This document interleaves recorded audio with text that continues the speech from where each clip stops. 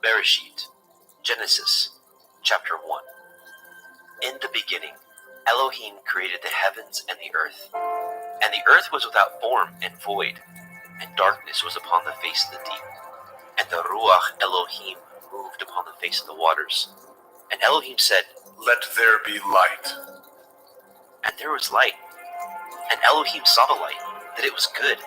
And Elohim divided the light from the darkness. And Elohim called the light day, and the darkness he called night. And the evening and the morning were the first day. And Elohim said, "Let there be a firmament in the midst of the waters, and let it divide the waters from the waters." And Elohim made the firmament, and divided the waters which were under the firmament from the waters which were above the firmament. And it was so. And Elohim called the firmament heaven, and the evening and the morning were the second day. And Elohim said, "Let the waters under the heavens be gathered together unto one place, and let the dry land appear." And it was so. And Elohim called the dry land earth, and the gathering together of the waters called he seas. And Elohim saw that it was good. And Elohim said, "Let the earth bring forth grass, the herb yielding seed, and the fruit tree yielding fruit after his kind, whose seed is in itself upon the earth." And it was so.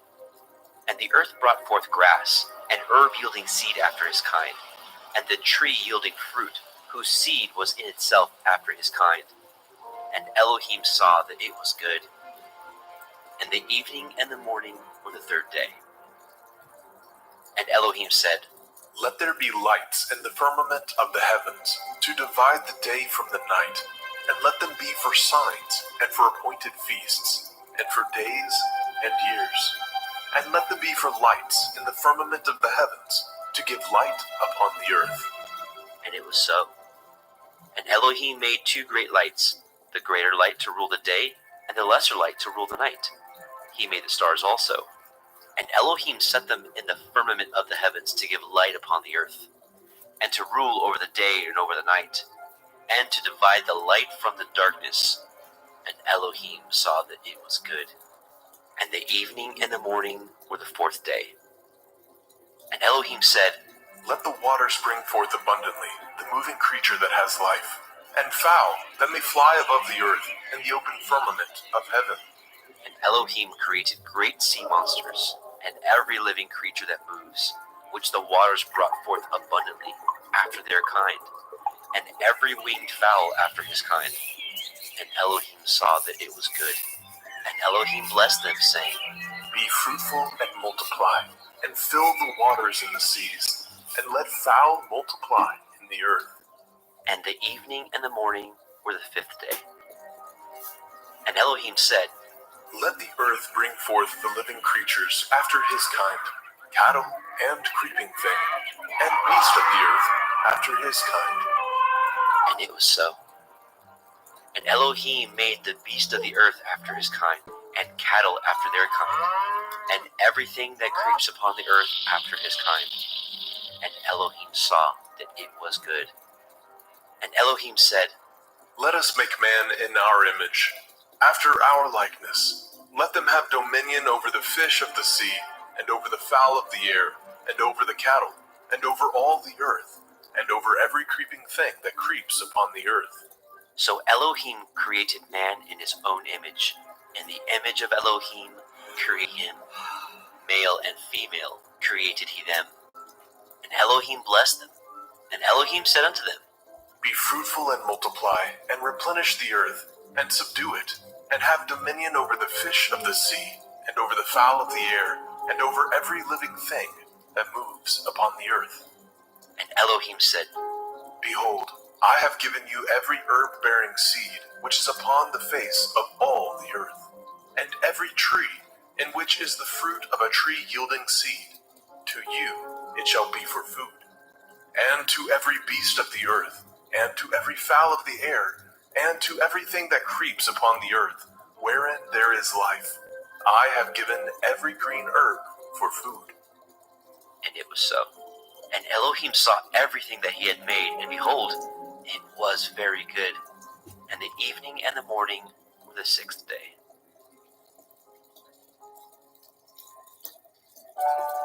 Bereshit, Genesis, chapter 2. Thus the heavens and the earth were finished, and all the host of them.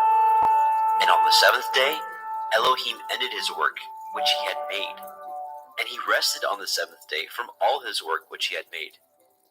And Elohim blessed the seventh day, and sanctified it, because that in it he had rested from all his work which Elohim created and made. These are the generations of the heavens and of the earth, when they were created, in the day that Yahweh Elohim made the earth and the heavens. And every plant of the field before it was in the earth, and every herb of the field before it grew. For Yahweh Elohim had not caused it to rain upon the earth, and there was not a man to till the ground. But there went up a mist from the earth, and watered the whole face of the ground.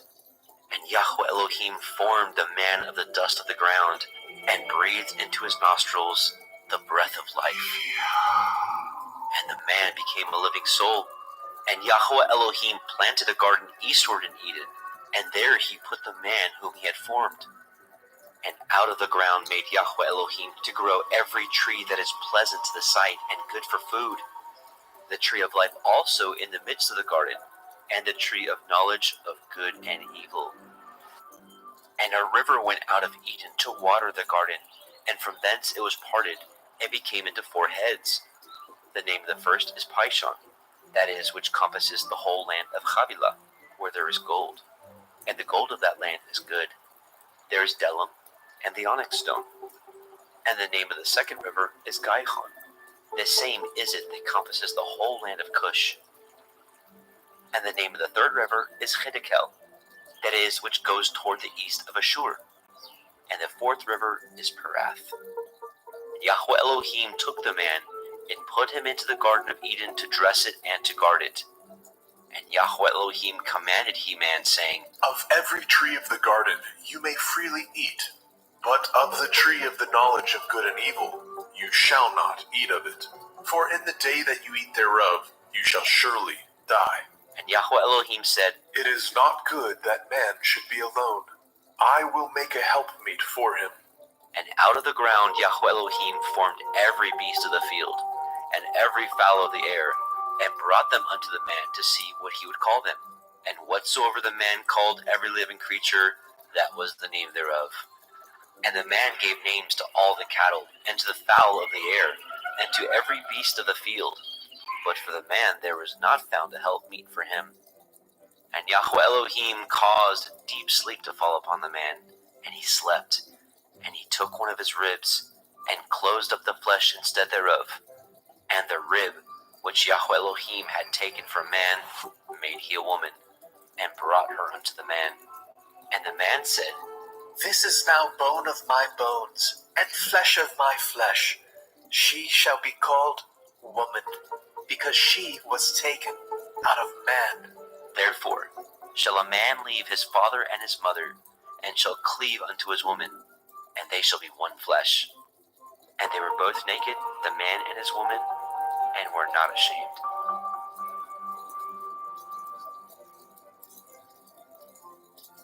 Bereshit, Genesis, chapter 3.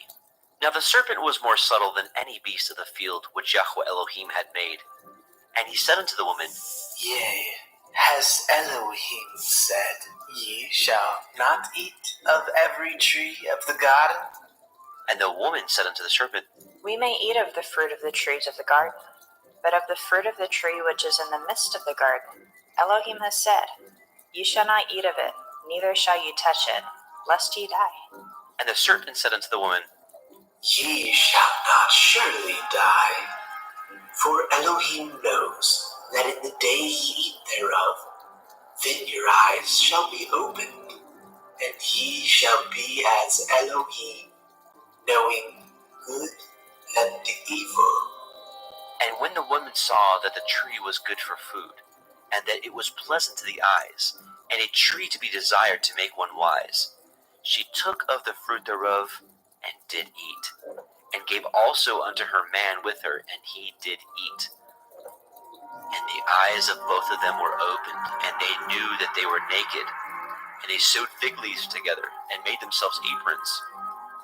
And they heard the voice of Yahweh Elohim walking in the garden in the cool of the day.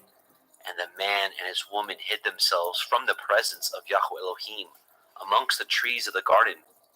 And Yahweh Elohim called unto Adam, and said unto him, Where are you? And he said, I heard your voice in the garden, and I was afraid, because I was naked, and I hid myself. And he said, Who told you that you were naked? Have you eaten of the tree whereof I commanded you that you should not eat? And the man said, The woman whom you gave to be with me, she gave me of the tree, and I did eat. And Yahweh Elohim said unto the woman, What is this that you have done? And the woman said, The serpent beguiled me, and I did eat. And Yahweh Elohim said unto the serpent, Because you have done this, you are cursed above all cattle and above every beast of the field. Upon your belly shall you go, and dust shall you eat all the days of your life. And I will put enmity between you and the woman, and between your seed and her seed. It shall bruise your head, and you shall bruise his heel. Unto the woman he said, I will greatly multiply your sorrow and your conception. In sorrow you shall bring forth children, and your desire shall be to your man, and he shall rule over you. And unto Adam he said, Because you have hearkened unto the voice of your woman, and have eaten of the tree of which I commanded you, saying, You shall not eat of it. Cursed is the ground for your sake. In sorrow you shall eat of it all the days of your life. Thorns also and thistles shall it bring forth to you, and you shall eat the herb of the field. In the sweat of your face shall you eat bread, till you return unto the ground. For out of it were you taken, for dust you are, and unto dust shall you return. And Adam called his woman's name Hua, because she was the mother of all living. Unto Adam also, and to his woman did Yahweh Elohim make coats of skins, and clothed them. And Yahweh Elohim said, Behold, the man is become as one of us, to know good and evil. And now, lest he put forth his hand, and take also of the tree of life, and eat, and live forever. Therefore Yahweh Elohim sent him forth from the Garden of Eden, to till the ground from whence he was taken. So he drove out the man, and he placed at the east of the Garden of Eden cherubim, and a flaming sword which turned every way, to guard the way of the tree of life.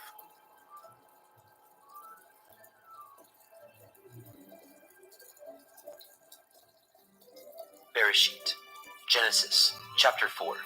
And Adam knew Hua his woman, and she conceived, and bore Cain, and said, I have gotten a man from Yahuwah. And she again bore his brother Habil. And Habil was a keeper of sheep, but Cain was a tiller of the ground. And in process of time it came to pass that Cain brought of the fruit of the ground an offering unto Yahweh. And Habil he also brought of the firstlings of his flock, and of the fat thereof. And Yahweh had respect unto Habil and unto his offering, but unto Cain and to his offering he had not respect. And Cain was very wroth, and his countenance fell. And Yahweh said unto Cain, Why are you wroth? And why is your countenance fallen? If you do well, shall you not be accepted?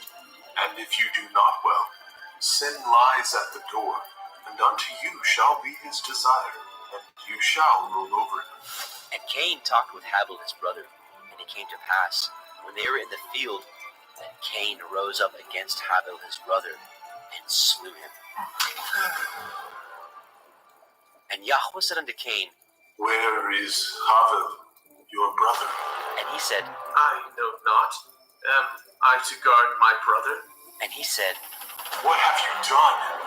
The voice of your brother's blood cries unto me from the ground. And now are you cursed from the earth, which has opened her mouth to receive your brother's blood from your hand. When you till the ground, it shall not henceforth yield unto you your strength. A fugitive and a vagabond shall you be in the earth. And Cain said unto Yahweh, My punishment is greater than I can bear. Behold, you have driven me out this day from the face of the earth, and from your face shall I be hid. And I shall be a fugitive and a vagabond in the earth. And it shall come to pass that every one that finds me shall slay me. and Yahweh said unto him, Therefore, whoever slays Cain, vengeance shall be taken on him sevenfold. And Yahweh set a mark upon Cain, lest any finding him should kill him. And Cain went out from the presence of Yahweh, and dwelt in the land of Nod, on the east of Eden. And Cain knew his woman, and she conceived, and bore Hanok. And he built a city, and called the name of the city after the name of his son, Hanok. And unto Hanok was born Irad, and Irad begot Mehujael, and Mehujael begot Methushael, and Methushael begot Lamech. And Lamech took unto him two women. The name of the one was Ada, and the name of the other Tillah. And Ada bore Yabal. He was the father of such as dwell in tents, and of such as have cattle. And his brother's name was Yubal. He was the father of all such as handle the harp and organ. And Silla, she also bore Tubal-Cain, an instructor of every artificer in brass and iron. And the sister of Tubal-Cain was Naamah. And Lamech said unto his woman, Ada and Zillah, hear my voice, ye women of Lamech, hearken unto my speech.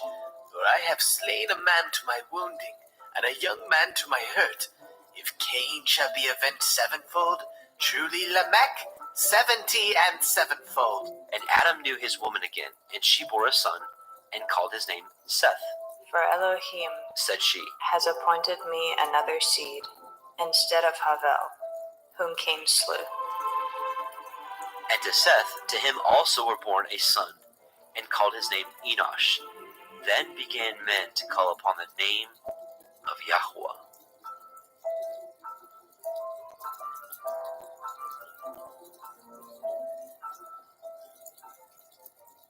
Bereshit, Genesis, chapter 5.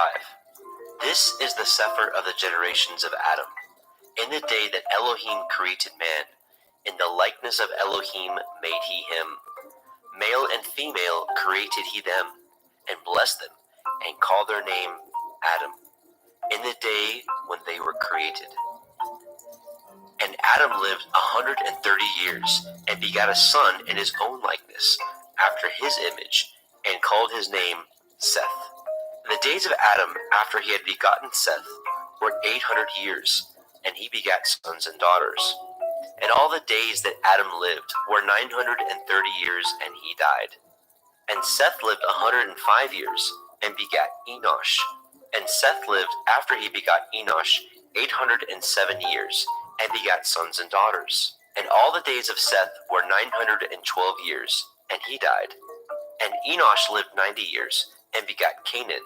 And Enosh lived after he begot Canaan 815 years, and begat sons and daughters. And all the days of Enosh were 905 years, and he died. And Canaan lived 70 years, and begat Mahalalel. And Canaan lived after he begot Mahalalel 840 years, and begat sons and daughters. And all the days of Canaan were 910 years, and he died. And Mahalalel lived 65 years, and begot Yered. And Mahalalel lived after he begot Yered 830 years, and begat sons and daughters. And all the days of Mahalalel were 895 years, and he died.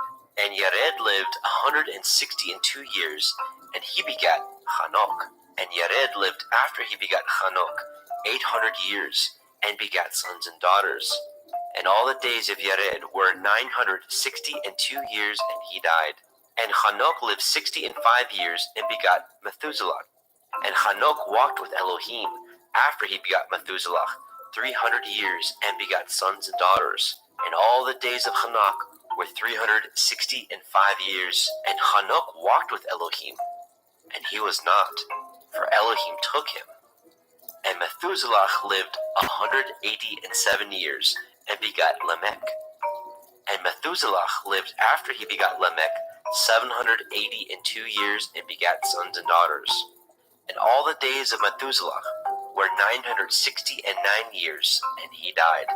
And Lamech lived 182 years, and begat a son, and he called his name Noah, saying, This same shall comfort us concerning our work and toil of our hands, because of the ground which Yahuwah has cursed. And Lamech lived after he begot Noah 595 years, and begat sons and daughters. And all the days of Lamech were 777 years, and he died. And Noah was 500 years old, and Noah begat Shem, Ham, and Japheth.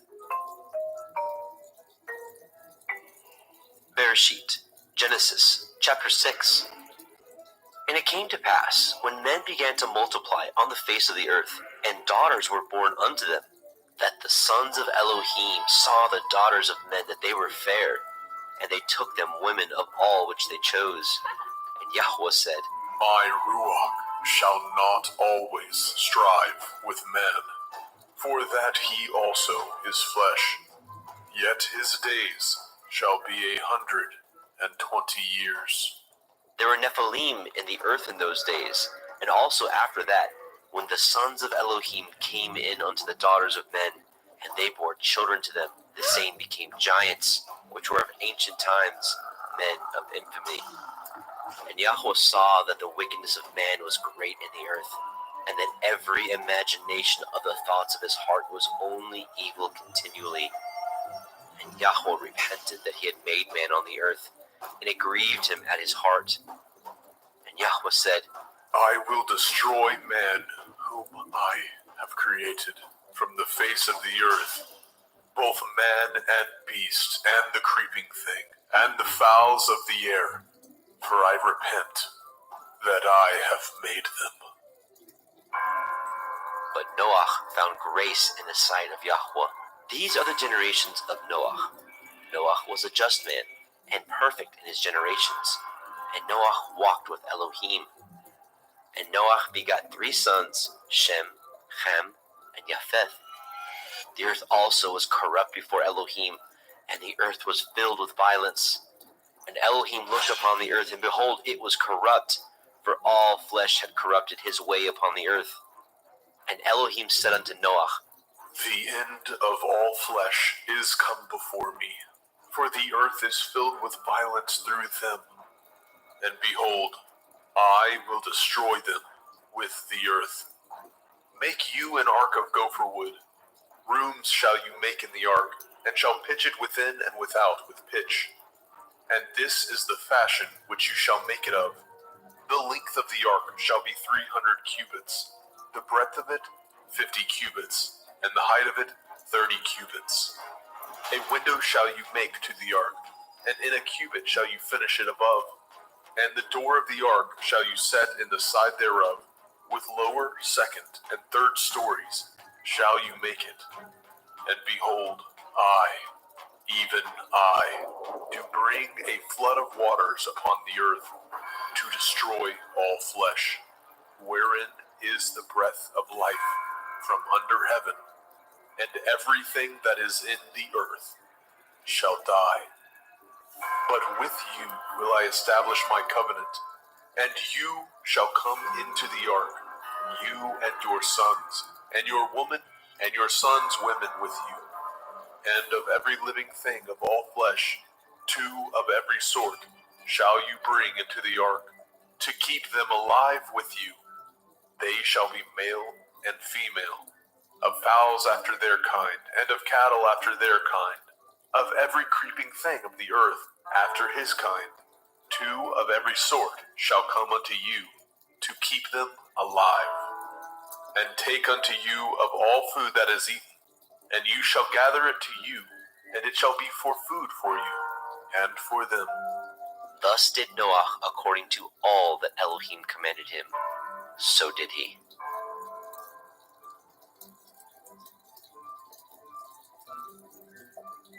Bereshit, Genesis, chapter 7. And Yahweh said unto Noah, Come, you and all your house into the ark, for you have I seen righteous before me in this generation. Of every clean beast you shall take to you by 7s, the male and his female, and of beasts that are not clean by 2, the male and his female. Of fowls also of the air by 7s, the male and the female, to keep seed alive upon the face of all the earth. For yet 7 days, and I will cause it to rain upon the earth 40 days and 40 nights, and every living substance that I have made will I destroy from off the face of the earth. And Noah did according unto all that Yahweh commanded him. And Noah was 600 years old when the flood of waters was upon the earth. And Noah went in, and his sons, and his woman, and his sons' women with him, into the ark because of the waters of the flood, of clean beasts, and of beasts that are not clean, and of fowls, and of everything that creeps upon the earth. There went in 2 and 2 unto Noah into the ark, the male and the female, as Elohim had commanded Noah. And it came to pass after 7 days that the waters of the flood were upon the earth. In the 600th year of Noah's life, in the 2nd month, the 17th day of the month, the same day were all the fountains of the great deep broken up, and the windows of heaven were opened. And the rain was upon the earth 40 days and 40 nights.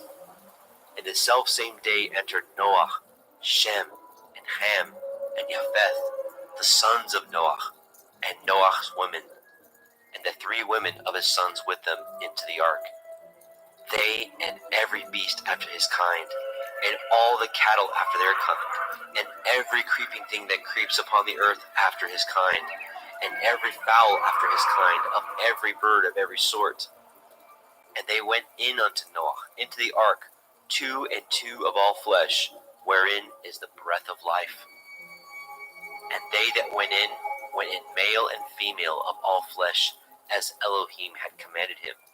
And Yahweh shut him in. And the flood was 40 days upon the earth, and the waters increased, and bore up the ark, and it was lifted up above the earth. And the waters prevailed, and were increased greatly upon the earth, and the ark went upon the face of the waters. And the waters prevailed exceedingly upon the earth, and all the high hills that were under the whole heaven were covered. 15 cubits upward did the waters prevail, and the mountains were covered.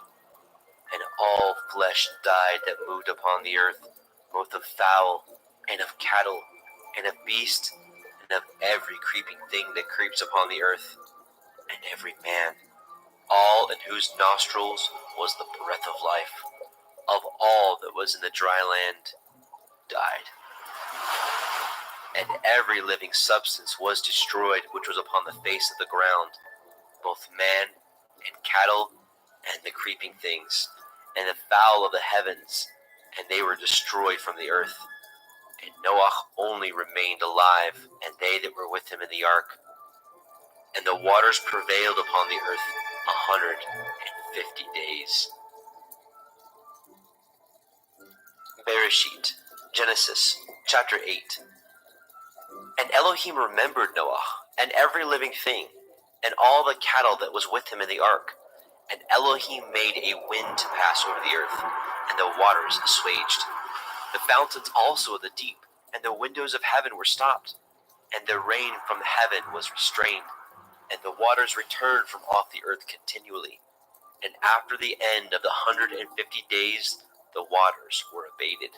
And the ark rested in the 7th month, on the 17th day of the month, upon the mountains of Ararat.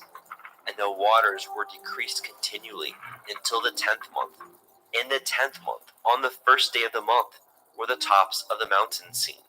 And it came to pass, at the end of 40 days, that Noah opened the window of the ark which he had made, and he sent forth a raven which went forth to and fro until the waters were dried up from off the earth. Also he sent forth a dove from him to see if the waters were abated from off the face of the ground. But the dove found no rest for the sole of her foot, and she returned unto him into the ark, for the waters were on the face of the whole earth. Then he put forth his hand and took her, and pulled her in unto him into the ark.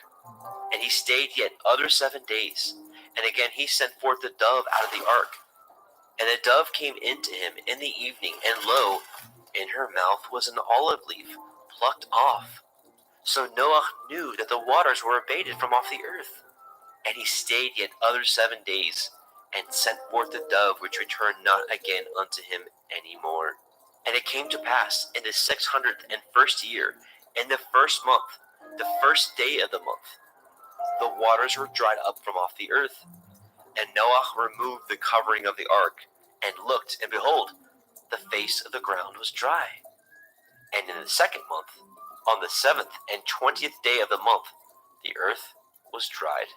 And Elohim spoke unto Noah, saying, Go forth of the ark, you and your woman, and your sons women with you.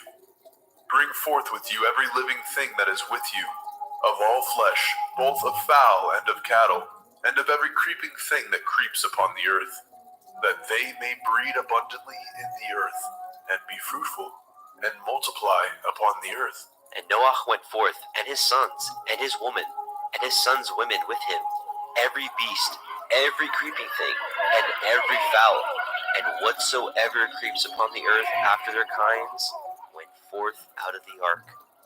And Noah built an altar unto Yahweh, and took of every clean beast, and of every clean fowl, and offered burnt offerings on the altar. And Yahweh smelled a sweet savor. And Yahweh said in his heart, I will not again curse the ground any more for man's sake. For the imagination of man's heart is evil from his youth. Neither will I again smite any more everything living as I have done. While the earth remains, seed time and harvest, and cold and heat, and summer and winter, and day and night shall not cease. Bereshit, Genesis chapter 9. And Elohim blessed Noah and his sons, and said unto them, Be fruitful and multiply, and replenish the earth. And the fear of you and the dread of you shall be upon every beast of the earth, and upon every fowl of the air, upon all that moves upon the earth, and upon all the fish of the sea. Into your hand are they delivered. Every moving thing that lives shall be meat for you. Even as the green herb have I given you all things. But the flesh with the life thereof, which is the blood thereof, shall ye not eat. And surely your blood of your lives will I require. At the hand of every beast will I require it. And at the hand of man, at the hand of every man's brother will I require the life of man. Whoso sheds man's blood, by man shall his blood be shed. For in the image of Elohim made he man. And you, be ye fruitful, and multiply. Bring forth abundantly in the earth, and multiply therein. And Elohim spoke unto Noah, and to his sons with him, saying, And I, behold, I establish my covenant with you, and with your seed after you, and with every living creature that is with you, of the fowl, of the cattle, and of every beast of the earth with you, from all that go out of the ark, to every beast of the earth. And I will establish my covenant with you. Neither shall all flesh be cut off any more by the waters of a flood. Neither shall there any more be a flood to destroy the earth. And Elohim said, This is the sign of the covenant which I make between me and you, and every living creature that is with you, for perpetual generations. I do set my bow in the cloud, and it shall be for a sign of a covenant between me and the earth. And it shall come to pass, when I bring a cloud over the earth, that the bow shall be seen in the cloud. And I will remember my covenant, which is between me and you, and every living creature of all flesh. And the waters shall no more become a flood to destroy all flesh. And the bow shall be in the cloud, and I will look upon it, that I may remember the everlasting covenant between Elohim and every living creature of all flesh that is upon the earth. And Elohim said unto Noah, This is the sign of the covenant which I have established between me and all flesh that is upon the earth. And the sons of Noah that went forth of the ark were Shem, and Ham, and Japheth. And Ham is the father of Canaan. These are the three sons of Noah, and of them was the whole earth overspread. And Noah began to be a husbandman, and he planted a vineyard. And he drank of the wine, and was drunken, and he was uncovered within his tent. And Ham, the father of Canaan, saw the nakedness of his father, and told his two brethren without. And Shem and Japheth took a garment, and laid it upon both their shoulders, and went backward, and covered the nakedness of their father. And their faces were backward, and they saw not their father's nakedness. And Noah awoke from his wine, and knew what his younger son had done unto him. And he said, Cursed be Canaan, a servant of servants shall he be unto his brethren. And he said, Blessed be Yahweh Elohai of Shem, and Canaan shall be his servant. Elohim shall enlarge Japheth, and he shall dwell in the tents of Shem, and Canaan shall be his servant. And Noah lived after the flood 350 years, and all the days of Noah were 950 years, and he died.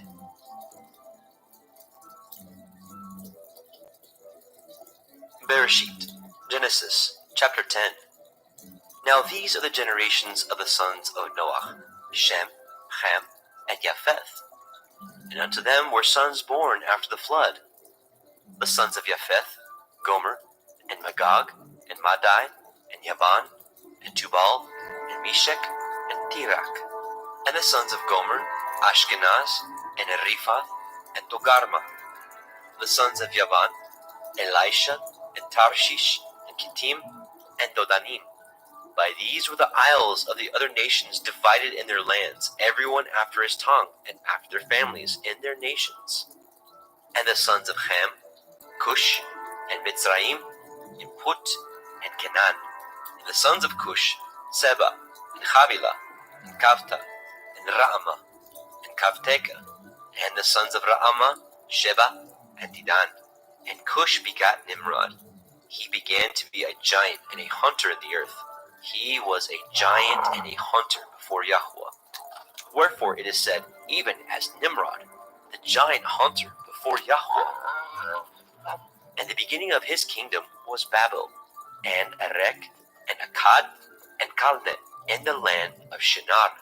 Out of that land went forth Ashur, and built Nineveh, and the city Rehoboth, and Kelach, and Resen between Nineveh and Kelach. The same is a great city. And Mitzrayim begat Lodim, and Anamim, and Lechavim, and the Naphtochim, and the Pathrusim, and the Kasluchim, out of whom came Pelishtim, and the Kaphtorim. And Canaan begat Sidon, his firstborn, and Heth, and the Jebusite, and the Amorite, and the Girgashite, and the Hivite, and the Arkite, and the Hinite, and the Arvadite, and the Tzemarite, and the Hamathite. And afterward were the families of the Canaanim spread abroad. And the border of the Canaanim was from Sidon, as you come to Gerar, unto Gaza, as you go unto Sodom, and Amorah, and Admah, and Zeboim, even unto Lasha. These are the sons of Ham, after their families, after their tongues, in their countries, and in their nations. And unto Shem also, the father of all the children of Eber, the brother of Japheth, the elder, even to him were children born. And the children of Shem, Elam, and Ashur, and Arphaxad, and Lud, and Aram. And the children of Aram, Uz, and Hul, and Gether, and Mash. And Arphaxad begat Shelach, and Shelach begat Eber. And unto Eber were born two sons. The name of one was Peleg, for in his days was the earth divided. And his brother's name was Yoktan. And Yoktan begat Almodad, and Shelef, and Chatzarmaveth, and Yerach, and Hadoram, and Uzal, and Dikla, and Obal, and Abimael, and Sheba, and Ophir, and Havilah, and Yobab. All these were the sons of Yoktan. And their dwelling was from Misha, as you go unto Sephah, a mountain of the east. These are the sons of Shem, after their families, after their tongues, in their lands, after their nations. These are the families of the sons of Noah, after their generations, in their nations, and by these were the nations divided in the earth after the flood.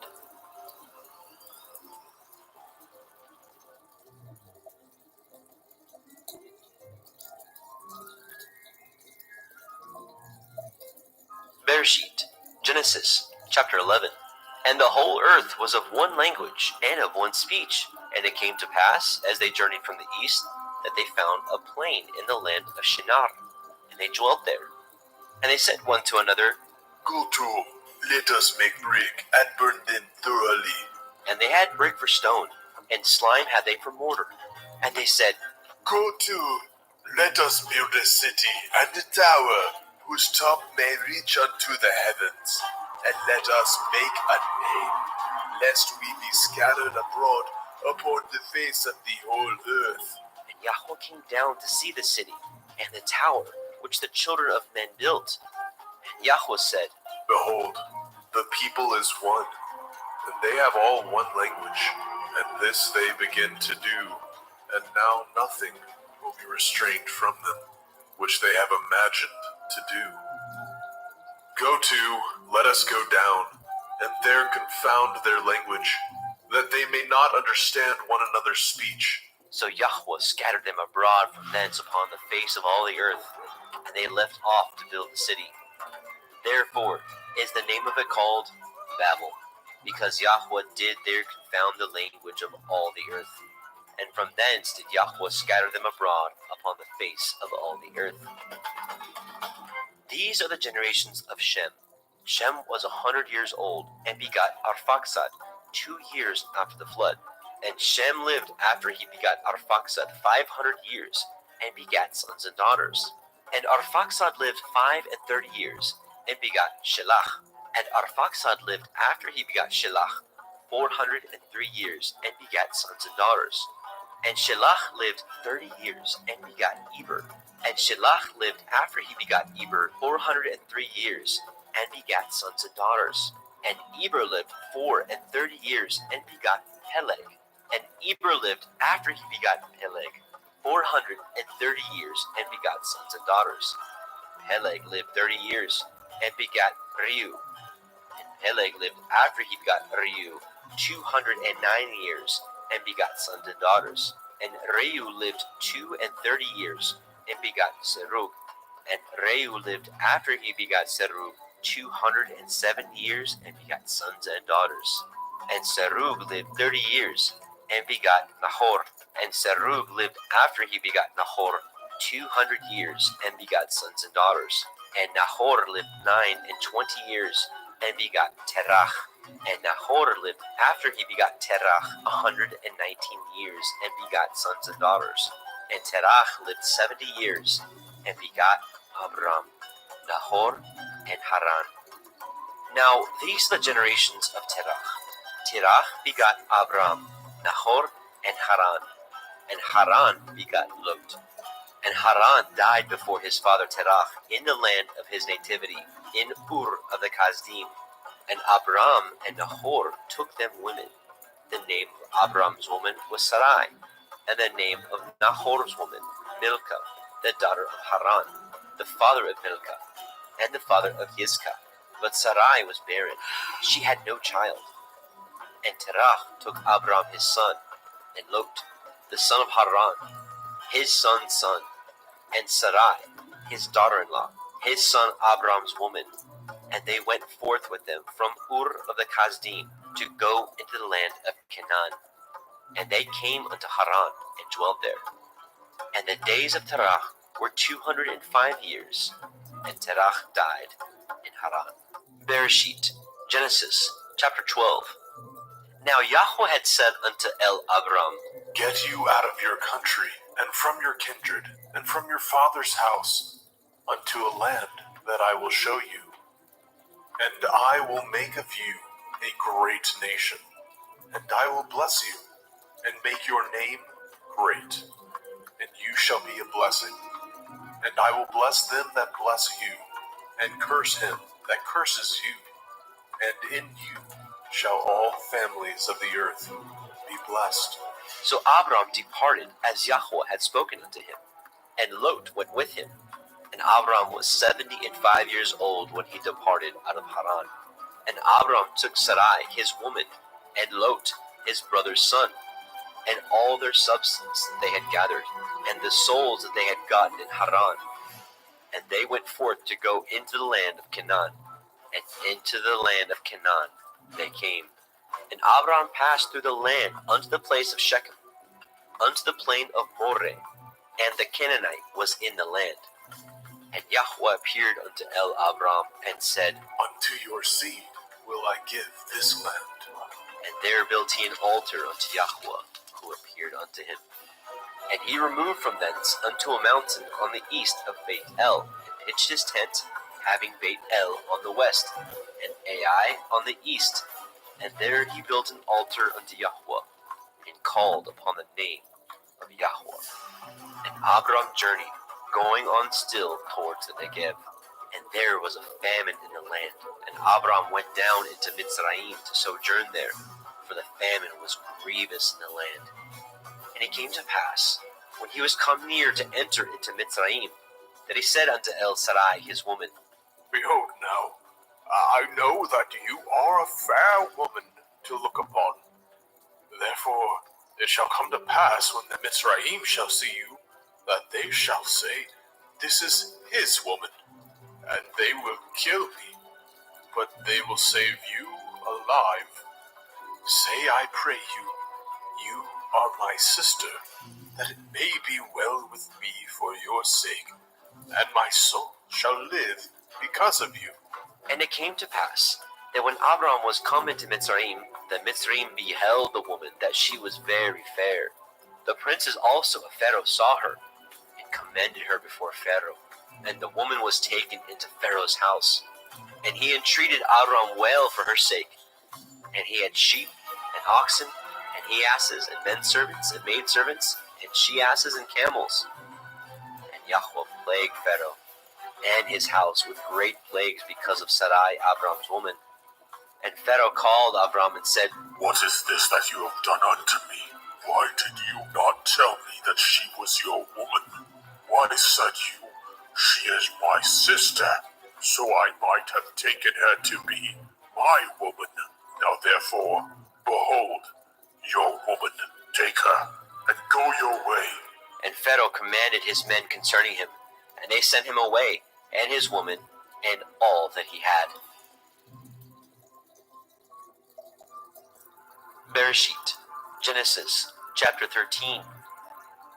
And Abram went up out of Mitzrayim, he, and his woman, and all that he had, and Lot with him, into the Negev. And Abram was very rich in cattle, in silver, and in gold. And he went on his journeys from the Negev even to Beit El, unto the place where his tent had been at the beginning, between Beit El and Ai, unto the place of the altar, which he had made there at the first. And there Abraham called on the name of Yahweh. And Lot also, which went with Abram, had flocks and herds and tents. And the land was not able to bear them, that they might dwell together, for their substance was great, so that they could not dwell together. And there was a strife between the herdsmen of Abram's cattle and the herdsmen of Lot's cattle. And the Canaanite and the Perizzite dwelled then in the land. And Abram said unto Lot, Let there be no strife, I pray you, between me and you, and between my herdsmen and your herdsmen, for we be brethren. Is not the whole land before you? Separate yourself, I pray you, from me. If you will take the left hand, then I will go to the right. Or if you depart to the right hand, then I will go to the left. And Lot lifted up his eyes, and beheld all the circle of the Yarden, that it was well watered everywhere, before Yahweh destroyed Sodom and Amorah, even as the garden of Yahweh, like the land of Mitzrayim, as ye come unto Zoar. Then Lot chose him all the circle of the Yarden, and Lot journeyed east, and they separated themselves, the one from the other. And Abram dwelt in the land of Canaan, and Lot dwelt in the cities of the circle of the Yarden, and pitched his tent toward Sodom. But the men of Sodom were wicked and sinners before Yahweh exceedingly. And Yahweh said unto Abram, after that Lot was separated from him, Lift up now your eyes, and look from the place where you are, northward, and southward, and eastward, and westward. For all the land which you see, to you will I give it, and to your seed forever. And I will make your seed as the dust of the earth, so that if a man can number the dust of the earth, then shall your seed also be numbered. Arise, walk through the land in the length of it and in the breadth of it, for I will give it unto you. Then Abram removed his tent, and came and dwelt in the plain of Mamre, which is in Hebron, and built there an altar unto Yahweh.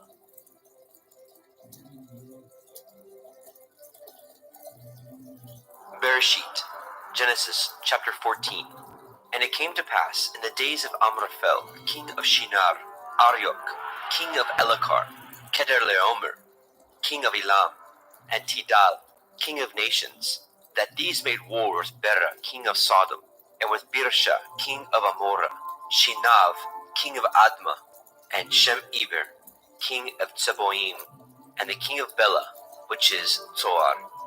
All these were joined together in the valley of Siddim, which is the Salt Sea.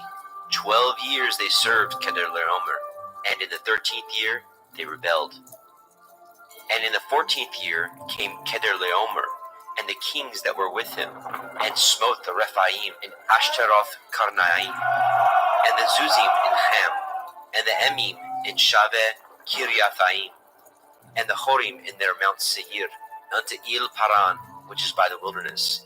And they returned and came to En Mishpat, which is Kadesh, and smote all the country of the Amalekim, and also the Amorim, that dwelt in Chathron Tamar. And there went out the king of Sodom, and the king of Amorah, and the king of Admah, and the king of Tseboim, and the king of Bela, the same as Zoar, and they joined battle with them in the valley of Siddim, with Kedorlaomer, the king of Elam, and with Tidal, king of nations, and Amraphel, king of Shinar, and Arioch, king of Elakar, 4 kings with 5.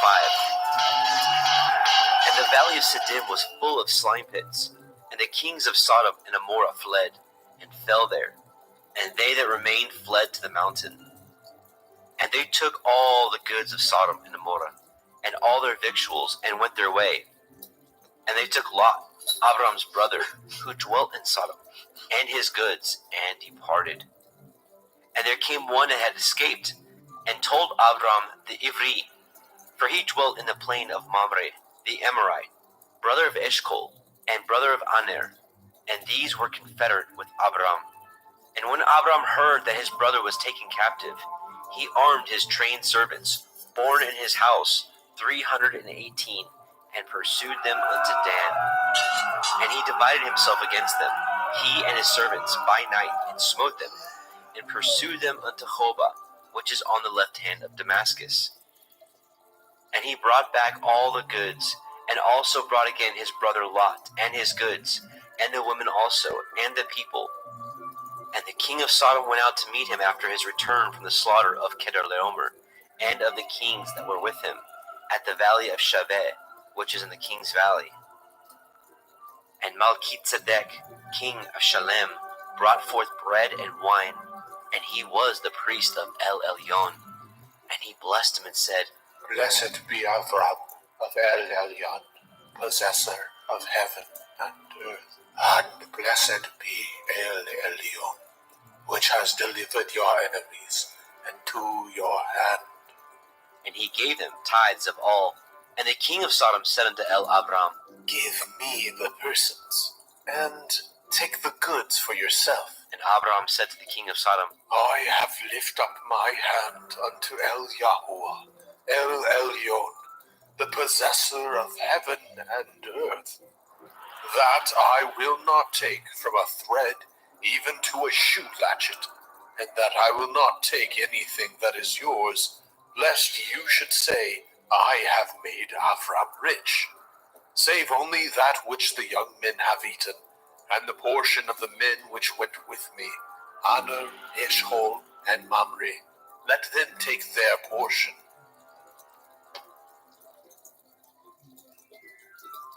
Bereshit, Genesis chapter 15.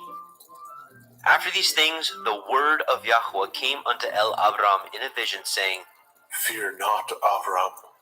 I am your shield, and your exceeding great reward. And Abram said, Adonai, Yahuwah, what will you give me, seeing I go childless, and the steward of my house is this Eliezer of Damascus?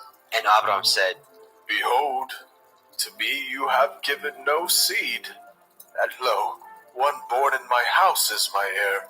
And behold, the word of Yahweh came unto him, saying, This shall not be your heir, but he that shall come forth out of your own generation shall be your heir. And he brought him forth abroad and said, Look now towards the heavens, and count the stars, if you be able to number them. And he said unto him, So shall your seed be. and he believed in Yahweh, and he counted it to him for righteousness. And he said unto him, I am Yahweh, that brought you out of Ur of the Kasdim, to give you this land to inherit it. and he said, Adonai, Yahweh, whereby shall I know that I shall inherit it? and he said unto him, Take me a heifer of 3 years old, and a she-goat of 3 years old, and a ram of 3 years old, and a turtle dove, and a young pigeon. And he took unto him all these, and divided them in the midst, and laid each piece one against another, but the birds he divided not. And when the fowls came down upon the carcasses, Abram drove them away. And when the sun was going down, a deep sleep fell upon Abram, and lo, a horror of great darkness fell upon him. And he said unto Abram, Know of a surety that your seed shall be a stranger in a land that is not theirs, and shall serve them, and they shall afflict them 400 years. And also that nation whom they shall serve will I judge, and afterward they shall come out with great substance, and you shall go to your fathers in peace. You shall be buried in a good old age. But in the 4th generation they shall come hither again, for the iniquity of the Amorim is not yet full. And it came to pass that, when the sun went down, and it was dark, behold, a smoking furnace, and a burning lamp that passed between those pieces. And the same day Yahweh cut a covenant with Abram, saying, Unto your seed have I given this land, from the river of Mitzrayim unto the great river, the river Parath, the Canaim, and the Kenazim, and the Kadmonim, and the Hittim, and the Perizim, and the Rephaim, and the Amorim, and the Kenainim, and the Girgashim, and the Yebusim.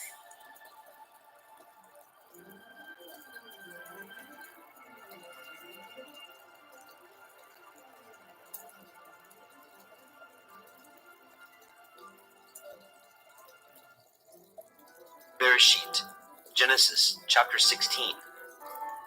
Now Sarai, Abram's woman, bore him no children, and she had a handmaid, a Mitzrite, whose name was Hagar. And Sarai said unto Abram, Behold now, Yahuwah has restrained me from bearing. I pray you, go in unto my maid. It may be that I may obtain children by her.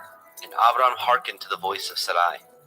And Sarai, Abram's woman, took Hagar, her maid, the Mitzrim, after Abram had dwelt 10 years in the land of Canaan, and gave her to her man Abram to be his woman.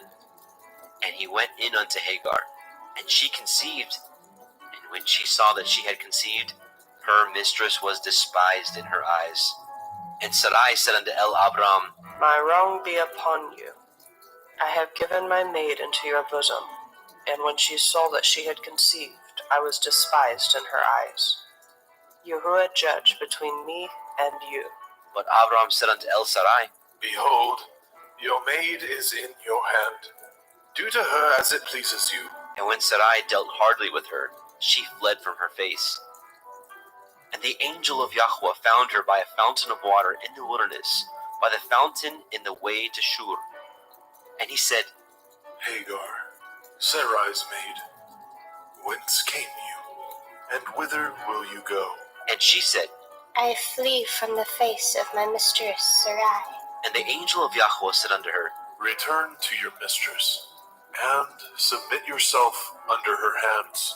And the angel of Yahweh said unto her, I will multiply your seed exceedingly, that it shall not be numbered for multitude. And the angel of Yahweh said unto her, Behold, you are with child, and shall bear a son, and shall call his name Yishmael. because Yahuwah has heard your affliction. And he will be a wild man. His hand will be against every man, and every man's hand against him. And he shall dwell in the presence of all his brethren. And she called the name of Yahweh that spoke unto her. You, El, see me. For she said, Have I also here looked after him that sees me? Wherefore the well was called Be'er Lahai Roi. Behold, it is between Kadesh and Bered. And Hagar bore Abram a son, and Abram called his son's name which Hagar bore Ishmael. And Abram was 86 years old when Hagar bore Ishmael to Abram.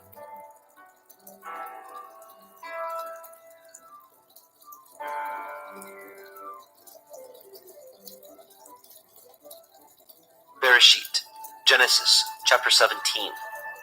And when Abram was 90 years old and 9, Yahweh appeared to Abram and said unto him, I am El Shaddai. Walk before me and be perfect. And I will make my covenant between me and you, and will multiply you exceedingly. And Abram fell on his face. And Elohim talked with him, saying, As for me, behold, my covenant is with you, and you shall be a father of many nations. Neither shall your name any more be called Avram, but your name shall be Avraham. For a father of many nations have I made you, and I will make you exceeding fruitful, and I will make nations of you, and kings shall come out of you. And I will establish my covenant between me and you, and your seed after you, in their generations, for an everlasting covenant, to be Elohim unto you, and to your seed after you.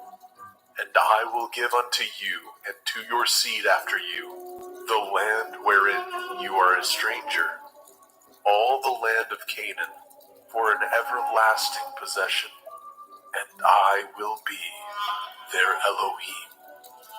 And Elohim said unto Abraham, You shall guard my covenant, therefore, you and your seed after you in their generations.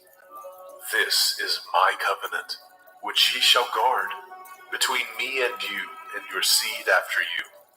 Every male child among you shall be circumcised, and ye shall circumcise the flesh of your foreskin, and it shall be a sign of the covenant betwixt me and you. And he that is 8 days old shall be circumcised among you, every male child in your generations.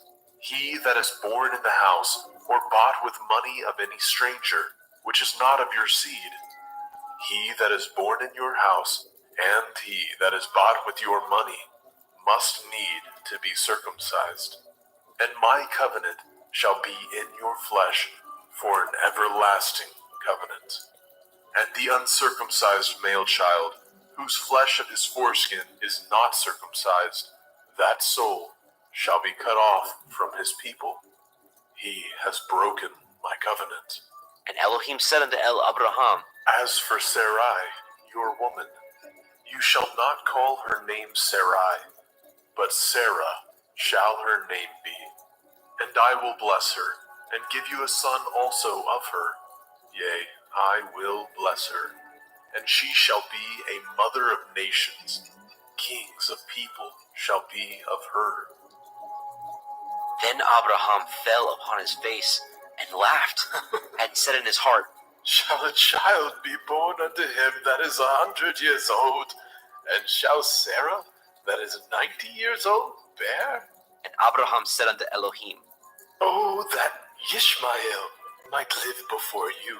and Elohim said, Sarah, your woman, shall bear you a son indeed, and you shall call his name Yitzhak. And I will establish my covenant with him for an everlasting covenant, and with his seed after him. And as for Ishmael, I have heard you. Behold, I have blessed him, and will make him fruitful, and will multiply him exceedingly. 12 princes shall he beget, and I will make him a great nation. But my covenant will I establish with Yitzhak, which Sarah shall bear unto you at this set time in the next year. And he left off talking with him, and Elohim went up from Abraham. And Abraham took Ishmael his son, and all that were born in his house, and all that were bought with his money, every male among the men of Abraham's house, and circumcised the flesh of their foreskin in the selfsame day, as Elohim had said unto him. And Abraham was 90 years old and 9 when he was circumcised in the flesh of his foreskin. And Ishmael his son was 13 years old when he was circumcised in the flesh of his foreskin.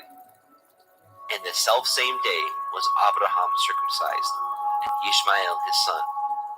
And all the men of his house, born in the house, and bought with money of the stranger, were circumcised with him.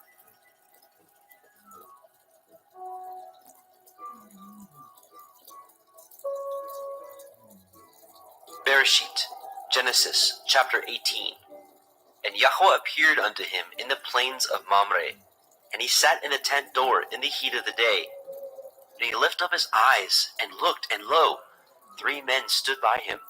And when he saw them, he ran to meet them from the tent door, and bowed himself toward the ground, and said, My Adonai, if now I have found favor in your sight, pass not away, I pray you, from your servant. Let a little water, I pray you, be fetched, and wash your feet, and rest yourselves under the tree. And I will fetch a morsel of bread, and comfort ye your hearts. After that ye shall pass on, for therefore are ye come to your servant. And they said, So do, as you have said. And Abraham hasted into the tent unto El Serah, and said, Make ready quickly 3 measures of fine meal, knead it, and make cakes upon the hearth. And Abraham ran unto the herd, and fetched a calf tender and good, and gave it unto a young man, and he hastened to dress it. And he took butter, and milk, and the calf which he had dressed, and set it before them. And he stood by them under the tree, and they did eat. And they said unto him, Where is Sarah, your woman? And he said, Behold, in the tent. And he said, I will certainly return unto you according to the time of life, and lo, Sarah your woman shall have a son. And Sarah heard it in the tent door, which was behind him. Now Abraham and Sarah were old and well stricken in age, and it ceased to be with Sarah after the manner of women. Therefore Sarah laughed within herself, saying, After I am waxed old, shall I have pleasure, my Lord being old also?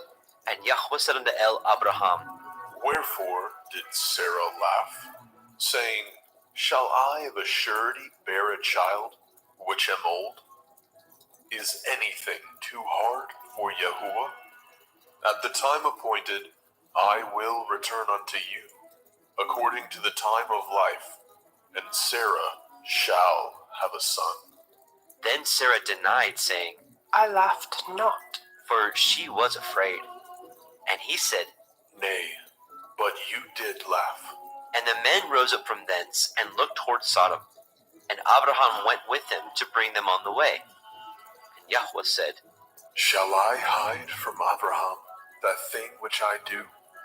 Seeing that Abraham shall surely become a great and mighty nation, and all the nations of the earth shall be blessed in him.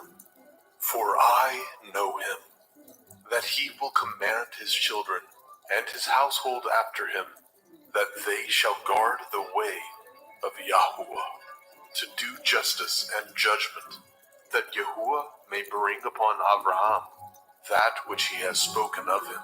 And Yahweh said, Because the cry of Sodom and Gomorrah is great, and because their sin is very grievous, I will go down now and see whether they have done altogether according to the cry of it, which is come unto me, and if not, I will know. And the men turned their faces from thence, and went toward Sodom. But Abraham stood yet before Yahweh. And Abraham drew near and said, Will you also destroy the righteous with the wicked? Perchance there be 50 righteous within the city. Will you also destroy and not spare the place for the 50 righteous that are therein? That be far from you to do after this manner, to slay the righteous with the wicked, and that the righteous should be as the wicked. That be far from you. Shall not the judge of all the earth do right? And Yahweh said, If I find in Sodom 50 righteous within the city, then I will spare all the place for their sakes. And Abraham answered and said, Behold now, I have taken it upon me to speak unto Adonai, which am but dust and ashes. Perchance there shall lack 5 of the 50 righteous. Will you destroy all the city for lack of 5? And he said, If I find there 40 and 5, I will not destroy it. And he spoke unto him yet again and said, Perchance there will be 40 found there. And he said, I will not do it for 40's sake. And he said unto him, Oh, let not Adonai be angry, and I will speak. Perchance there shall be 30 found there. And he said, I will not do it if I find 30 there. And he said, Behold now, I have taken upon me to speak unto Adonai. Perchance there shall be 20 found there. And he said, I will not destroy it for 20's sake. And he said, Oh, let not Adonai be angry, and I will speak yet but this once. Perchance 10 shall be found there. And he said, I will not destroy it for 10's sake. And Yahweh went his way, as soon as he had left communing with Abraham. And Abraham returned unto his place.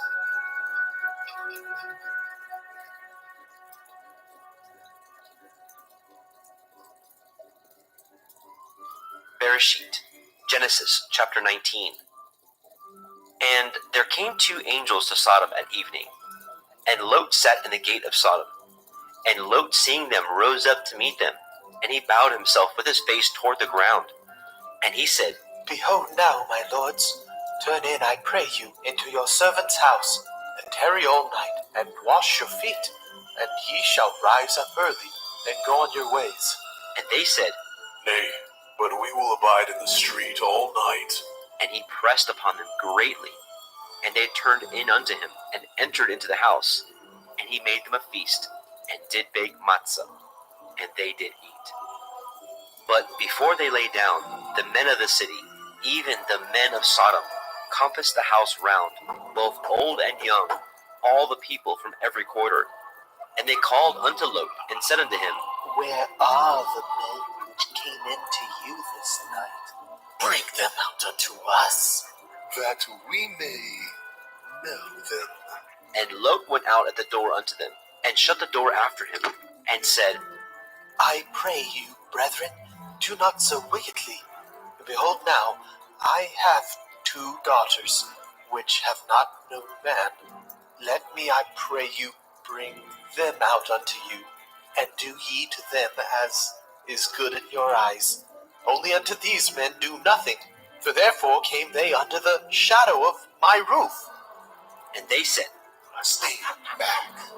And they said again, This one fellow came in to sojourn, and he will need to be a judge. Now we will deal worse with you than with them. And they pressed sore upon the man, even Lot, and came near to break the door. But the men put forth their hand, and pulled Lot into the house to them, and shut the door. And they smote the men that were at the door of the house with blindness, both small and great, so that they wearied themselves to find the door. And the men said unto Lot, Have you here any besides son-in-law, and your sons, and your daughters? And whatsoever you have in the city, bring them out of this place. For we will destroy this place, because the cry of them is waxing great before the face of Yahweh, and Yahweh has sent us to destroy it. And Lot went out, and spoke unto his sons-in-law, which married his daughters, and said, Up, get you out of this place, for Yahuwah will destroy this city. But he seemed as one that mocked unto his sons-in-law. And when the morning arose, then the angels hastened Lot, saying, Arise, take your woman and your 2 daughters which are here, lest you be consumed in the iniquity of this city. And while he lingered, the men laid hold upon his hand, and upon the hand of his woman, and upon the hand of his 2 daughters, Yahweh being merciful unto him. And they brought him forth, and set him without the city. And it came to pass, when they had brought them forth abroad, that he said, Escape for your life. Look not behind you, neither stay in all the circle of the Yarden. Escape to the mountain, lest you be consumed. And Lot said unto them, Oh, not so, my Adonai. Behold, now your servant has found grace in your sight, and you have magnified your mercy, which you have showed unto me in saving my life. I cannot escape to the mountain, lest some evil take me, and I die. Behold now, this city is near to flee unto, and it is a little one. Oh, let me escape hither. Is it not a little one? And my soul shall live. and he said unto him, See, I have accepted you concerning this thing also, that I will not overthrow this city for which you have spoken. Make haste, escape hither, for I cannot do anything till you are come hither. Therefore the name of the city was called Zoar. The sun was risen upon the earth when Lot entered into Zoar. Then Yahweh rained upon Sodom and upon Amorah brimstone and fire from Yahweh out of the heavens. And he overthrew those cities, and all the circle of the Yarden, and all the inhabitants of those cities, and that which grew upon the ground.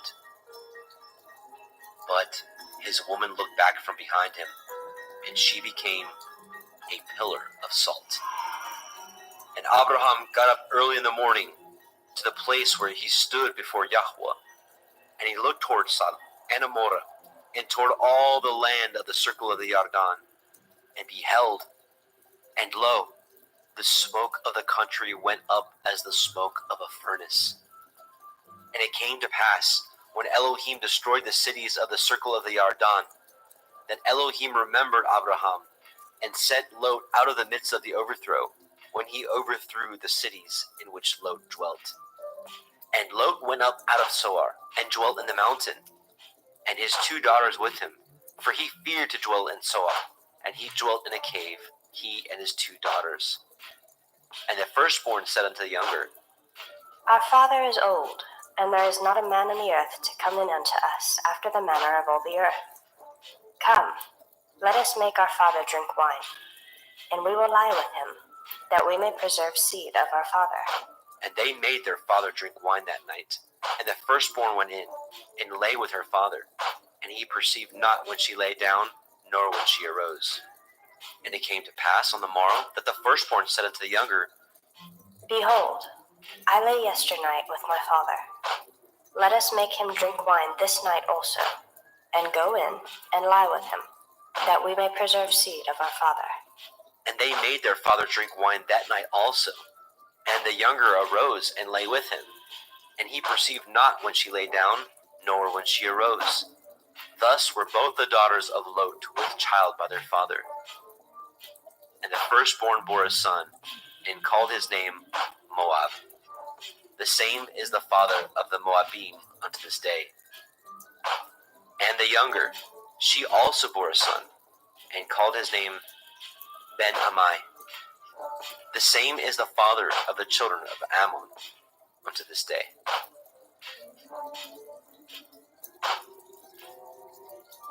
Bereshit, Genesis, chapter 20.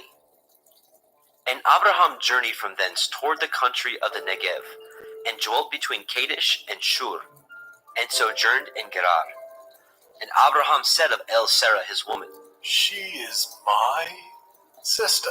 And Abimelech king of Gerar sent, and took Sarah. But Elohim came to Abimelech in a dream by night, and said to him, Behold, you are but a dead man, for the woman which you have taken, for she is a man's woman. But Abimelech had not come near her. And he said, Adonai, will you slay also a righteous nation?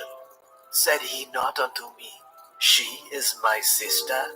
And she, even she herself said, He is my brother? In the integrity of my heart and innocence of my hands have I done this. And Elohim said unto him in a dream, Yea, I know that you did this in the integrity of your heart. For I also withheld you from sinning against me. Therefore suffered I you not to touch her. Now therefore restore the man his woman, for he is a prophet, and he shall pray for you, and you shall live. And if you restore her not, know you that you shall surely die, you and all that are yours. Therefore Abimelech rose early in the morning, and called all his servants, and told all these things in their ears. And the men were sore afraid. Then Abimelech called Abraham, and said unto him, What have you done unto us, and what have I offended you, that you have brought on me and on my kingdom a great sin? You have done deeds unto me that ought not to be done. And Abimelech said unto Abraham, What saw you that you have done this thing? And Abraham said, Because I thought surely the fear of Elohim is not in this place, and they will slay me for my woman's sake. And yet indeed she is my sister. She is the daughter of my father, but not the daughter of my mother, and she became my woman. And it came to pass, when Elohim caused me to wander from my father's house, that I said unto her, This is your kindness which you shall show unto me. At every place whither we shall come, say of me, He is my brother. And Abimelech took sheep, and oxen, and men servants, and women servants, and gave them unto Abraham, and restored him Sarah his woman.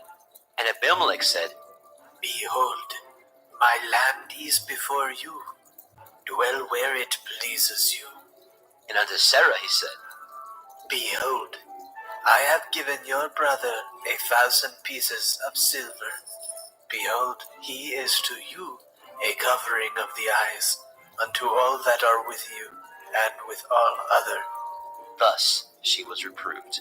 So Abraham prayed unto Elohim, and Elohim healed Abimelech, and his woman, and his maidservants, and they bore children. For Yahweh had fast closed up all the wombs of the house of Abimelech, because of Sarah, Abraham's woman.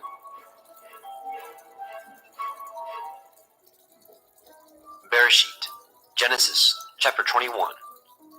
And Yahweh visited Sarah as he had said, and Yahweh did unto Sarah as he had spoken. For Sarah conceived, and bore Abraham a son in his old age, at the set time of which Elohim had spoken to him.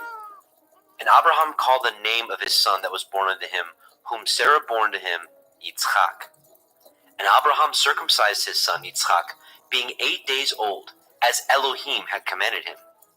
And Abraham was 100 years old, when his son Yitzchak was born unto him. And Sarah said, Elohim has made me to laugh, so that all that hear will laugh with me. And she said, Who would have said unto Abraham that Sarah should have given children suck? For I have borne him a son in his old age. And the child grew, and was weaned. And Abraham made a great feast, the same day that Yitzchak was weaned. And Sarah saw the son of Hagar, the Mitzrayim, which she had borne unto Abraham, mocking. Wherefore she said unto Abraham, Cast out this bondwoman and her son, for the son of this bondwoman shall not be heir with my son, even with Yitzhak. And the thing was very grievous in Abraham's sight because of his son. And Elohim said unto Abraham, Let it not be grievous in your sight because of the lad, and because of your bondwoman. In all that Sarah has said unto you, hearken unto her voice. For in Yitzhak shall your seed be called. And also the son of the bondwoman will I make a nation, because he is your seed. And Abraham rose up early in the morning, and took bread and a bottle of water, and gave it unto Hagar. putting it on her shoulder, and the child, and sent her away. And she departed and wandered in the wilderness of Beersheba. And the water was spent in the bottle, and she cast the child under one of the shrubs. And she went and sat her down over against him a good way off, as it were a bow shot. For she said, Let me not see the death of the child. and she sat over against him, and lifted up her voice and wept. And Elohim heard the voice of the lad. And the angel of Elohim called unto Hagar out of the heavens, and said unto her, What ails you, Hagar? Fear not, for Elohim has heard the voice of the lad where he is. Arise, lift up the lad, and hold him in your hand, for I will make him a great nation. And Elohim opened her eyes, and she saw a well of water. And she went and filled the bottle with water, and gave the lad drink. And Elohim was with the lad, and he grew, and dwelt in the wilderness, and became an archer. And he dwelt in the wilderness of Paran, and his mother took him a woman out of the land of Mitzrayim. And it came to pass at that time, that Abimelech and Pichol, the chief captain of his host, spoke unto Abraham, saying, Elohim is with you in all that you do. Now therefore swear unto me here by Elohim, that you will not deal falsely with me, nor with my son, nor with my son's son, but according to the kindness that I have done unto you, you shall do unto me, and to the land wherein you have sojourned. And Abraham said, I will swear. and Abraham reproved Abimelech because of a well of water, which Abimelech's servants had violently taken away. And Abimelech said, I know not who has done these things, neither did you tell me, neither yet heard I of it, but today. And Abraham took sheep and oxen, and gave them unto Abimelech, and both of them cut a covenant. And Abraham set 7 ewe lambs of the flock by themselves. And Abimelech said unto Abraham, What mean these 7 ewe lambs which you have set by themselves? and he said, For these 7 ewe lambs shall you take off my hand, that they may be a witness unto me, that I have dug this well. Wherefore he called that place Beersheba, because there they swore both of them. Thus they cut a covenant at Beersheba. Then Abimelech rose up, and Pichol, the chief captain of his host, and they returned into the land of the Palestine. And Abraham planted a grove in Beersheba, and called thereon the name of Yahweh, El Olam. And Abraham sojourned in the Palestine's land many days.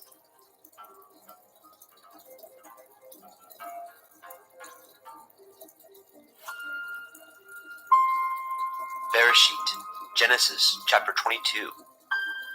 And it came to pass after these things, that Elohim did try Abraham, and said unto him, Avraham, and he said, behold, here I am. and he said, Take now your son, your Yahid, Yitzhak, whom you love, and get you into the land of Moriah, and offer him there for a burnt offering upon one of the mountains, which I will tell you of. And Abraham rose up early in the morning, and saddled his ass, and took 2 of his young men with him, and Yitzchak his son, and clave the wood for the burnt offering, and rose up, and went unto the place of which Elohim had told him. Then on the 3rd day Abraham lifted up his eyes, and saw the place afar off. And Abraham said unto his young men, Abide ye here with the ass, and I and the lad will go yonder, and worship, and come again to you. And Abraham took the wood of the burnt offering, and laid it upon Yitzchak his son. And he took the fire in his hand, and a knife, and they went both of them together. And Yitzchak spoke unto Abraham his father, and said, My father, and he said, here am I, my son. and he said, Behold the fire and the wood, but where is the lamb for a burnt offering? and Abraham said, My son, Elohim will provide himself a lamb for a burnt offering. So they went both of them together. And And they came to the place which Elohim had told him of, and Abraham built an altar there, and laid the wood in order, and bound Yitzchak his son, and laid him on the altar upon the wood. And Abraham stretched forth his hand, and took the knife to slay his son. And the angel of Yahweh called unto him out of the heavens, and said, Avraham, Avraham. And he said, Here am I. And he said, Lay not your hand upon the lad, neither do you anything unto him. For now I know that you fear Elohim, seeing you have not withheld your son, your Yachid, from me.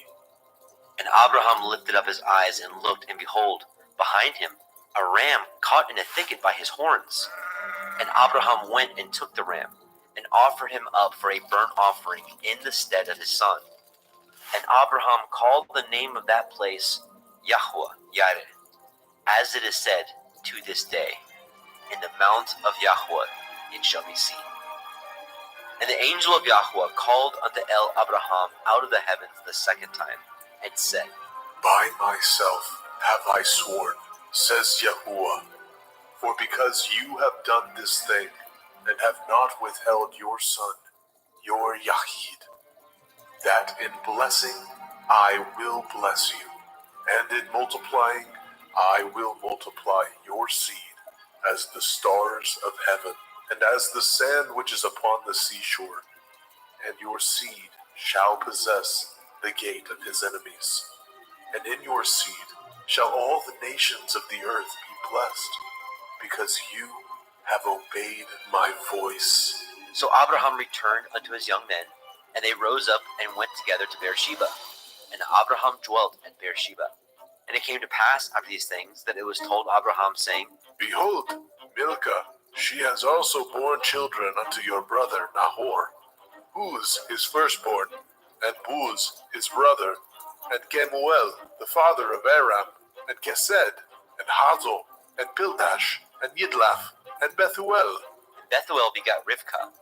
These 8 Milcah did bear to Nahor, Abraham's brother, and his concubine, whose name was Reumah. She bore also Teva, and Gaham, and Tahash, and Maacah. Bereshit, Genesis chapter 23. And Sarah was 107 years old. These were the years of the life of Sarah. And Sarah died in Kiryat Arba. The same is in Hebron, in the land of Canaan. And Abraham came to mourn for Sarah, and to weep for her.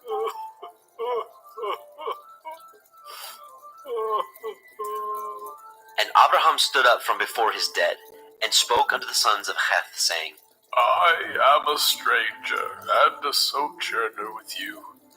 Give me a possession of a burying place with you, that I may bury my dead out of my sight. And the children of Heth answered Abraham, saying unto him, Hear us, my lord. You are a mighty prince among us. In the choice of our sepulchres bury your dead. None of us shall withhold from you his sepulchre, but that you may bury your dead. And Abraham stood up, and bowed himself to the people of the land, even to the children of Heth. And he communed with them, saying, If it be your mind that I should bury my dead out of my sight, hear me, and entreat from me to Ephron, the son of Zohar, that he may give me the cave of Machpelah, which he has, which is in the end of his field. For as much money as it is worth he shall give it me, for a possession of a burying place amongst you. And Ephron dwelt among the children of Heth. And Ephron the Hittite answered Abraham in the audience of the children of Heth, even all that went in the gate of his city, saying, Nay, mighty lord, hear me. The field I give you, and the cave that is therein I give it you. In the presence of the sons of my people give I it you. Bury your dead. And Abraham bowed down himself before the people of the land. And he spoke unto Ephron in the audience of the people of the land, saying, But if you will give it, I pray you, hear me. I will give you money for the field. Take it of me, and I will bury my dead there. And Ephron answered Abraham, saying unto him, My lord, hearken unto me. The land is worth 400 shekels of silver. What is that betwixt me and you? Bury therefore your dead. And Abraham hearkened unto Ephron.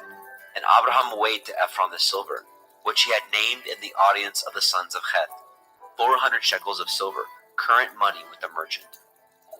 And the field of Ephron, which was in Machpelah, which was before Mamre, the field and the cave which was therein, and all the trees that were in the field, that were in all the borders round about, were made sure unto Abraham for a possession in the presence of the children of Heth, before all that went in at the gate of his city. And after this, Abraham buried Sarah his woman in the cave of the field of Machpelah, before Mamre, the same as Hebron, in the land of Canaan.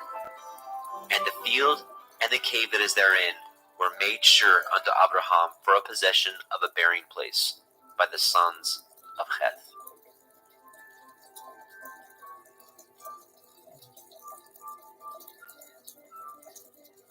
Bereshit, Genesis chapter 24.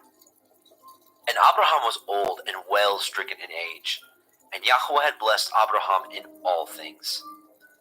And Abraham said unto his eldest servant of his house, that ruled over all that he had, Put, I pray you, your hand under my thigh, and I will make you swear by Yahuwah, the Elohai of heaven and the Elohai of the earth, that you shall not take a woman unto my son of the daughters of the Canaanim, among whom I dwell.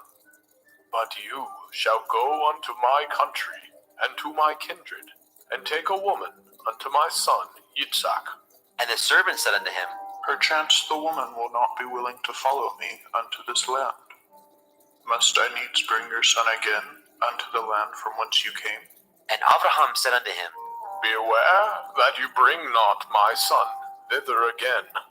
Yahuwah Elohai of heaven, which took me from my father's house, and from the land of my kindred, and which spoke unto me, and that swore unto me, saying, Unto your seed will I give this land.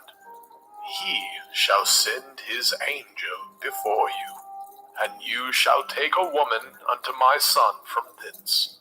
And if the woman will not be willing to follow you, then you shall be clear from this my oath. Only bring not my son thither again.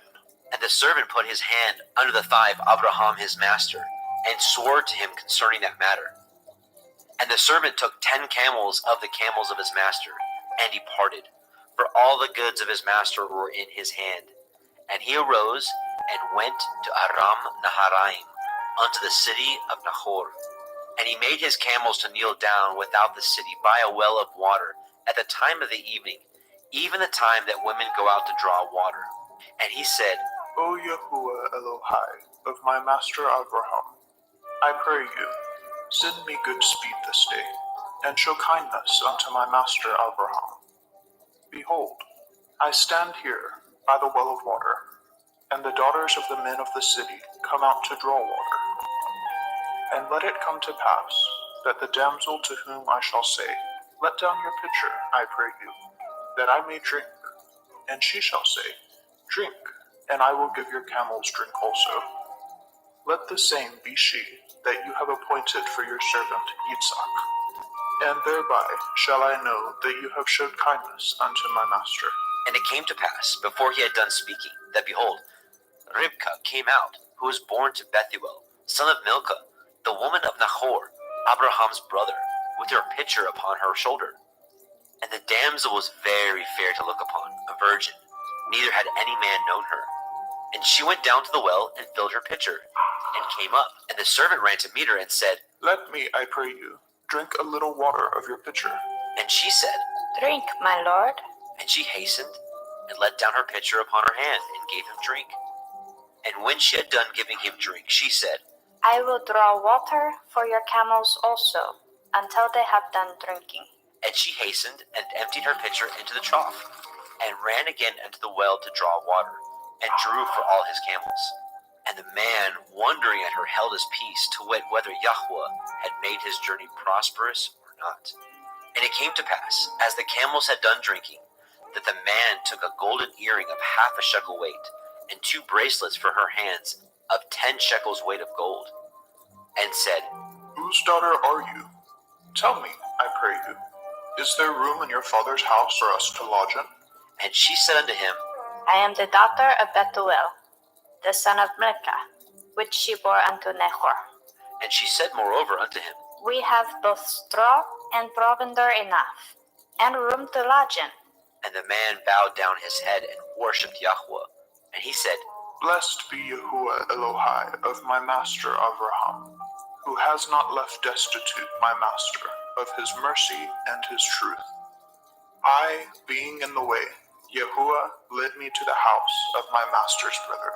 And the damsel ran and told them of her mother's house of these things.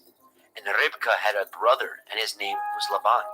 And Laban ran unto the man, unto the well. And it came to pass, when he saw the earring and the bracelets upon his sister's hands, and when he heard the words of Ribkah his sister, saying, Thus spoke the man unto me. that he came unto the man, and behold, he stood by the camels at the well. And he said, Come in, you blessed of Yahuwah. Wherefore stand you without? For I have prepared the house and room for the camels. And the man came into the house, and he ungirded his camels, and gave straw and provender for the camels, and water to wash his feet, and the men's feet that were with him. And there was set meat before him to eat, but he said, I will not eat until I have told my errand. and he said, Speak on. and he said, I am Avraham's servant, and Yahuwah has blessed my master greatly, and he has become great. And he has given him flocks and herds, and silver and gold, and men servants and maidservants, and camels and asses. And Sarah, my master's woman, bore a son to my master when she was old, and unto him has he given all that he has. And my master made me swear, saying, You shall not take a woman to my son of the daughters of the Canaanim, in whose land I dwell, but you shall go unto my father's house, and to my kindred, and take a woman unto my son. And I said unto my master, Perchance the woman will not follow me. And he said unto me, Yahuwah, before whom I walk, will send his angel with you, and prosper your way. And you shall take a woman for my son of my kindred, and of my father's house. Then shall you be clear from this my oath, when you come to my kindred, and if they give not you one, you shall be clear from my oath. And I came this day unto the well, and said, O Yahuwah Elohai, of my master Avraham, if now you do prosper my way which I go, behold, I stand by the well of water. And it shall come to pass, that when the virgin comes forth to draw water, and I say to her, Give me, I pray you, a little water of your pitcher to drink. And she say to me, Both drink you, and I will also draw for your camels. Let the same be the woman whom Yahuwah has appointed out for my master's son. And before I had done speaking in my heart, behold, Rivkah came forth with her pitcher on her shoulder. And she went down unto the well, and drew water. And I said unto her, Let me drink, I pray you. And she made haste, and let down her pitcher from her shoulder, and said, Drink, and I will give your camels drink also. So I drank, and she made the camels drink also. And I asked her and said, Whose daughter are you? And she said, The daughter of Bethuel, Nahor's son, whom Milcah bore unto him. And I put the earring upon her face, and the bracelets upon her hands. And I bowed down my head and worshipped Yahuwah, and blessed Yahuwah Elohai of my master Avraham, which had led me in the right way to take my master's brother's daughter unto his son. And now, if you will deal kindly and truly with my master, tell me, and if not, tell me, that I may turn to the right hand or to the left. Then Laban and Bethuel answered and said, The thing proceeds from Yahuwah. We cannot speak unto you bad or good. Behold, Rivkah is before you. Take her and go, and let her be your master's son's woman, as Yahuwah has spoken. And it came to pass that when Abraham's servant heard their words, he worshipped Yahweh, bowing himself to the earth. And the servant brought forth jewels of silver and jewels of gold and raiment, and gave them to Ribkah. And he gave also to her brother and to her mother precious things. And they did eat and drink, and the men that were with him, and tarried all night. And they rose up in the morning, and he said, Send me away unto my master. and her brother and her mother said, Let the damsel abide with us a few days, at the least 10. After that she shall go. And he said unto them, Hinder me not, seeing Yahuwah has prospered my way. Send me away, that I may go to my master. and they said, We will call the damsel and inquire at her mouth. and they called Ribkah and said unto her, Will you go with this man? and she said, I will go. and they sent away Ribkah their sister, and her nurse, and Abraham's servant, and his men. And they blessed Ribkah, and said unto her, You are our sister. Be the mother of thousands of millions, and let your seed possess the gate of those which hate them. And Ribkah arose, and her damsels, and they rode upon the camels, and followed the man. And the servant took Ribkah, and went his way.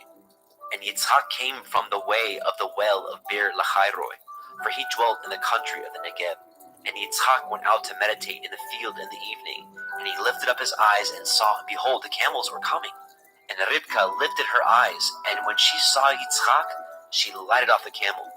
For she had said unto the servant, What man is this that walks in the field to meet us? and the servant had said, It is my master. Therefore she took a veil and covered herself. And the servant told Yitzhak all the things that he had done.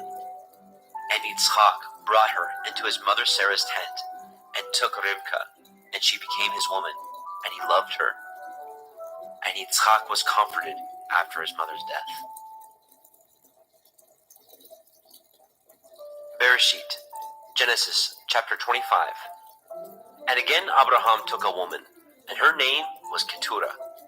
And she bore him Zimran, and Yokshan, and Medan, and Midian, and Yishbak, and Shuach. And Yokshan begot Sheba, and Dedan. And the sons of Dedan were Ashurim, and Letushim, and Leumim. And the sons of Midian, Ephah, and Epher, and Chanok, and Abidah, and Eldaah. These were the children of Keturah. And Abraham gave all that he had unto Yitzhak. But unto the sons of the concubines which Abraham had, Abraham gave gifts, and sent them away from Yitzhak his son, while he yet lived, eastward into the east country. And these are the days of the years of Abraham's life which he lived, 160 years. Then Abraham gave up his ruach, and died in a good old age, an old man and full of years, and was gathered to his people. And his sons, Yitzhak and Ishmael, buried him in the cave of Machpelah, in the field of Ephron, the son of Zohar, the Hittite, which is before Mamre, the field which Abraham purchased of the sons of Heth. There was Abraham buried, and Sarah his woman. And it came to pass, after the death of Abraham, that Elohim blessed his son Yitzhak, and Yitzhak dwelt by the well Be'er Lachairoi. Now these are the generations of Ishmael, Abraham's son, whom Hagar, the Mitzrayim, Sarah's handmaid, bore unto Abraham. And these are the names of the sons of Ishmael, by their names, according to their generations. The firstborn of Ishmael, Nebaioth, and Kedar, and Adbeel, and Mibsam, and Mishma, and Duma, and Masaah, Hadar, and Tima, Yetur, Naphish, and Kedema. These are the sons of Ishmael, and these are their names, by their towns and by their castles, 12 princes according to their nations. And these are the years of the life of Ishmael, 137 years. And he gave up his ruach and died, and was gathered unto his people.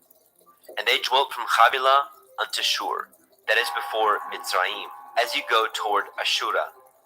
And he died in the presence of all his brethren. And these are the generations of Yitzhak, Abraham's son, Abraham begat Yitzchak, and Yitzchak was 40 years old when he took Rivkah to be his woman, the daughter of Bethuel, the Aramite, of Padan Aram, the sister unto Laban, the Aramite. And Yitzchak entreated Yahweh for his woman, because she was barren, and Yahweh was entreated of him. And Rivkah his woman conceived. And the children struggled together within her. And she said, If it be so, why am I thus? and she went to inquire of Yahweh. And Yahweh said unto her, 2 nations are in your womb, and 2 manner of people shall be separated from your generation. And the one people shall be stronger than the other people, and the elder shall serve the younger. And when her days to be delivered were fulfilled, behold, there were twins in her womb. And the first came out red all over like a hairy garment, and they called his name Esau. And after that came his brother out, and his hand took hold on Esau's heel, and his name was called Jacob. And Yitzchak was 80 years old when she bore them. And the boys grew, and Esau was a cunning hunter, a man of the field, and Jacob was an upright man, dwelling in tents. And Yitzchak loved Esau, because he did eat of his venison, but Rivkah loved Jacob. And Jacob sought pottage, and Esau came from the field, and he was faint. And Esau said to Jacob, Feed me, I pray you, with that same red pottage, for I am faint. Therefore was his name called Edom. And Jacob said, Sell me this day your birthright. and Esau said, Behold, I am at the point to die, and what profit shall this birthright do to me? and Jacob said, Swear to me this day. and he swore unto him. And he sold his birthright unto Jacob. Then Jacob gave Esau bread and pottage of lentils, and he did eat and drink, and rose up and went his way. Thus Esau despised his birthright. Bereshit, Genesis, chapter 26. And there was a famine in the land, beside the first famine that was in the days of Abraham. And Yitzchak went unto Abimelech, king of the Pelishtim, unto Gerar. And Yahweh appeared unto him and said, Go not down into Mitzrayim. Dwell in the land which I shall tell you of. Sojourn in this land, and I will be with you, and will bless you. For unto you and unto your seed I will give you all these countries, and I will perform the oath which I swore unto Abraham your father. And I will make your seed to multiply as the stars of heaven, and will give unto your seed all these countries, and in your seed shall all the nations of the earth be blessed. Because that Abraham obeyed my voice, and did guard my watch, my commandments, my statutes, and my Torah. And Yitzchak dwelt in Gerar. And the men of the place asked him of his woman, and he said, She is my sister. for he feared to say, She is my woman, lest, said he, The men of the place should kill me for Rivkah, because she was fair to look upon. And it came to pass, when he had been there a long time, that Abimelech, king of the Pelishtim, looked out at a window and saw, and behold, Yitzchak was sporting with Rivkah his woman. And Abimelech called Yitzchak and said, Behold, of a surety she is your woman. And how said you, She is my sister? And Yitzchak said unto him, Because I said, lest I die for her. and Abimelech said, What is this you have done unto us? One of the people might lightly have lain with your woman, and you should have brought guiltiness upon us. And Abimelech charged all his people, saying, He that touches this man or his woman shall surely be put to death. Then Yitzchak sowed in that land, and received in the same year 100-fold, and Yahweh blessed him. And the man waxed great, and went forward, and grew until he became very great, for he had possessions of flocks, and possessions of herds, and great store of servants. And the Pelishtim envied him. For all the wells which his father's servant had dug in the days of Abraham his father, the Pelishtim had stopped them, and filled them with earth. And Abimelech said unto Yitzchak, Go from us, for you are much mightier than we. And Yitzchak departed thence, and pitched his tent in the valley of Gerar, and dwelt there. And Yitzchak dug again the wells of water, which they had dug in the days of Abraham his father. For the Pelishtim had stopped them up after the death of Abraham. And he called their names after the names by which his father had called them. And Yitzchak's servants dug in the valley, and found there a well of springing water. And the herdsmen of Gerar did strive with Yitzchak's herdsmen, saying, The water is ours. And he called the name of the well Esek, because they strove with him. And they dug another well, and strove for that also. And he called the name of it Sitnah. And he removed from thence, and dug another well. And for that they strove not. And he called the name of it Rehoboth. And he said, For now Yahuwah has made room for us, and we shall be fruitful in the land. And he went up from thence to Be'er Sheba. And Yahweh appeared unto him that same night, and said, I am the Elohai of Abraham your father. Fear not, for I am with you, and will bless you, and multiply your seed, for my servant Abraham's sake. And he built an altar there, and called upon the name of Yahweh, and pitched his tent there, and there Yitzchak's servants dug a well. Then Abimelech went to him from Gerar, and Achuzat, one of his friends, and Pichol, the chief captain of his army. And Yitzchak said unto them, Wherefore come ye to me, seeing ye hate me, and have sent me away from you? And they said, We saw certainly that Yahuwah was with you, and we said, Let there be now an oath betwixt us, even betwixt us and you, and let us cut a covenant with you. That you will do us no hurt, as we have not touched you, and as we have done unto you nothing but good, and have sent you away in peace. You are now the blessed of Yahuwah. And he made them a feast, and they did eat and drink. And they rose up early in the morning, and swore one to another. And Yitzchak sent them away, and they departed from him in peace. And it came to pass the same day that Yitzchak's servants came, and told him concerning the well which they had dug, and said unto him, We have found water. And he called it Sheba. Therefore the name of the city is Be'er Sheba unto this day. And Esau was 40 years old when he took to be his woman Yahudit, the daughter of Beeri the Hittite, and Basemat, the daughter of Elon the Hittite, which were a grief of mind unto Yitzchak and to Rivka. Bereshit, Genesis chapter 27. And it came to pass that when Yitzchak was old, and his eyes were dim, so that he could not see, he called Esau his eldest son, and said unto him, My son, And he said unto him, behold, here I am. And he said, Behold now, I am old. I know not the day of my death.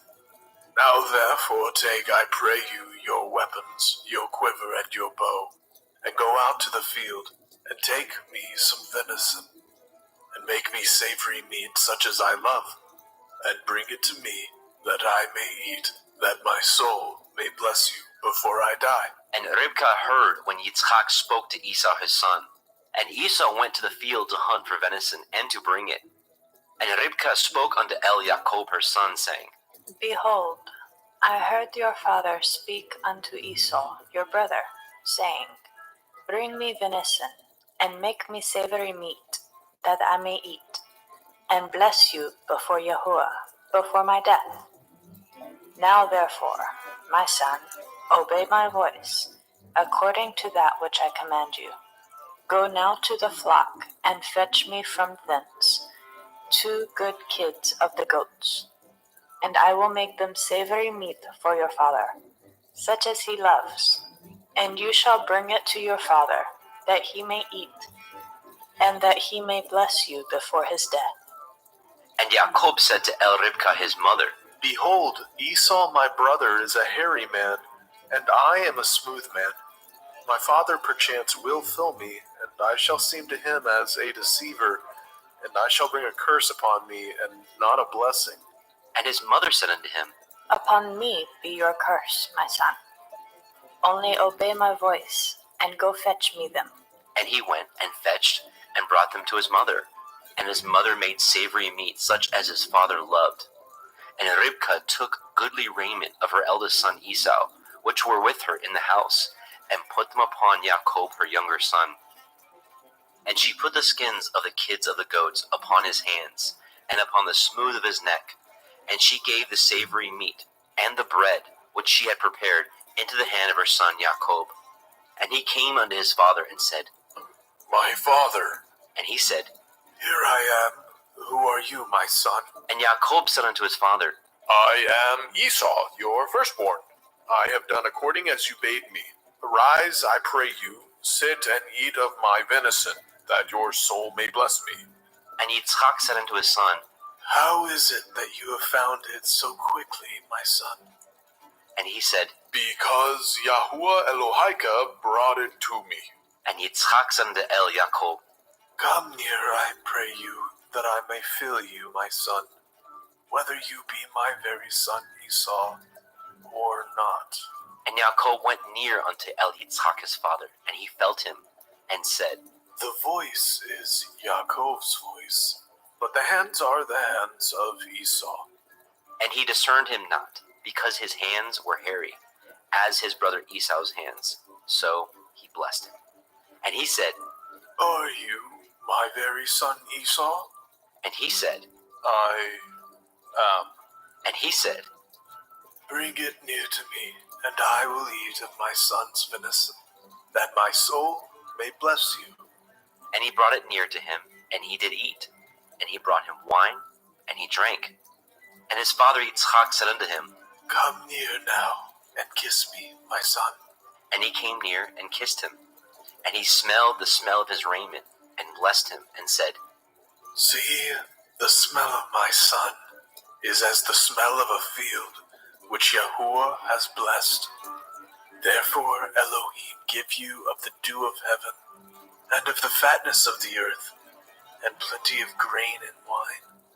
Let people serve you, and nations bow down to you. Be Lord over your brethren, and let your mother's sons bow down to you. Cursed be every one that curses you, and blessed be he that blesses you. And it came to pass, as soon as Yitzchak had made an end of blessing Jacob, and Jacob was yet scarce gone out from the presence of Yitzchak his father, that Esau his brother came in from his hunting. And he also had made savory meat, and brought it unto his father, and said unto his father, Let my father arise, and eat of his son's venison, that your soul may bless me. And Yitzchak his father said unto him, Who are you? And he said, I am your son, your firstborn, Esau. And Yitzchak trembled very exceedingly, and said, Oh, where is he that has taken venison, and brought it to me? And I have eaten of all before you came, and have blessed him. Yea, he shall be blessed. And when Esau heard the words of his father, he cried with a great and exceeding bitter cry, and said unto his father, Bless me, even me also, O my father. And he said, Your brother has come with subtlety, and has taken away your blessing. And he said, Is he not rightly named Yaakov? For he has supplanted me these 2 times.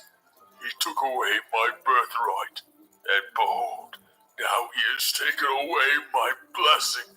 And he said, Have you not reserved a blessing for me? And Yitzchak answered and said unto Esau, Behold, I have made him your lord, and all his brethren have I given to him for servants, and with grain and wine have I sustained him. And what shall I do now unto you, my son? And Esau said unto his father, Have you but one blessing, my father?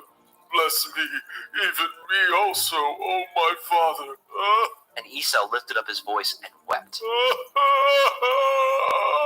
And Yitzchak his father answered and said unto him, Behold, your dwelling shall be the fatness of the earth, and of the dew of heaven from above, and by your sword shall you live, and shall serve your brother. And it shall come to pass, when you shall have the dominion, that you shall break his yoke from off your neck. And Esau hated Jacob because of the blessing wherewith his father blessed him. And Esau said in his heart, The days of mourning for my father at hand. Then I will slay my brother Yaakov. And these words of Esau, her elder son, were told to Rivkah. And she sent and called Yaakov, her younger son, and said unto him, Behold, your brother Esau, as touching you, comforts himself, purposing to kill you. Now therefore, my son, obey my voice, and arise. Flee to Laban my brother, to Haran, and tarry with him a few days, until your brother's fury turn away, until your brother's anger turn away from you, and he forget that which you have done to him. Then I will send and fetch you from thence. Why should I be deprived also of you both in one day? And Rivkah said to Yitzchak, I am weary of my life because of the daughters of Heth. If Yaakov take a woman of the daughters of Heth, such as these which are of the daughters of the land, what good shall my life do me?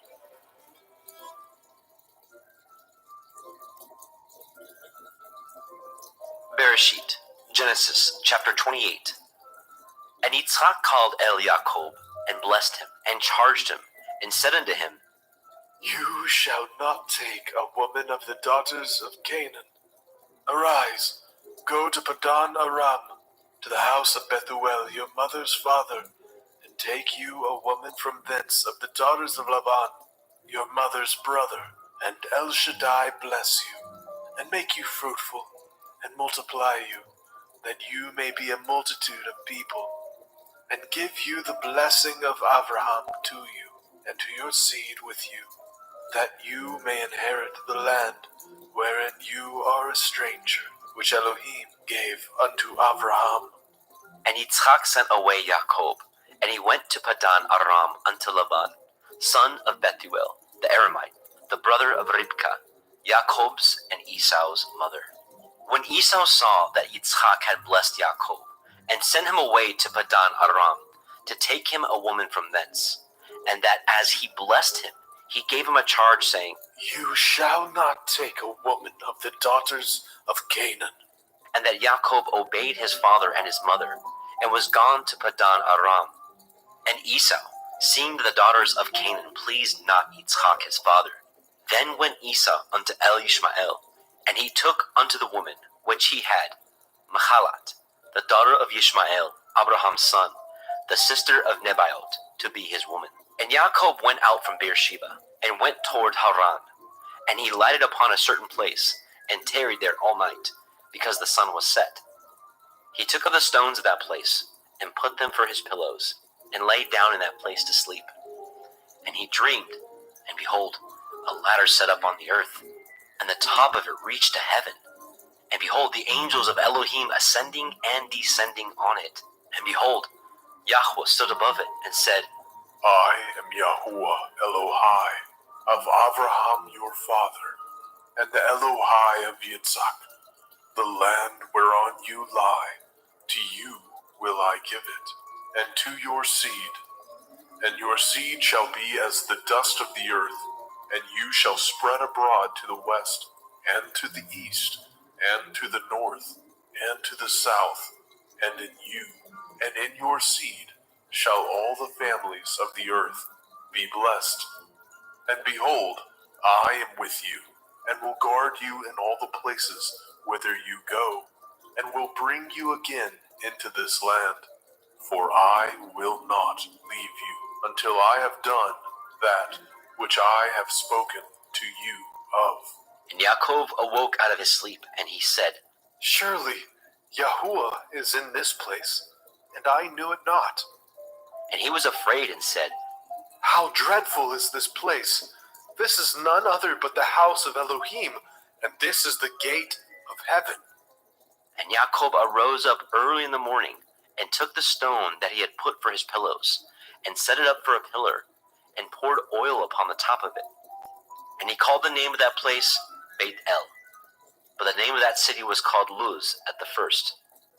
And Yaakov vowed a vow, saying, If Elohim will be with me, and will guard me in this way that I go, and will give me bread to eat, and raiment to put on, so that I come again to my father's house in peace, then shall Yahuwah be my Elohim, and this stone which I have set for a pillar shall be Elohim's house, and of all that you shall give me, I will surely give the 10th unto you.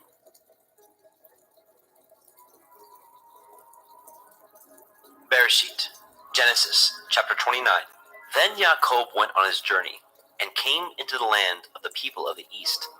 And he looked, and behold, a well in the field, and lo, there were 3 flocks of sheep lying by it. For out of that well they watered the flocks, and a great stone was upon the well's mouth. And thither there were all the flocks gathered, and they rolled the stone from the well's mouth, and watered the sheep, and put the stone again upon the well's mouth in its place. And Jacob said unto them, My brethren, whence be ye? and they said, Of Haran are we. and he said unto them, Know ye Laban, the son of Nahor? and they said, We know him. and he said unto them, Is he well? and they said, He is well. And behold, Rachel his daughter comes with the sheep. and he said, Lo, it is yet high day, neither is it time that the cattle should be gathered together. Water ye the sheep, and go and feed them. and they said, We cannot, until all the flocks be gathered together, until they roll the stone from the well's mouth. Then we water the sheep. And while he yet spoke with him, Rachel came with her father's sheep, for she kept them. And it came to pass, when Jacob saw Rachel, the daughter of Laban, his mother's brother, and the sheep of Laban, his mother's brother, that Jacob went near, and rolled the stone from the well's mouth, and watered the flock of Laban, his mother's brother. And Jacob kissed Rachel, and lifted up his voice, and wept. And Jacob told Rachel that he was her father's brother, and that he was Ribka's son. And she ran and told her father. And it came to pass, when Laban heard the tidings of Jacob his sister's son, that he ran to meet him, and embraced him, and kissed him, and brought him to his house. And he told Laban all these things. And Laban said to him, Surely you are my bone and my flesh. and he abode with him the space of a month. And Laban said unto Jacob, Because you are my brother, should you therefore serve me for naught? Tell me, what shall your wages be? and Laban had 2 daughters. The name of the elder was Leah, and the name of the younger was Rachel. Leah was tender-eyed, but Rachel was beautiful and well-favored. And Jacob loved Rachel, and said, I will serve you 7 years for Rachel, your younger daughter. and Laban said, It is better that I give her to you, than that I should give her to another man. Abide with me. and Jacob served 7 years for Rachel, and they seemed unto him but a few days, for the love he had to her. And Jacob said unto Laban, Give me my woman, for my days are fulfilled, that I may go in unto her. and Laban gathered together all the men of that place, and made a feast. And it came to pass in the evening, that he took Leah his daughter, and brought her to him, and he went in unto her. And Laban gave unto his daughter Leah Zilpah, his maid, for a handmaid. And it came to pass, that in the morning, behold, it was Leah. And he said to Laban, What is this that you have done unto me? Did I not serve with you for Rachel? Wherefore then had you beguiled me? And Laban said, It must not be so done in our country, to give the younger before the firstborn. Fulfill her week, and we will give you this also for the service which you shall serve with me yet 7 other years. And Jacob did so, and fulfilled her week. And he gave him Rachel his daughter to be his woman also. And Laban gave to Rachel his daughter Bilhah his handmaid to be her maid. And he went in also unto Rachel, and he loved also Rachel more than Leah, and served with him yet 7 other years. And when Yahweh saw that Leah was hated, he opened her womb, but Rachel was barren. And Leah conceived, and bore a son, and she called his name Reuben. For she said, Surely Yahuwah has looked upon my affliction. Now therefore my man will love me. and she conceived again, and bore a son, and said, Because Yahuwah has heard that I was hated, he has therefore given me this son also. and she called his name Shimon. And she conceived again, and bore a son, and said, Now this time will my man be joined unto me, because I have borne him 3 sons. Therefore was his name called Levi. And she conceived again and bore a son, and she said, Now I will praise Yahuwah. Therefore she called his name Yehudah, and left bearing. Bereshit, Genesis chapter 30. And when Rachel saw that she bore Jacob no children, Rachel envied her sister, and said unto Jacob, Give me children, or else I die. And Jacob's anger was kindled against Rachel, and he said, Am I in Elohim's stead, who has withheld from you the fruit of the womb? And she said, Behold, my maid Bilhah, go in unto her, and she shall bear upon my knees, that I may also have children by her. And she gave him Bilhah her handmaid to be his woman. And Jacob went in unto her, and Bilhah conceived, and bore Jacob a son. And Rachel said, Elohim has judged me, and has also heard my voice, and has given me a son.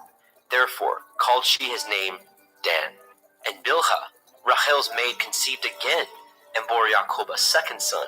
And Rachel said, With great wrestlings have I wrestled with my sister, and I have prevailed. And she called his name Naphtali. And when Leah saw that she had left bearing, she took Zilpah her maid, and gave her Jacob to be his woman. And Zilpah, Leah's maid, bore Jacob a son. And Leah said, A troop comes. and she called his name Gad. And Zilpah, Leah's maid, bore Jacob a second son. And Leah said, Happy am I, for the daughters will call me blessed. and she called his name Asher. And Reuben went in the days of the wheat harvest, and found mandrakes in the field, and brought them unto his mother, Leah. Then Rachel said to Leah, Give me, I pray you, of your son's mandrakes. and she said unto her, Is it a small matter that you have taken my man? And would you take away my son's mandrakes also? And Rachel said, Therefore he shall lie with you tonight for your son's mandrakes. and Jacob came out of the field in the evening, and Leah went out to meet him, and said, You must come in unto me, for surely I have hired you with my son's mandrakes. and he lay with her that night. And Elohim hearkened unto Leah, and she conceived, and bore Jacob the fifth son. And Leah said, Elohim has given me my hire, because I have given my maiden to my man. and she called his name Issachar. And Leah conceived again, and bore Jacob the sixth son. And Leah said, Elohim has endued me with a good dowry. Now will my man dwell with me, because I have borne him 6 sons. and she called his name Zebulun. And afterwards she bore a daughter, and called her name Dinah. And Elohim remembered Rachel, and Elohim hearkened to her, and opened her womb. And she conceived and bore a son, and said, Elohim has taken away my reproach. and she called his name Joseph, and said, Yahuwah shall add to me another son. And it came to pass, when Rachel had borne Joseph, that Jacob said unto Laban, Send me away, that I may go unto my own place, and to my country. Give me my women and my children, for whom I have served you. Let me go, for you know my service which I have done you. And Laban said unto him, I pray you, if I have found favor in your eyes, tarry, for I have learned by experience that Yahuwah has blessed me for your sake. And he said, Appoint me your wages, and I will give it. and he said unto him, You know how I have served you, and how your cattle was with me. For it was little which you had before I came, and it is now increased unto a multitude. And Yahuwah has blessed you since my coming. And now, when shall I provide for my own house also? and he said, What shall I give you? and Jacob said, You shall not give me anything. If you will do this thing for me, I will again feed and guard your flock. I will pass through all your flock today, removing from thence all the speckled and spotted cattle, and all the brown cattle among the sheep, and the spotted and speckled among the goats, and of such shall be my hire. So shall my righteousness answer for me in time to come, when it shall come for my hire before your face. Every one that is not speckled and spotted among the goats, and brown among the sheep, that shall be counted stolen with me. And Laban said, Behold, I would it might be according to your word.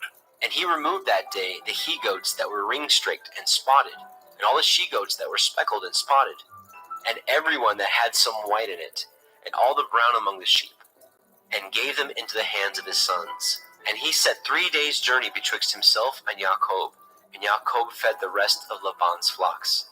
And Jacob took him rods of green poplar, and of the hazel and chestnut tree, and pilled white strakes in them, and made the white appear which was in the rods. And he set the rods which he had pilled before the flocks in the gutters, in the watering troughs, when the flocks came to drink, that they should conceive when they came to drink. And the flocks conceived before the rods, and brought forth cattle, ring-straked, speckled, and spotted. And Jacob did separate the lambs, and set the faces of the flocks toward the ring-straked, and all the brown in the flock of Laban. And he put his own flocks by themselves, and put them not unto Laban's cattle. And it came to pass, whensoever the stronger cattle did conceive, that Jacob laid the rods before the eyes of the cattle in the gutters, that they might conceive among the rods. But when the cattle were feeble, he put them not in. So the feebler were Laban's, and the stronger Jacob's. And the man increased exceedingly, and had much cattle, and maidservants, and menservants, and camels, and asses.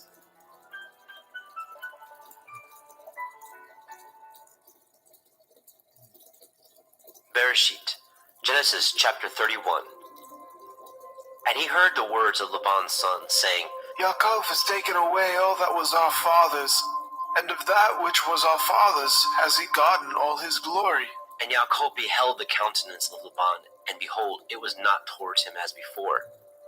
And Yahweh said unto Jacob, Return unto the land of your fathers, and to your kindred, and I will be with you.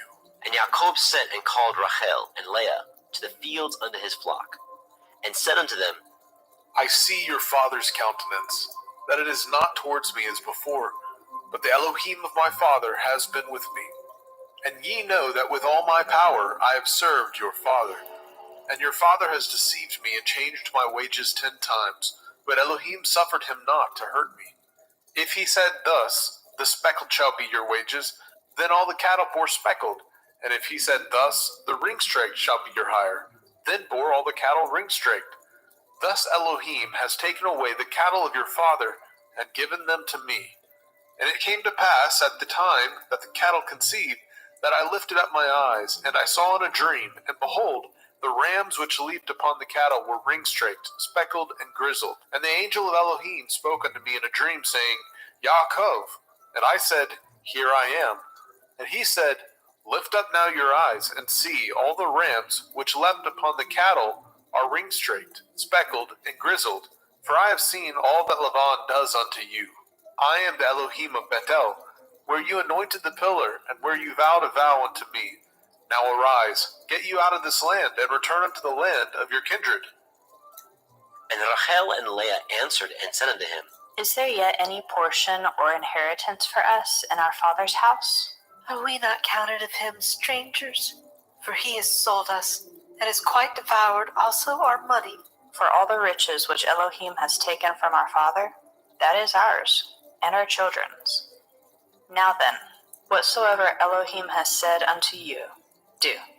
Then Jacob rose up, and set his sons and his women upon camels, and carried away all his cattle, and all his goods which he had gotten, the cattle of his getting, which he had gotten in Padan Aram, for to go to Yitzchak his father in the land of Canaan. And Laban went to shear his sheep, and Rachel had stolen the teraphim that were her father's. And Jacob stole away unawares to Laban the Aramite, in that he told him not that he fled. So he fled with all that he had, and he rose up, and passed over the river, and set his face toward the Mount Gilead. And it was told Laban on the 3rd day that Jacob was fled.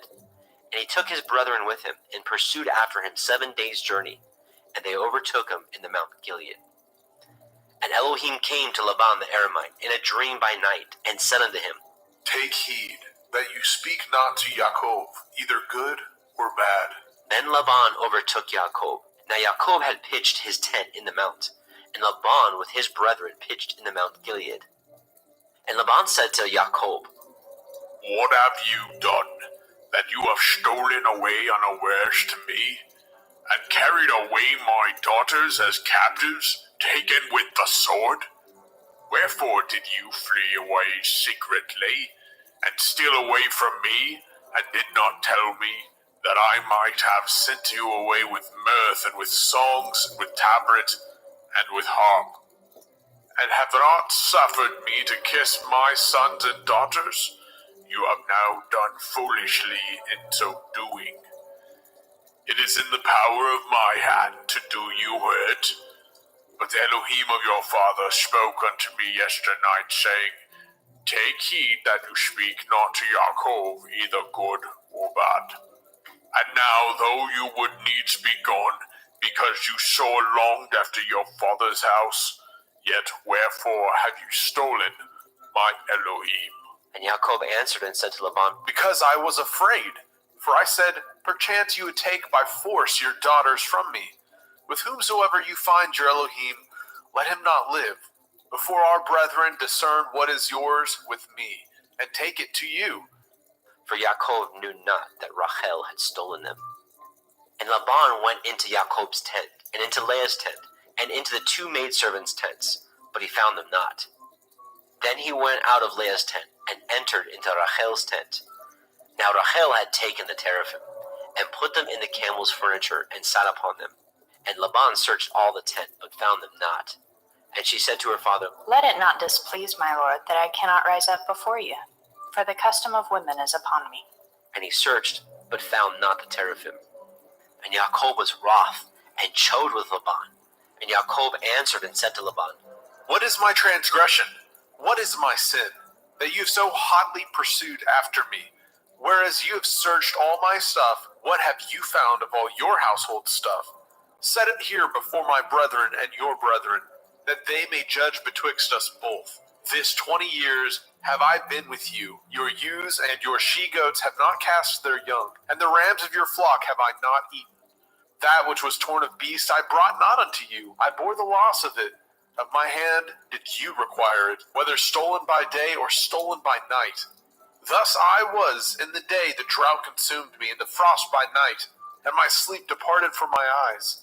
Thus have I been 20 years in your house. I served you 14 years for your 2 daughters, and 6 years for your cattle.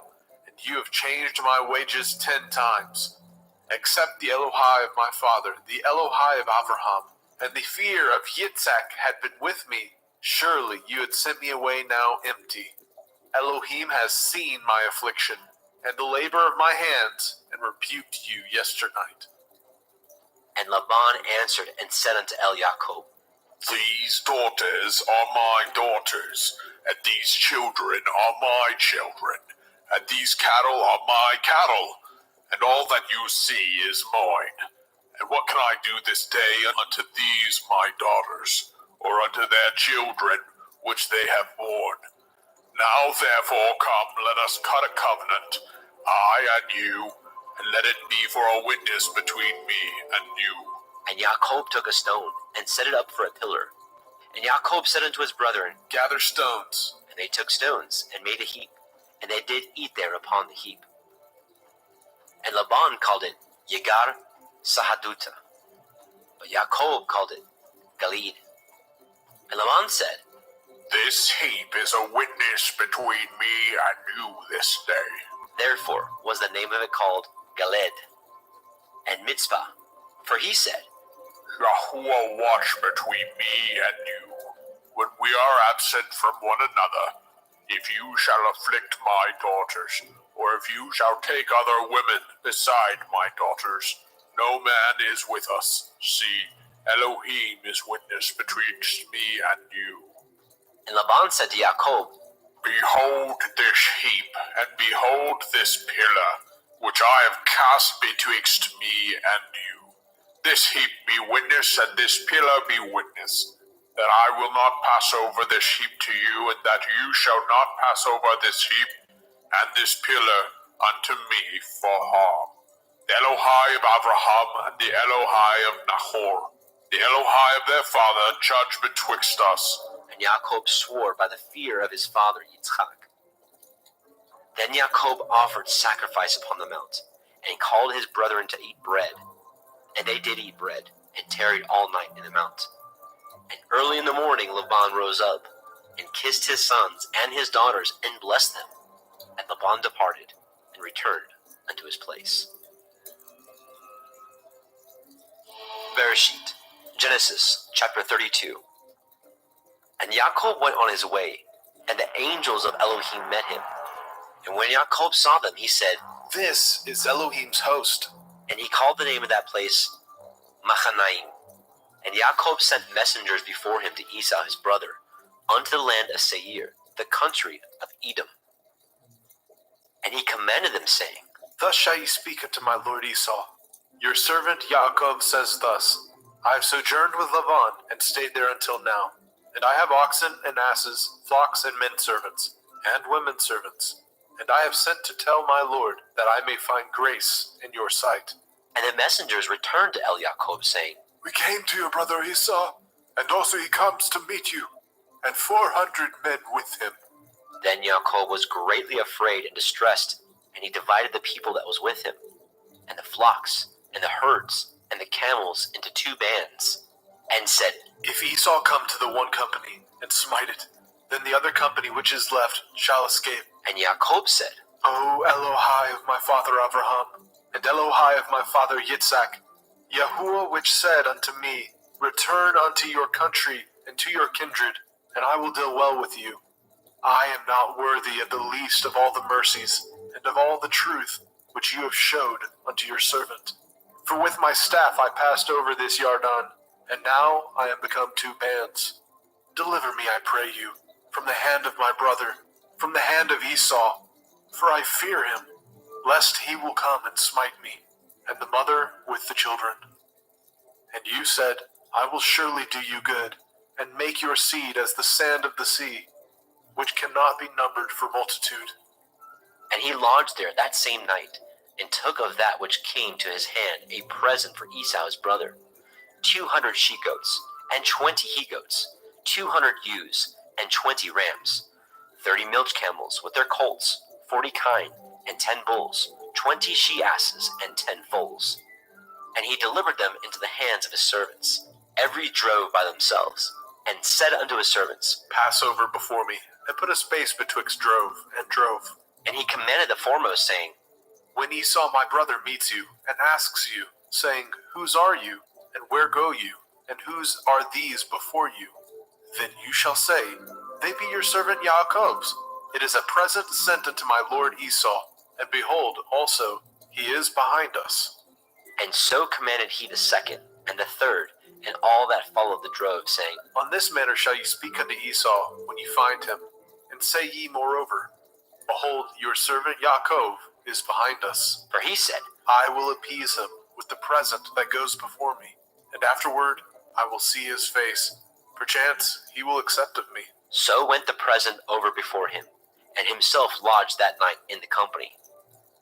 And he rose up that night, and took his 2 women, and his 2 women servants, and his 11 sons, and passed over the ford Yabok. And he took them, and sent them over the brook, and sent over that he had. And Yaakov was left alone, and there wrestled a man with him until the breaking of the day. And when he saw that he prevailed not against him, he touched the hollow of his thigh, and the hollow of Yaakov's thigh was out of joint, as he wrestled with him. And he said, Let me go, for the day breaks. And he said, I will not let you go, except you bless me. And he said unto him, What is your name? And he said, Yaakov. And he said, Your name shall be called no more Yaakov, but Yasharel.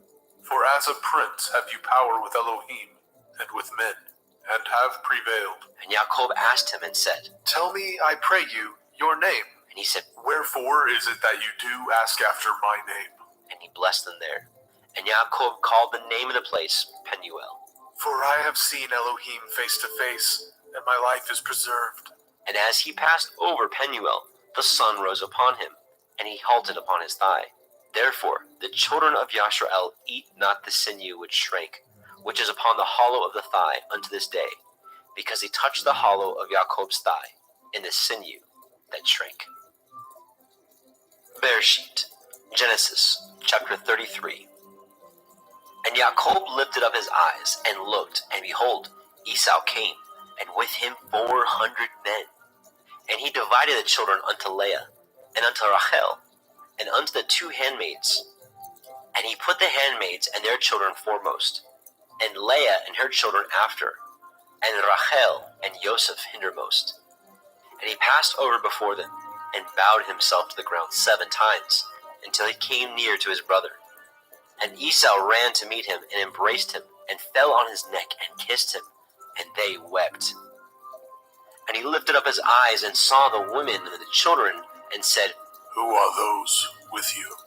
And he said, The children which Elohim has graciously given your servant. Then the handmaidens came near, they and their children, and they bowed themselves. And Leah also with her children came near, and bowed themselves. And after came Joseph near, and Rachel, and they bowed themselves. And he said, What do you mean by all this drove which I met? And he said, These are to find grace in the sight of my master. And Esau said, I have enough. My brother, keep what you have unto yourself. And Jacob said, Nay, I pray you, if now I have found grace in your sight, then receive my present at my hand, for therefore I have seen your face, as though I had seen the face of Elohim, and you were pleased with me. Take, I pray you, my blessing that is brought to you, because Elohim has dealt graciously with me, and because I have enough. And he urged him, and he took it, and said, Let us take our journey, and let us go, and I will go before you. And he said unto him, My Lord knows that the children are tender, and the flocks and herds with the young are with me.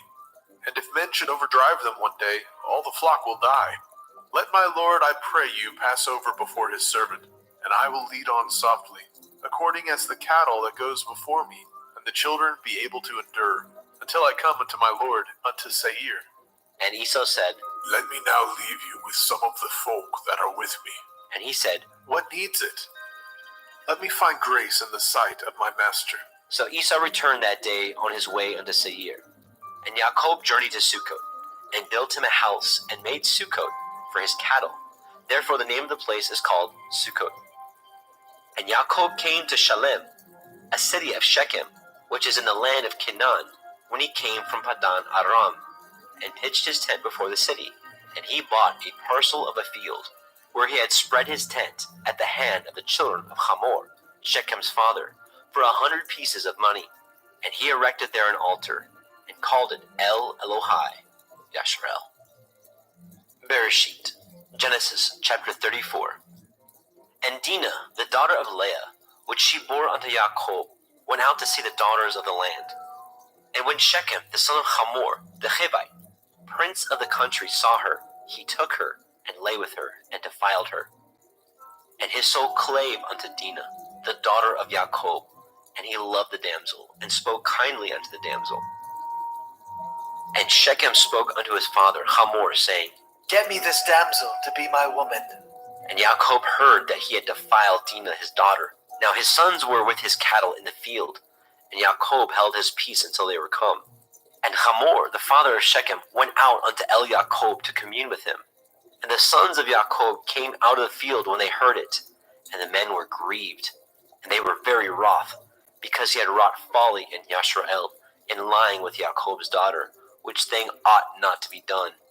And Hamor communed with them, saying, The soul of my son Shechem longs for your daughter. I pray you, give her him to be his woman, and make ye marriages with us, and give your daughters unto us, and take our daughters unto you. And ye shall dwell with us, and the land shall be before you. Dwell and trade ye therein, and get you possessions therein. And Shechem said unto her father, and unto her brethren, Let me find grace in your eyes, and what ye shall say unto me I will give. Ask me never so much dowry and gift, and I will give according as ye shall say unto me. But give me the damsel to be my woman. The sons of Jacob answered Shechem and Hamor his father deceitfully, and said, Because he had defiled Dinah their sister. And they said unto them, We cannot do this thing, to give our sister to one that is uncircumcised, for that were a reproach unto us. But in this we will consent unto you, if ye will be as we be, that every male of you be circumcised. Then will we give our daughters unto you, and we will take your daughters unto us, and we will dwell with you, and we will become one people. But if ye will not hearken unto us to be circumcised, then we will take our daughter, and we will be gone. And their words pleased Hamor, and Shechem, Hamor's son.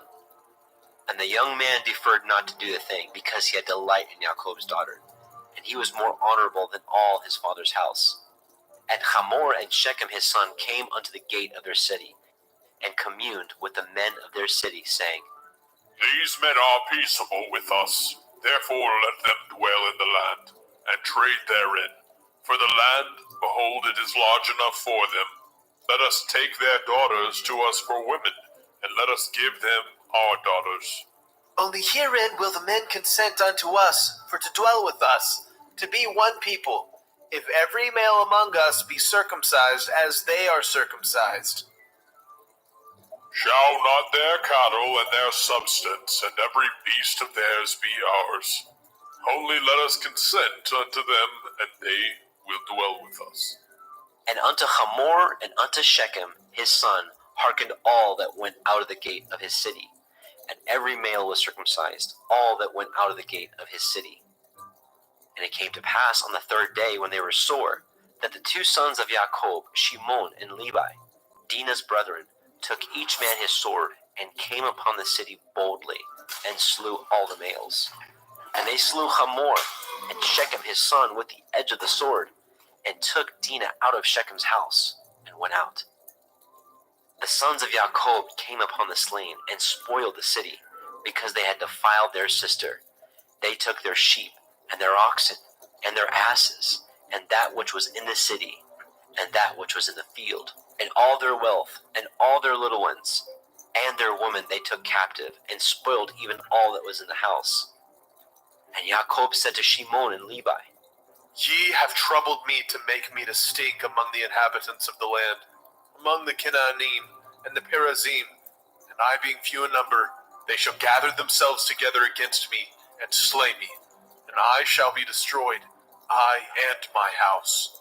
and they said, Should he deal with our sister as with a harlot? Bereshit, Genesis, chapter 35. And Elohim said unto Jacob, Arise, go up to Bethel, and dwell there, and make there an altar unto Elohim, that appeared unto you when you fled from the face of Esau your brother. Then Jacob said unto his household, and to all that were with him, Put away the strange Elohai that are among you, and be clean, and change your garments, and let us arise, and go up to Bethel, and I will make there an altar unto Elohim, who answered me in the day of my distress, and was with me in the way which I went. And they gave unto Jacob all the strange Elohai which were in their hand, and all their earrings which were in their ears. And Jacob hid them under the oak which was by Shechem. And they journeyed, and the terror of Elohim was upon the cities that were round about them, and they did not pursue after the sons of Jacob. So Jacob came to Luz, which is in the land of Canaan, that is, Beit El, he and all the people that were with him. And he built there an altar, and called the place Beit El, because there Elohim appeared unto him, when he fled from the face of his brother. But Deborah, Rivkah's nurse, died, and she was buried beneath Beit El under an oak, and the name of it was called Alon Bakut. And Elohim appeared unto Jacob again, when he came out of Padan Aram, and blessed him. And Elohim said unto him, Your name is Yaakov. Your name shall not be called any more Yaakov, but Yasharel shall be your name. and he called his name Yasharel. And Elohim said unto him, I am El Shaddai. Be fruitful and multiply.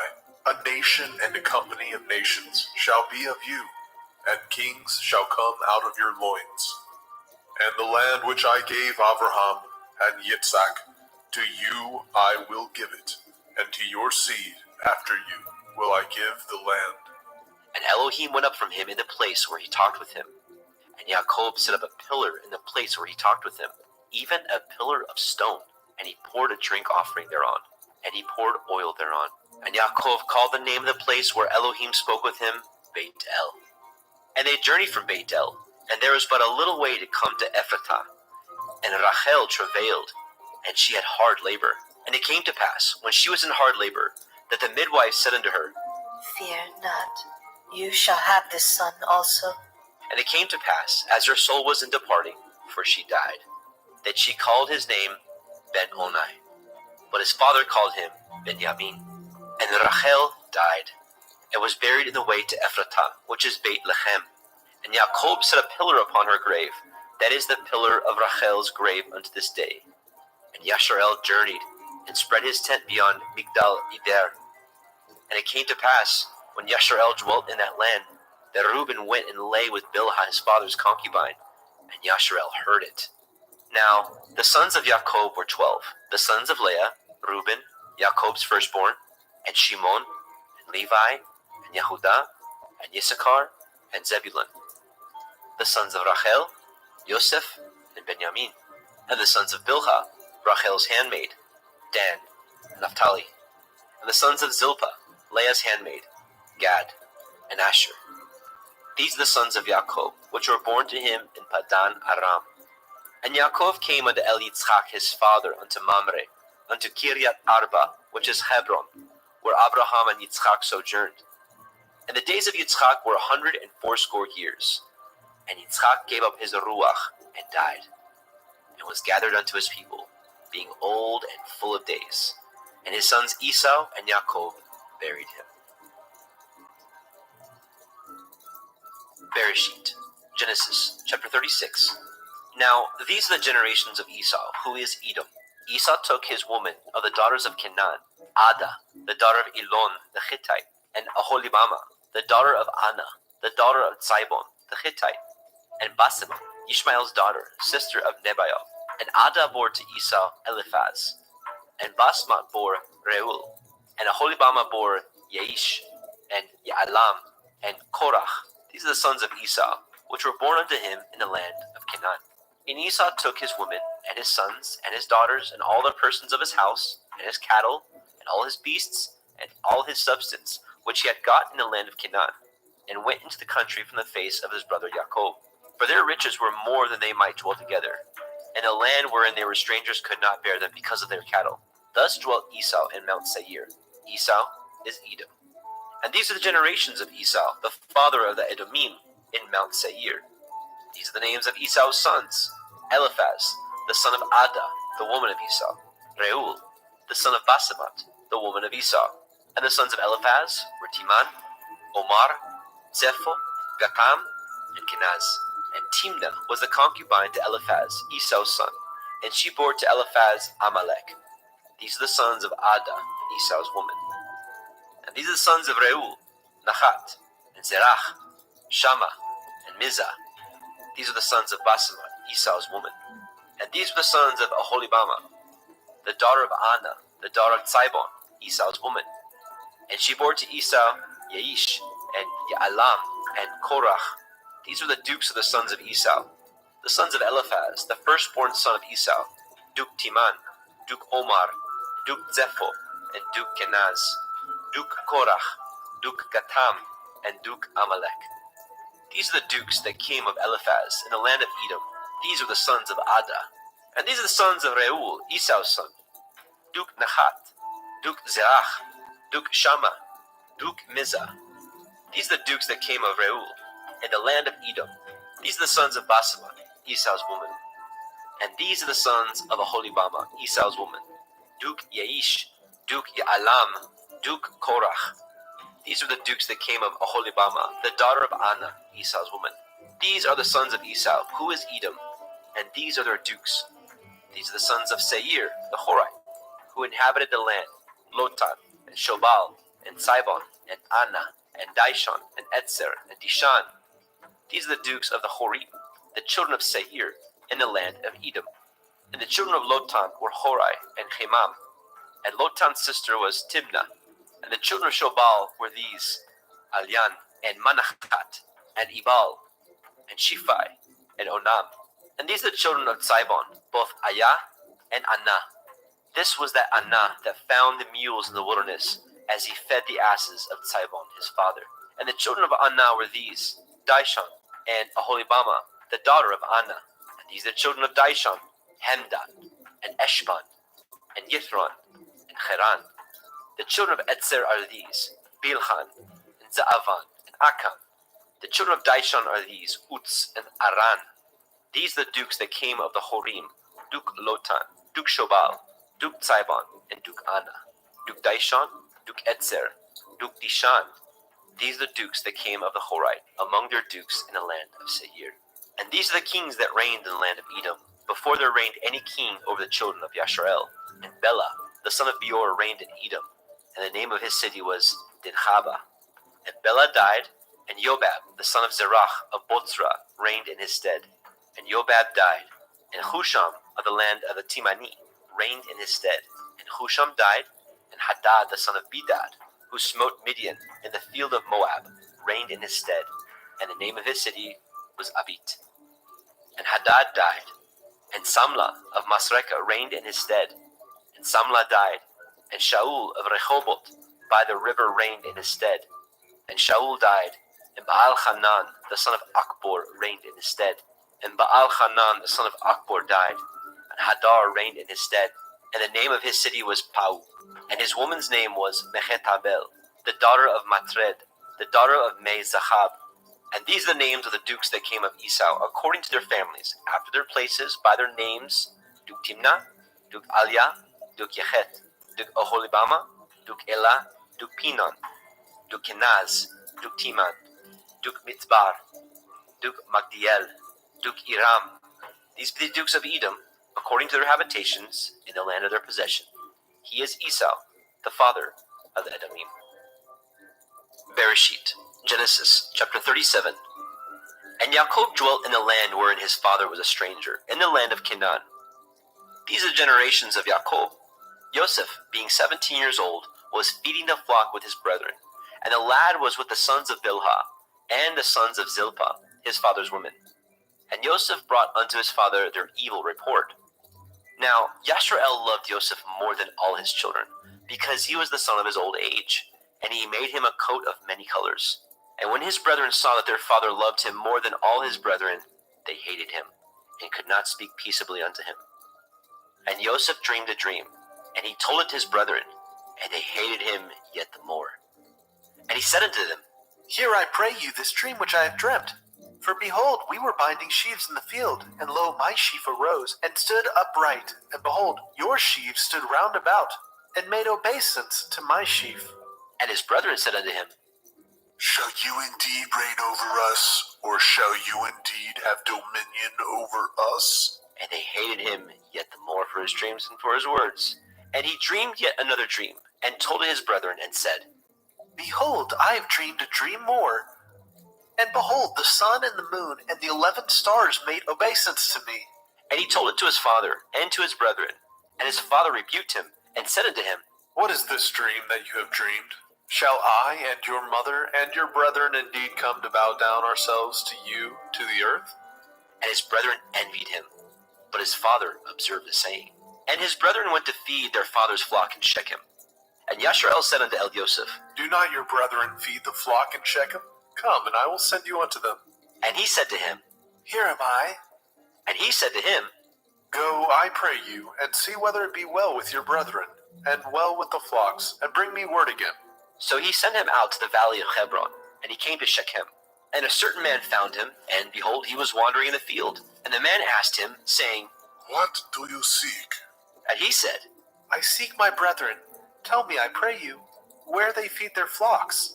And the man said, They are departed hence, for I heard them say, Let us go to Dothan. And Yosef went after his brethren, and found them in Dothan. And when they saw him afar off, even before he came near unto them, they conspired against him to slay him. And they said one to another, Behold, this dreamer comes.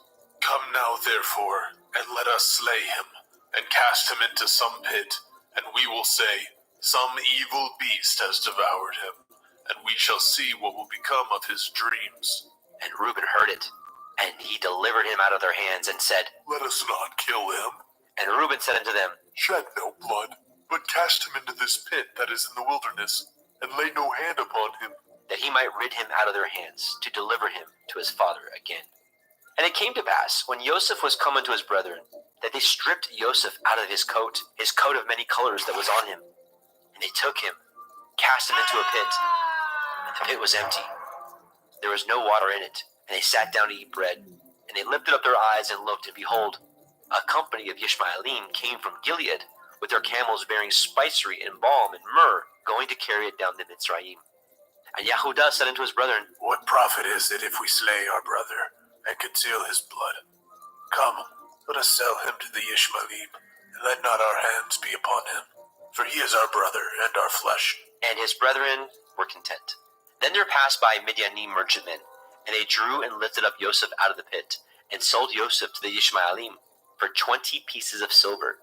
And they brought Yosef into Mitzrayim. And Reuben returned into the pit, and behold, Yosef was not in the pit, and he rent his clothes. And he returned to his brethren and said, The child is not, and I, whither shall I go?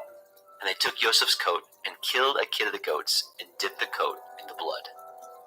And they sent the coat of many colors. And they brought it to their father and said, This we have found. Know whether it be your son's coat or no. And he knew it, and said, It is my son's coat. An evil beast has devoured him. Joseph is without doubt rent in pieces. And Jacob rent his clothes, and put sackcloth upon his loins, and mourned for his son many days. And all his sons and all his daughters rose up to comfort him, but he refused to be comforted. And he said, For I will go down into Sheol unto my son, mourning. Thus his father wept for him. And the Midianim sold him into Mitzrayim unto Potiphar, an officer of Pharaoh's, and a captain of the guard. Bereshit, Genesis chapter 38. And it came to pass at that time that Yehuda went down from his brethren, and turned into a certain Adullamite, whose name was Hira. And Yehuda saw there a daughter of a certain Canaanite, whose name was Shuach, and he took her, and went in unto her. And she conceived and bore a son, and he called his name And she conceived again and bore a son, and called his name Onan. And she yet again conceived and bore a son, and called his name Shelach. And he was at Keziv when she bore him. And Yehuda took a woman for his firstborn, whose name was Tamar. And Yehuda's firstborn, was wicked in the sight of Yahweh, and Yahweh slew him. And Yehuda said unto Onan, Go into your brother's woman, and marry her, and raise up seed to your brother. And Onan knew that the seed should not be his. And it came to pass, when he went in unto his brother's woman, that he spilled it on the ground, lest that he should give seed to his brother. And the thing which he did displeased Yahweh, wherefore he slew him also. Then said Yehuda to Tamar his daughter-in-law, Remain a widow at your father's house, till Shelach my son be grown. For he said, Lest, perchance, he die also, as his brethren did. And Tamar went and dwelt in her father's house. And in process of time, the daughter of Shuach, Yehuda's woman, died. And Yehuda was comforted, and went up unto his sheep shearers, to Timnatha, and his friend Hira, the Adullamite. And it was told Tamar, saying, Behold, your father-in-law goes up to Timnah to shear his sheep. And she put her widow's garments off from her, and covered her with a veil, and wrapped herself, and sat in an open place, which is by the way to Timnah. For she saw that Shelach was grown, and she was not given unto him to be his woman. When Yehuda saw her, he thought her to be a harlot, because she had covered her face. And he turned unto her by the way, and said, Go to, I pray you, let me come in unto you. For he knew not that she was his daughter-in-law. And she said, What will you give me, that you may come in unto me? And he said, I will send you a kid from the flock. And she said, Will you give me a pledge till you send it? And he said, What pledge shall I give you? And she said, Your signet, your bracelets, and your staff that is in your hand. And he gave it her, and came in unto her, and she conceived by him. And she arose and went away, and laid by her veil from her, and put on the garments of her widowhood.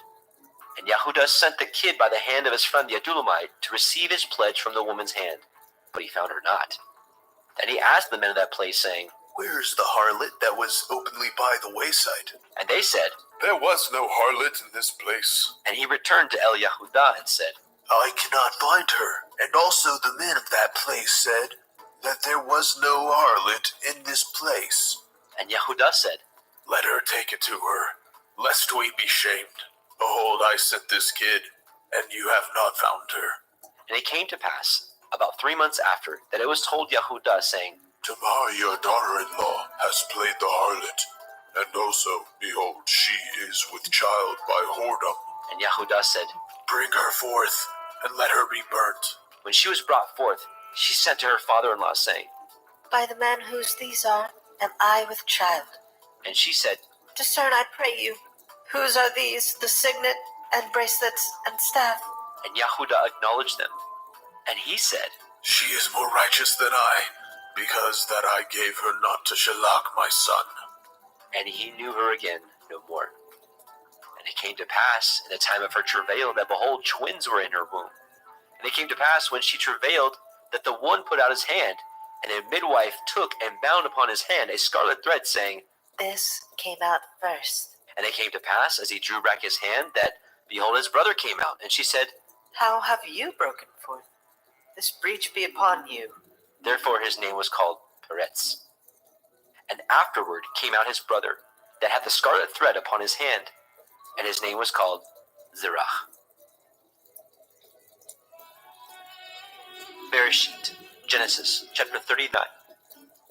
And Joseph was brought down to Mitzrayim, and Potiphar, an officer of Pharaoh, captain of the guard of Mitzrayim, brought him of the hands of the Ishmaelim, which had brought him down thither.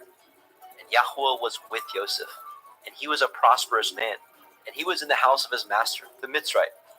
And his master saw that Yahuwah was with him, and that Yahuwah made all that he did to prosper in his hand. And Joseph found grace in his sight, and he served him, and he made him overseer of his house, and all that he had he put into his hand. And it came to pass, from the time that he had made him overseer in his house, and over all that he had, that Yahuwah blessed the Mitzrayim's house for Joseph's sake. And the blessing of Yahuwah was upon all that he had in the house and in the field. And he left all that he had in Joseph's hand, and he knew not aught he had, save the bread which he did eat. And Joseph was a goodly person, and well favored. And it came to pass after these things, that his master's woman cast her eyes upon Joseph. And she said, Lie with me. But he refused, and said unto his master's woman, Behold, my master knows not what is with me in the house, and he has committed all that he has to my hand. There is none greater in this house than I, neither has he kept back anything from me but you, because you are his woman. How then can I do this great wickedness and sin against Elohim? And it came to pass, as she spoke to Joseph day by day, that he hearkened not unto her, to lie by her, or to be with her.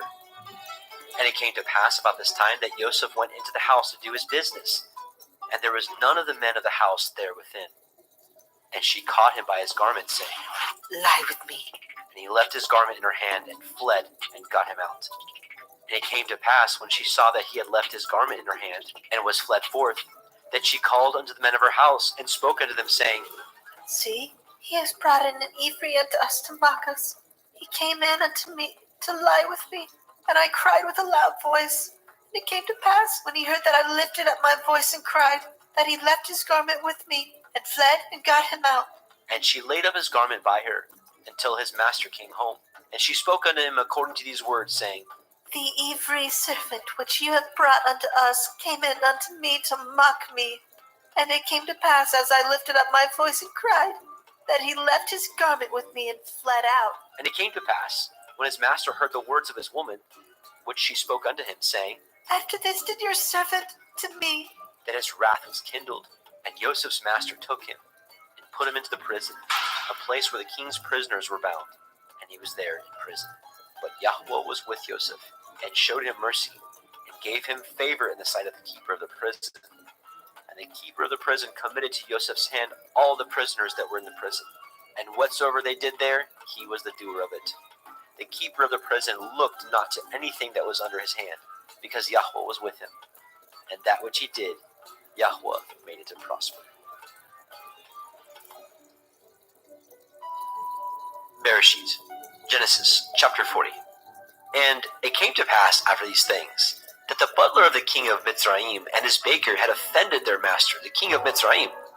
And Pharaoh was wroth against his two officers, against the chief of the butlers, and against the chief of the bakers. And he put them in ward in the house of the captain of the guard, into the prison, the place where Joseph was bound. And the captain of the guard charged Joseph with them, and he served them, and they continued a season in ward.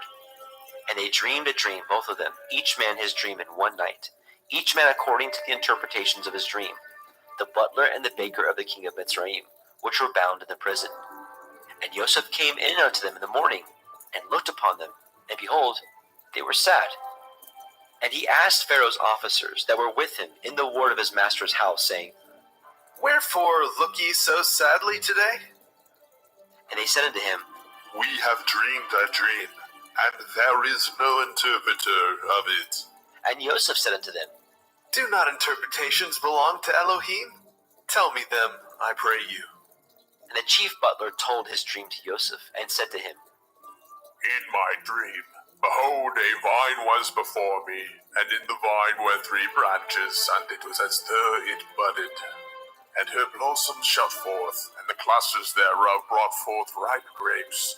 And Pharaoh's cup was in my hand, and I took the grapes, and pressed them into Pharaoh's cup, and I gave the cup into Pharaoh's hand. And Joseph said unto him, This is the interpretation of it. The 3 branches are 3 days. Yet within 3 days shall Pharaoh lift up your head, and restore you unto your place, and you shall deliver Pharaoh's cup into his hand, after the former manner when you were his butler. But think on me when it shall be well with you, and show kindness, I pray you, unto me, and make mention of me unto Pharaoh, and bring me out of this house. For indeed I was stolen out of the land of the Ephraim, and here also have I done nothing that they should put me into the dungeon. When the chief baker saw that the interpretation was good, he said unto Elioseph, I was also in my dream, and behold, I had 3 white baskets on my head. And in the uppermost basket there was of all manner of baked meats for Pharaoh. And the birds did eat them out of the basket upon my head. And Joseph answered and said, This is the interpretation thereof. The 3 baskets are 3 days.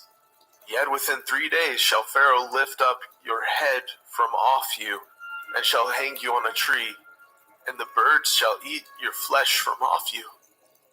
And it came to pass on the 3rd day, which was Pharaoh's birthday, that he made a feast unto all his servants, and he lifted up the head of the chief butler and of the chief baker among his servants. And he restored the chief butler unto his butlership again, and he gave the cup into Pharaoh's hand. But he hanged the chief baker, as Joseph had interpreted to them. Yet did not the chief butler remember Joseph.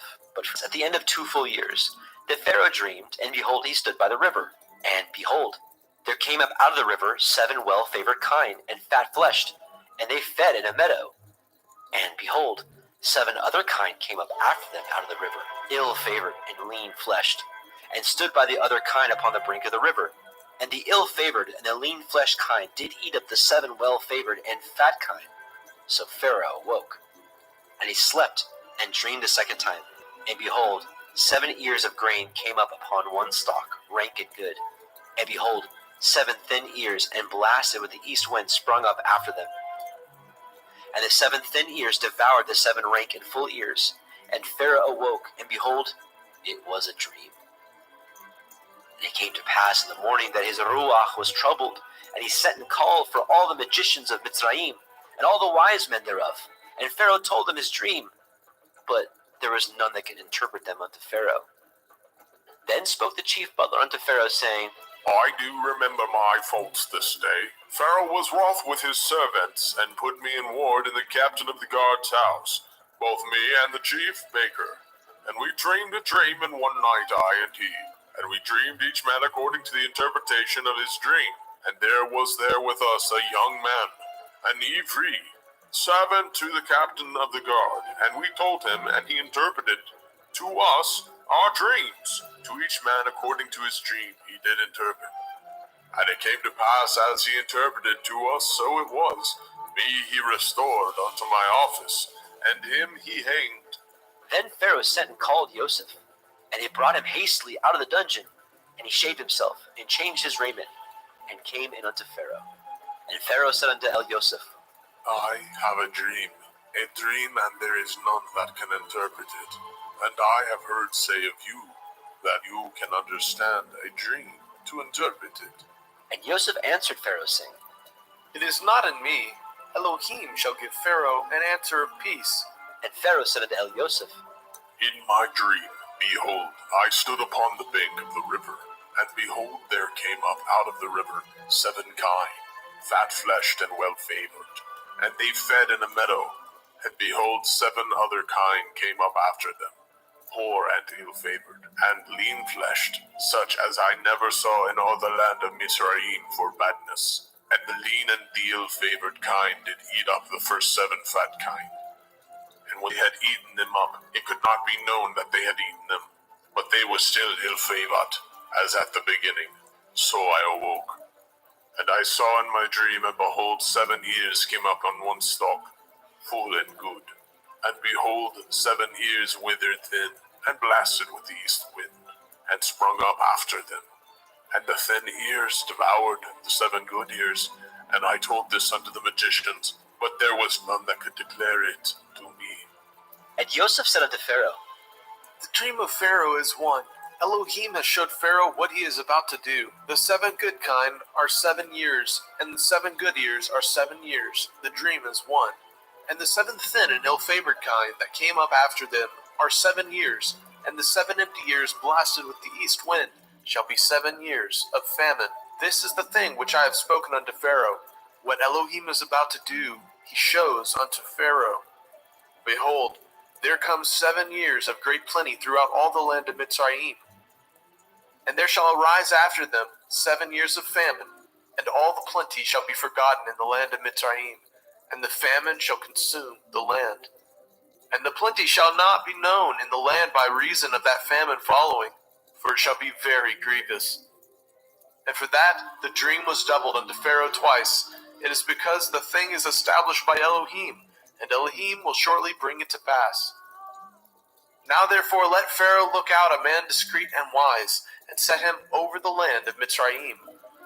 Let Pharaoh do this, and let him appoint officers over the land, and take up the 5th part of the land of Mitzrayim in the 7 plenteous years, and let them gather all the food of those good years that come, and lay up grain under the hand of Pharaoh, and let them guard food in the cities. And that food shall be forestored to the land against the 7 years of famine, which shall be in the land of Mitzrayim, that the land perish not through the famine. And the thing was good in the eyes of Pharaoh, and in the eyes of all his servants.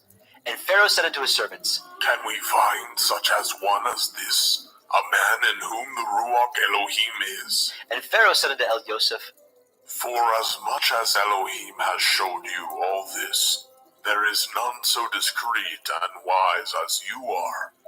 You shall be over my house, and according to your word shall all my people be ruled. Only in the throne will I be greater than you. And Pharaoh said unto Joseph, See, I have set you over all the land of Mitzrayim. And Pharaoh took off his ring from his hand, and put it upon Joseph's hand, and arrayed him in vestures of fine linen, and put a gold chain about his neck. And he made him to ride in the 2nd chariot which he had. And they cried before him, Bow the knee! And he made him ruler over all the land of Mitzrayim. And Pharaoh said unto Joseph, I am Pharaoh, and without you shall no man lift up his hand, or his foot in all the land of Mitzrayim. And Pharaoh called Joseph's name Zophnath Paneach. And he gave him to be his woman Asenath, the daughter of Potipherah, priest of On. And Joseph went out over all the land of Mitzrayim. And Joseph was 30 years old when he stood before Pharaoh, king of Mitzrayim. And Joseph went out from the presence of Pharaoh, and went throughout all the land of Mitzrayim. And in the 7 plenteous years the earth brought forth by handfuls. And he gathered up all the food of the 7 years, which were in the land of Mitzrayim, and laid up the food in the cities. The food of the field, which was round about every city, he laid up in the same. And Joseph gathered grain as the sand of the sea very much, until he left numbering, for it was without number. And unto Joseph were born 2 sons before the years of famine, which Asenath, the daughter of Potipherah, priest of On, bore unto him. And Joseph called the name of the firstborn Manasseh. For Elohim, Said he, has made me forget all my toil, and all my father's house. and the name of the second called he Ephraim. For Elohim has caused me to be fruitful in the land of my affliction. And the 7 years of plenteousness that was in the land of Mitzrayim were ended. And the 7 years of famine began to come, according as Joseph had said. And the famine was in all the lands. But in all the land of Mitzrayim there was bread. And when all the land of Mitzrayim was famished, the people cried to Pharaoh for bread. And Pharaoh said unto all the Mitzrayim, Go unto Joseph. What he says to you, do. And the famine was over all the face of the earth. And Joseph opened all the storehouses, and sold unto the Mitzrayim. And the famine waxed sore in the land of Mitzrayim. And all the countries came into Mitzrayim to El Yosef for to buy grain, because that the famine was so sore in all the lands. Bereshit, Genesis chapter 42. Now, when Yaakov saw that there was grain in Mitzrayim, Yaakov said unto his sons, Why do ye look one upon another? and he said, Behold, I have heard that there is grain in Mitzrayim. Get you down thither, and buy for us from thence, that we may live and not die. And Joseph's 10 brethren went down to buy grain in Mitzrayim. But Benjamin, Joseph's brother, Yaakov, sent not with his brethren, for he said, Lest perchance mischief befall him. And the sons of Yasharel came to buy grain among those that came, for the famine was in the land of Canaan. And Joseph was the governor over the land. And he it was that sold to all the people of the land. And Joseph's brethren came and bowed down themselves before him with their faces to the earth. And Joseph saw his brethren, and he knew them. But he made himself strange unto them, and spoke roughly unto them. And he said unto them, Whence come ye? And they said, From the land of Canaan, to buy food. And Joseph knew his brethren, but they knew not him. And Joseph remembered the dreams which he dreamed of them, and said unto them, Ye are spies, to see the nakedness of the land ye are come. And they said unto him, Nay, my lord, but to buy food are your servants come. We are all one man's sons. We are true men. Your servants are no spies. And he said unto them, Nay, but to see the nakedness of the land ye are come. And they said, Your servants are 12 brethren, the sons of one man in the land of Canaan. And behold, the youngest is this day with our father, and one is not. And Joseph said unto them, That is that I spoke unto you, saying, Ye are spies. Hereby ye shall be proved. By the life of Pharaoh ye shall not go forth hence, except your youngest brother come hither. Send one of you, and let him fetch your brother. And ye shall be kept in prison, that your words may be proved, whether there be any truth in you. Or else by the life of Pharaoh surely ye are spies. And he put them all together into ward 3 days. And Joseph said unto them the 3rd day, This do and live, for I fear Elohim. If ye be true men, let one of your brethren be bound in the house of your prison. Go ye, carry grain for the famine of your houses. But bring your youngest brother unto me. So shall your words be verified, and ye shall not die. And they did so. And they said one to another, We are truly guilty concerning our brother, in that we saw the anguish of his soul when he besought us, and we would not hear. Therefore is this distress come upon us. And Reuben answered them, saying, Spoke I not unto you, saying, Do not sin against the child, and ye would not hear? Therefore, behold, also his blood is required. And they knew not that Joseph understood them, for he spoke unto them by an interpreter. And he turned himself about from them, and wept, and returned to them again, and communed with them, and took from them Shimon, and bound him before their eyes. Then Joseph commanded to fill their sacks with grain, and to restore every man's money into a sack, and to give them provision for the way, and thus he did unto them. And he laded their asses with grain, and departed thence. And as one of them opened his sack, to give his ass provender in the inn, he espied his money, for, behold, it was in the sack's mouth. And he said unto his brethren, My money is restored, and lo, it is even in my sack. And their heart failed them. And they were afraid, saying one to another, What is this that Elohim has done unto us? And they came unto El Yaakov their father, unto the land of Canaan, and told him all that befell unto them, saying, The man who is the Lord of the land spoke roughly to us, and took us for spies of the country. And we said unto him, We are true men, we are no spies. We be 12 brethren, sons of our father. One is not, and the youngest is this day with our father in the land of Canaan. And the man, the Lord of the country, said unto us, Hereby shall I know that ye are true men. Leave one of your brethren here with me, and take food for the famine of your households, and be gone. And bring your youngest brother unto me. Then shall I know that ye are no spies, but that ye are true men. So will I deliver you and your brother, and ye shall traffic in the land. And it came to pass, as they emptied their sacks, that behold, every man's bundle of money was in his sack. And when both they and their father saw the bundles of money, they were afraid. And Yaakov their father said unto them, Me have you bereaved of my children. Joseph is not, and Shimon is not, and ye will take Benjamin away? All these things are against me. And Reuben spoke unto his father, saying, Slay my 2 sons, if I bring him not to you. Deliver him into my hand, and I will bring him to you again. And he said, My son shall not go down with you, for his brother is dead, and he is left alone, if mischief befall him by the way in which ye go. Then ye shall bring down my gray hairs with sorrow to Sheol.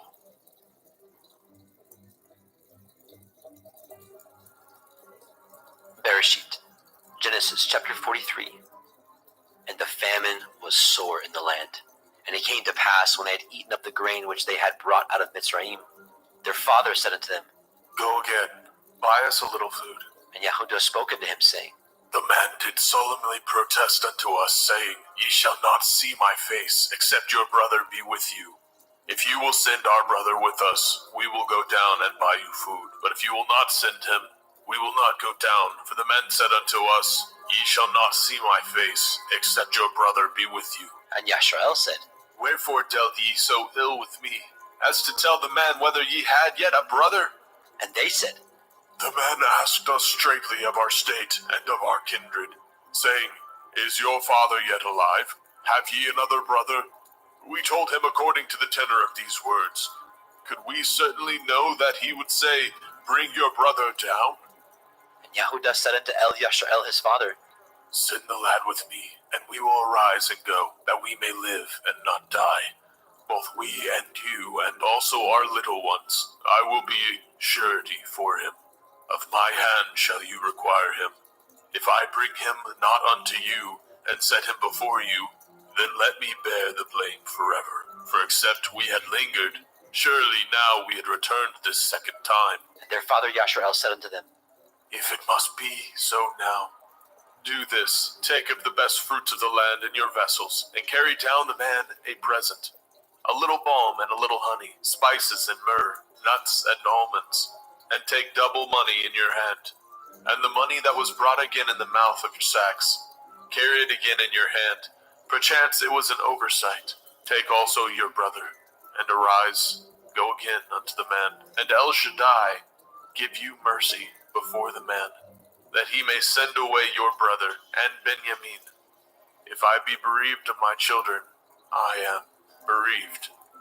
And the men took that present, and they took double money in their hand, and Benjamin, and rose up, and went down to Mitzrayim, and stood before Joseph. And when Joseph saw Benjamin with them, he said to the ruler of his house, Bring these men home, and slay, and make ready, for these men shall dine with me at noon. And the man did as Joseph bade, and the man brought the men into Joseph's house. And the men were afraid, because they were brought into Joseph's house. And they said, Because of the money that was returned in our sacks at the first time are we brought in, that he may seek occasion against us, and fall upon us, and take us for bondmen and our asses. And they came near to the steward of Joseph's house, and they communed with him at the door of the house, and said, O sir, we came indeed down at the first time to buy food, and it came to pass when we came to the inn, that we opened our sacks, and behold, every man's money was in the mouth of his sack, our money in full weight, and we have brought it again in our hand. And other money have we brought down in our hands to buy food. We cannot tell who put our money in our sacks. And he said, Peace be to you. Fear not, your Elohim and the Elohim of your father has given you treasure in your sacks. I had your money. And he brought Shimon out unto them. And the man brought the men into Joseph's house, and gave them water, and they washed their feet, and he gave their asses provender. And they made ready the present against Joseph, came at noon, for they heard that they should eat bread there. And when Joseph came home, they brought him the present which was in their hand into the house, and bowed themselves to him to the earth. And he asked them of their welfare, and said, Is your father well? The old man of whom ye spoke, is he yet alive? And they answered, Your servant's father is in good health. He is yet alive. And they bowed down their heads and made obeisance. And he lifted up his eyes and saw his brother Benjamin, his mother's son, and said, Is this your younger brother, of whom ye spoke unto me? and he said, Elohim be gracious unto you, my son. and Joseph made haste, for his heart did yearn upon his brother. And he sought where to weep, and he entered into his chamber and wept there. And he washed his face and went out and refrained himself and said, Set on bread. And they set on for him by himself, and for them by themselves, and for the Mitzrayim which did eat with him by themselves, because the Mitzrayim might not eat bread with the Ibrim, for that is an abomination unto the Mitzrayim. And they sat before him, the firstborn according to his birthright, and the youngest according to his youth. And the men marveled one at another. And he took and sent messes unto them from before him. But Benjamin's mess was 5 times so much as any of theirs.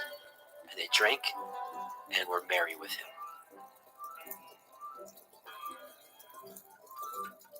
Bereshit, Genesis chapter 44. And he commanded the steward of his house, saying, Fill these men's sacks with food as much as they can carry, and put every man's money in his sack's mouth, and put my cup, the silver cup, in the sack's mouth of the youngest, and his grain money. And he did according to the word that Joseph had spoken. As soon as the morning was light, the men were sent away, and their asses. And when they were gone out of the city, and not yet afar off, Joseph said unto his steward, Up, follow after the men, and when you do overtake them, say unto them, Wherefore have ye rewarded evil for good? Is not this which my Lord drinks, and whereby indeed he divines? Ye have done evil in so doing. And he overtook them, and he spoke unto them these same words. And they said unto him, Wherefore says my Lord these words? Far be it from your servants should do according to this thing. Behold, the money which we found in our sack's mouth, we brought again unto you out of the land of Canaan. How then should we steal out of your Lord's house silver or gold? With whomsoever your servant it be found, let him die, and we also will be my Lord's bondmen. and he said, Now also let it be according to your words. He with whom it is found shall be my servant, and ye shall be blameless. Then they speedily took down every man his sack to the ground, and opened every man his sack. And he searched, and began at the eldest, and left the youngest. And the cup was found in Benjamin's sack. Then they rent their clothes, and laded every man his ass, and returned to the city. And Yehudah and his brethren came to Joseph's house, for he was yet there. And they fell before him on the ground. And Joseph said unto them, What deed is this that ye have done? Know ye not that such a man as I can certainly divine? And Yehudah said, What shall we say unto my Lord? What shall we speak? Or how shall we clear ourselves? Elohim has found out the iniquity of your servants. Behold, we are my Lord's servants, both we and he also with whom the cup is found. And he said, Far be it that I should do so. But the man in whose hand the cup is found, he shall be my servant. And as for you, get you up in peace unto your father. Then Yehudah came near unto him and said, O my Lord, let your servant, I pray you, speak a word in my Lord's ears, and let not your anger burn against your servant, for you are even as Pharaoh, my Lord, asked his servant, saying, Have ye a father or a brother? And we said unto my Lord, We have a father, an old man, and a child of his old age, a little one, and his brother is dead, and he alone is left of his mother, and his father loves him. And you said unto your servants, Bring him down unto me, that I may set my eyes upon him. And we said unto my Lord, The lad cannot leave his father, for if he should leave his father would die. And you said unto your servants, Except your youngest brother come down with you, ye shall see my face no more. And it came to pass, when we came up unto your servant my father, we told him the words of my Lord. And our father said, Go again, and buy us a little food. And we said, We cannot go down. If our youngest brother be with us, then will we go down. For we may not see the man's face, except our youngest brother be with us. And your servant my father said unto us, Ye know that my woman bore me 2 sons, and the one went out from me. And I said, Surely he is torn in pieces. And I saw him not since. And if ye take this also from me, and mischief befall him, ye shall bring down my gray hairs with sorrow to Sheol. Now therefore, when I come to your servant my father, and the lad be not with us, seeing that his life is bound up in the lad's life, it shall come to pass, when he sees that the lad is not with us, that he will die. And your servant shall bring down the gray hairs of your servant our father with sorrow to Sheol. For your servant became surety for the lad unto my father, saying, If I bring him not unto you, then I shall bear the blame to my father forever. Now therefore I pray you, let your servant abide instead of the lad, a bondman to my lord, and let the lad go up with his brethren. For how shall I go up to my father, and the lad be not with me, lest perchance I see the evil that shall come on my father?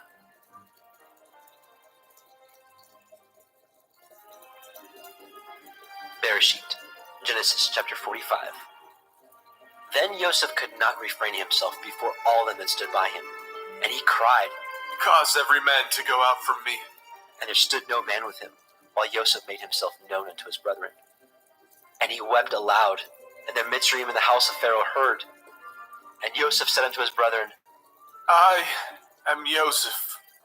Does my father yet live? And his brethren could not answer him, for they were troubled at his presence.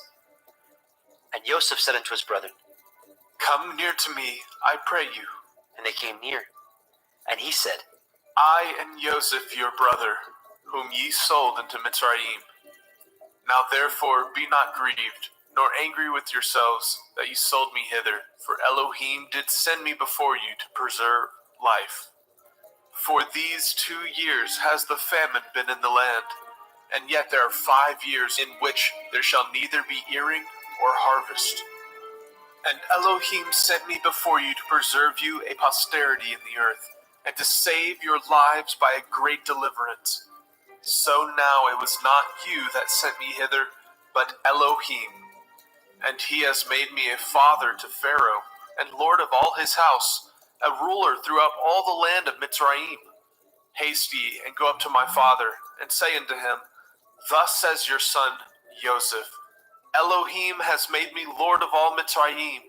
Come down unto me, tarry not, and you shall dwell in the land of Goshen, and you shall be near unto me, you and your children, and your children's children, and your flocks, and your herds, and all that you have.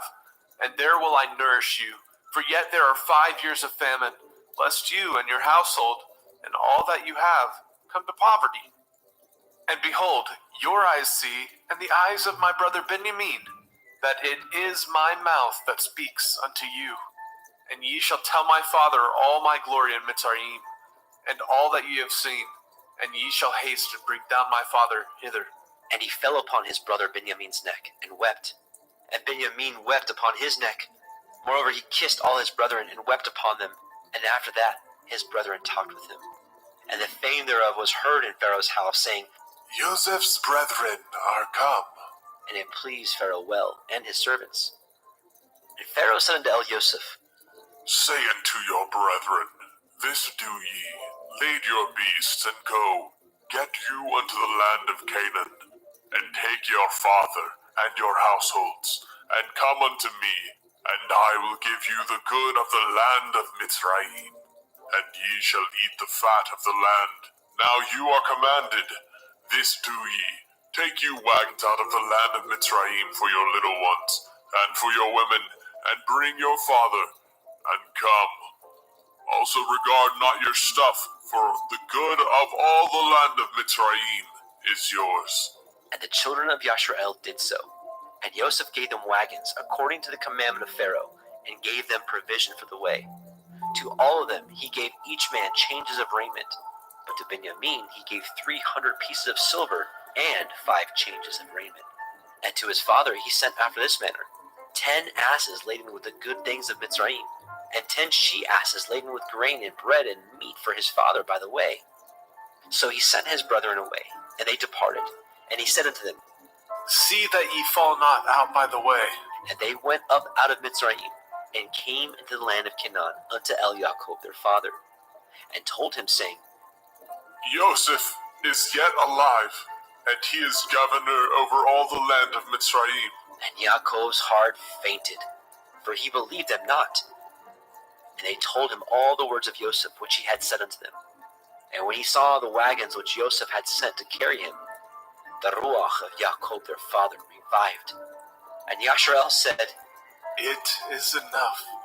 Joseph, my son, is yet alive. I will go and see him before I die.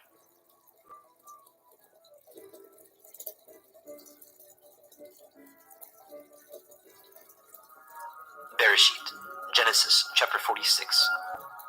And Yashrael took his journey with all that he had, and came to Beersheba, and offered sacrifices unto the Elohim of his father Yitzchak. And Elohim spoke unto Yashrael in the visions of the night, and said, Yaakov, Yaakov. And he said, Here am I. And he said, I am El, the Elohai of your father. Fear not to go down into Mitzrayim, for I will there make of you a great nation. I will go down with you into Mitzrayim, and I will also surely bring you up again. And Joseph shall put his hand upon your eyes. And Yaakov rose up from Beersheba, and the sons of Yashrael carried Yaakov their father, and their little ones, and their women, in the wagons which Pharaoh had sent to carry him. And they took their cattle and their goods which they had gotten in the land of Canaan, and came in unto Mitzrayim, Yaakov and all his seed with him, his sons and his sons' sons with him, his daughters and his sons' daughters, and all his seed brought he with him into Mitzrayim. And these are the names of the children of Yashrael, which came into Mitzrayim: Yaakov and his sons, Reuben, Yaakov's firstborn, and the sons of Reuben, Chanok, and Palu, and Chethron, and Carmi, and the sons of Shimon, Yemuel, and Yamin, and Ohad, and Yakin, and Sochar, and Shaul, the son of the Canaanite woman, and the sons of Levi, Gershon, Kohath, and Merari, and the sons of Yehudah, and Onan, and Shelach, and Peretz, and Zerach. The and Onan died in the land of Canaan. And the sons of Peretz were Chetzron, and Chamul. And the sons of Yisachar, Tola, and Pua, and Yob, and Shimron. And the sons of Zebulun, Sered, Elon, and Yachleel. These be the sons of Leah, which she bore unto Jacob in Padan Aram, with his daughter Dinah. All the souls of his sons and his daughters were 33. And the sons of Gad, Tzipon, and Haggai, and Shunai, and Etzbon, and Eri, and Arodai, and Arelai. And the sons of Asher, Yimna, Yishva, Yishbai, Beriah, and Serach their sister. And the sons of Beriah, Heber, Malkiel. These are the sons of Zilpah, whom Laban gave to Leah his daughter. And these she bore unto Jacob, even 16 souls. The sons of Rachel, Jacob's woman, Joseph, and Benjamin. And unto Joseph in the land of Mitzrayim were born Menashe and Ephraim, which Asenath, the daughter of Potiphera, priest of On, bore unto him. And the sons of Benjamin were Bela, and Becher, and Ashbel, and Gera, and Naaman, and Echai, and Rosh, and Mupim, and Hupim, and Ard. These are the sons of Rachel, which were born unto Jacob. All the souls were 14. And the sons of Dan, Hushim. And the sons of Naphtali, Yachzeel, Gunai, Yetzer, and Shilem. These are the sons of Bilhah, which Laban gave unto Rachel his daughter. And she bore these unto Jacob. All the souls were 7. All the souls that came with Jacob into Mitzrayim, which came out of his loins, besides Jacob's sons' women, all the souls were 66. And the sons of Joseph, which were born him in Mitzrayim, were 2 souls.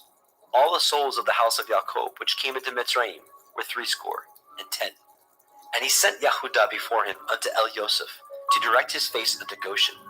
And they came into the land of Goshen. And Joseph made ready his chariot, and went up to meet Yashrael his father, to Goshen, and presented himself unto him. And he fell on his neck, and wept on his neck a good while. And Yashrael said unto El Yosef, Now let me die, since I have seen your face, because you are yet alive. And Yosef said unto his brethren, and unto his father's house, I will go up and show Pharaoh, and say unto him, My brethren and my father's house, which were in the land of Canaan, are come unto me, and the men are shepherds. For their trade has been to feed cattle, and they have brought their flocks and their herds, and all that they have. And it shall come to pass, when Pharaoh shall call you, and say, What is your occupation? That ye shall say, Your servant's trade has been about cattle from our youth, even until now, both we and also our fathers, that ye may dwell in the land of Goshen, for every shepherd is an abomination unto the Mitzrayim. Bereshit, Genesis, chapter 47. Then Yosef came and told Pharaoh and said, My father and my brethren, and their flocks, and their herds, and all that they have, are come out of the land of Canaan. And behold, they are in the land of Goshen.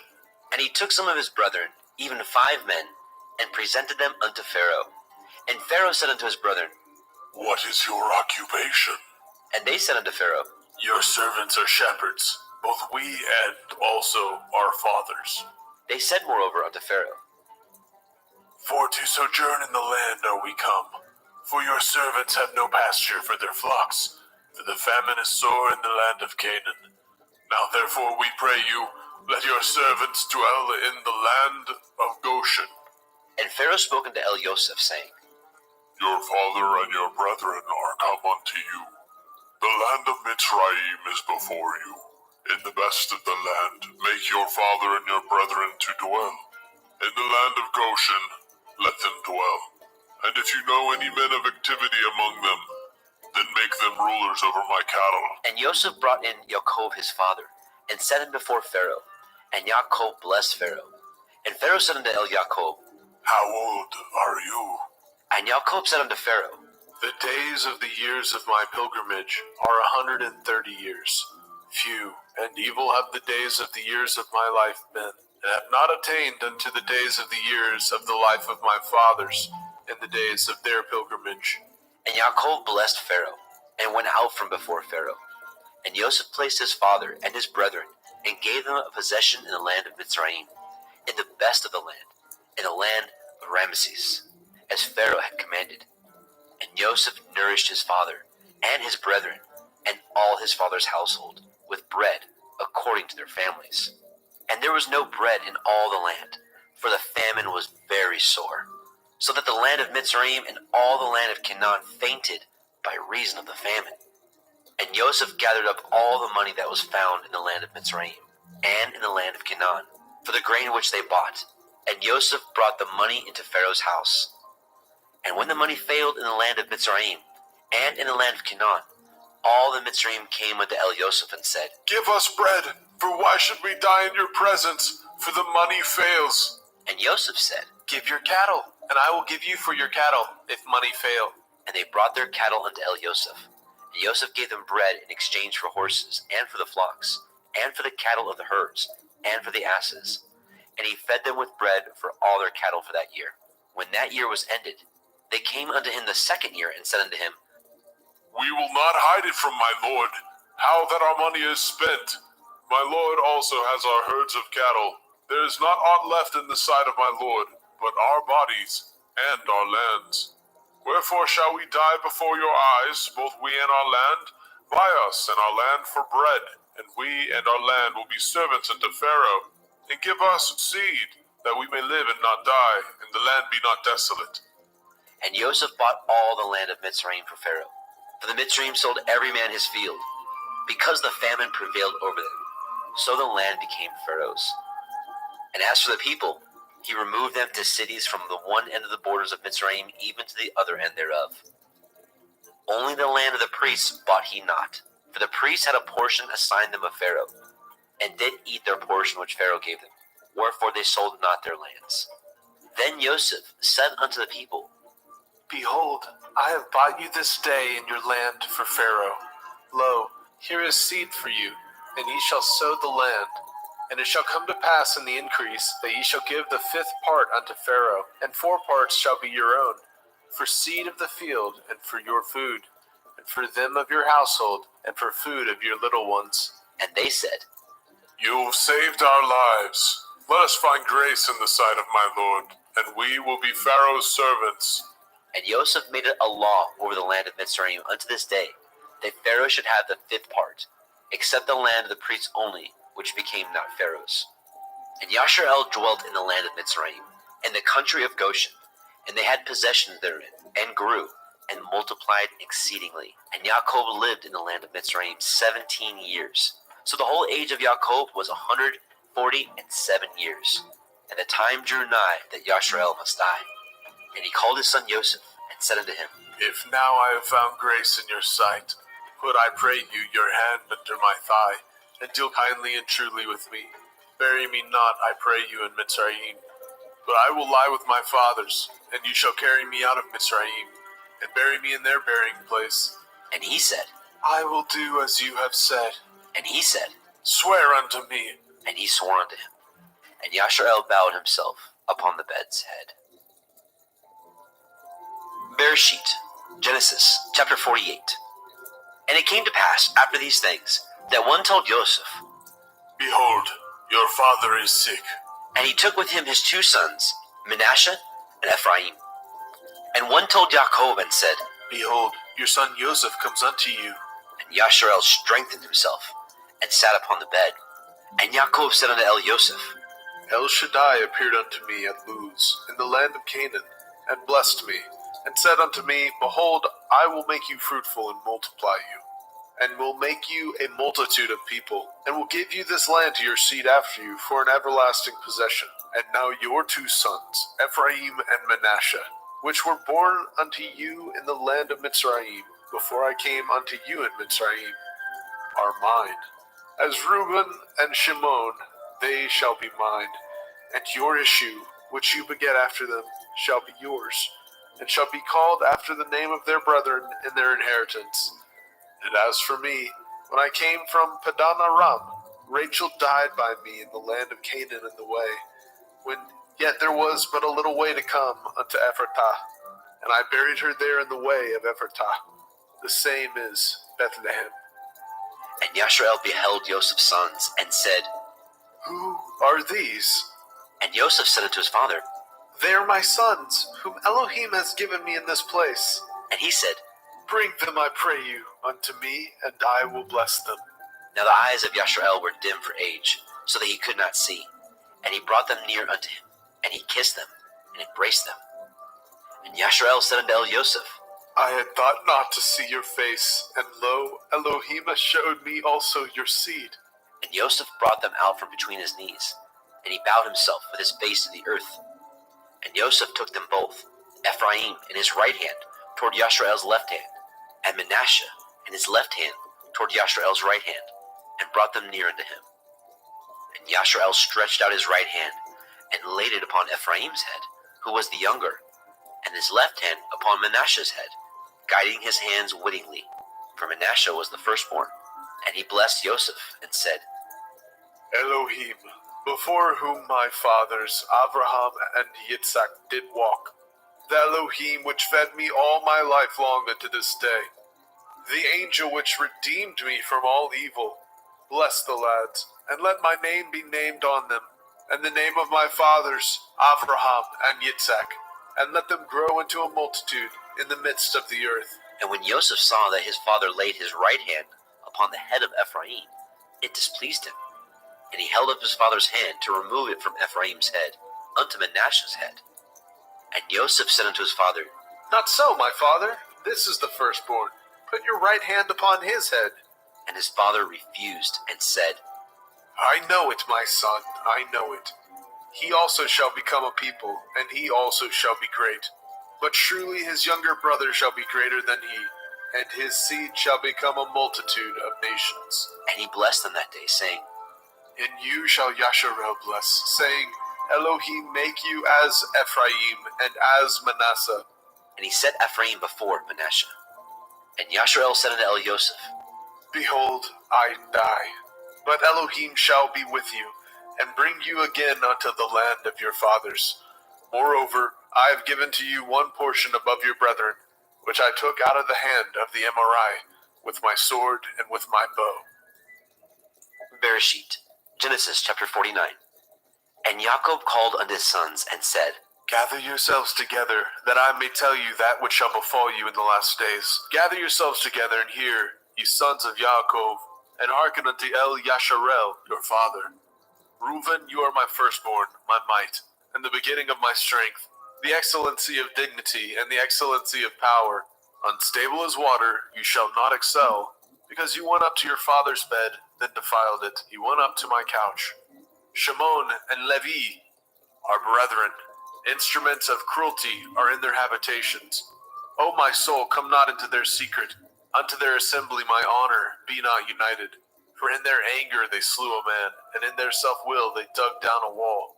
Cursed be their anger, for it was fierce, and their wrath, for it was cruel. I will divide them in Yaakov, and scatter them in Yasharel. Yehuda, you are he whom your brethren shall praise. Your hand shall be in the neck of your enemies. Your father's children shall bow down before you. Yehuda is a lion's whelp from the prey. My son, you are gone up. He stooped down. He couched as a lion, and as an old lion, who shall rouse him up? The scepter shall not depart from Yehuda, nor a Torah giver from between his feet, until Shiloh come. And unto him shall the gathering of the people be, binding his foal into the vine, and his ass's colt unto the choice vine. He washed his garments in wine, and his clothes in the blood of grapes. His eyes shall be red with wine, and his teeth white with milk. Zebulun shall dwell at the haven of the sea. He shall be for a haven of ships, and his border shall be unto Sidon. Issachar is a strong ass, couching down between two burdens. And he saw that the rest was good, and the land that it was pleasant, and bowed his shoulder to bear, and became a servant unto tribute. Dan shall judge his people, as one of the tribes of Yasharel. Dan shall be a serpent by the way, an adder in the path, that bites the horse heels, so that his rider shall fall backward. I have waited for your Yeshua, O Yahuwah. Gad, a troop shall overcome him, but he shall overcome at the last. Out of Asher his bread shall be fat, and he shall yield royal dainties. Naphtali is a hind let loose. He gives goodly words. Joseph is a fruitful bough, even a fruitful bough by a well, whose branches run over the wall. The archers have sorely grieved him, and shot at him, and hated him. But his bow abode in strength, and the arms of his hands were made strong, by the hands of the mighty Elohim of Yaakov. Even by the Elohim of your father, who shall help you, and by El Shaddai, who shall bless you, with blessings of heaven above, blessings of the deep that lie under, blessings of the breast and of the womb. The blessings of your father have prevailed above the blessings of my progenitors, unto the utmost bound of the everlasting hills. They shall be on the head of Joseph, and on the crown of the head of him that was separated from his brethren. Benjamin shall raven as a wolf. In the morning he shall devour the prey, and at night he shall divide the spoil. All these are the 12 tribes of Yasharel, and this is it that their father spoke unto them, and blessed them. Every one according to his blessing he blessed them. And he charged them, and said unto them, I am to be gathered unto my people. Bury me with my fathers, in the cave that is in the field of Ephron the Hittite, in the cave that is in the field of Machpelah, which is before Mamre, in the land of Canaan, which Abraham bought with the field of Ephron the Hittite, for a possession of a burying place. There they buried Abraham, and Sarah his woman. There they buried Yitzhak, and Rivkah his woman. And there I buried Leah. The purchase of the field, and of the cave that is therein, was from the children of Heth. And when Yaakov had made an end of commanding his sons, he gathered up his feet into the bed, and yielded up his ruach, and was gathered unto his people.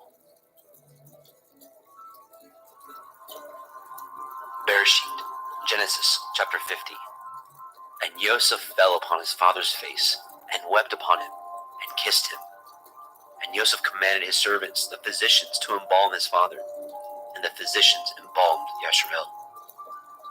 And 40 days were fulfilled for him, for so are fulfilled the days of those which are embalmed. And the Mitzrayim mourned for him 60 days. And when the days of his mourning were past, Joseph spoke unto the house of Pharaoh, saying, If now I have found grace in your eyes, speak, I pray you, in the ears of Pharaoh, saying, My father made me swear, saying, Lo, I die. In my grave, which I have dug for me in the land of Canaan, there shall you bury me. Now therefore let me go up, I pray you, and bury my father. and I will come again. And Pharaoh said, Go up, bury your father, according as he made you swear. And Joseph went up to bury his father, and with him went up all the servants of Pharaoh, the elders of his house, and all the elders of the land of Mitzrayim, and all the house of Joseph and his brethren, and his father's house. Only their little ones, and their flocks, and their herds, they left in the land of Goshen. And there went up with him both chariots and horsemen, and it was a very great company. And they came to the threshing floor of Atad, which is beyond the Yarden. And there they mourned with a great and very sore lamentation. And he made a mourning for his father 7 days. And when the inhabitants of the land, the Canaanim, saw the mourning in the floor of Atad, they said, This is a grievous mourning to the Mitzrayim. Wherefore, the name of it was called Abel Mitzrayim, which is beyond the Yarden. And his sons did unto him according as he commanded them. For his sons carried him into the land of Canaan, and buried him in the cave of the field of Machpelah, which Abraham bought with a field for a possession of a burying place of Ephron the Hittite, before Mamre. And Joseph returned into Mitzrayim, he and his brethren, and all that went up with him to bury his father, after he had buried his father. And when Joseph's brethren saw that their father was dead, they said, Joseph will perchance hate us, and will certainly requite us with all the evil which we did unto him. And they sent a messenger unto Joseph, saying, Your father did command before he died, saying, So shall ye say unto Joseph, Forgive, I pray you now, the transgression of your brethren, and their sin, for they did unto you evil. And now we pray you, forgive the transgression of the servants of the Elohai of your father. And Joseph wept when they spoke unto him. And his brethren also went and fell down before his face, and they said, Behold, we be your servants. And Joseph said unto them, Fear not, for am I in the place of Elohim? But as for you, ye thought evil against me, but Elohim meant it unto good, to bring to pass, as it is this day, to save much people alive. Now therefore fear ye not, I will nourish you, and your little ones. And he comforted them, and spoke kindly to them. And Joseph dwelt in Mitzrayim, he and his father's house. And Joseph lived 110 years. And Joseph saw Ephraim's children of the third generation. The children also of Machir the son of Manasseh were brought up upon Joseph's knees.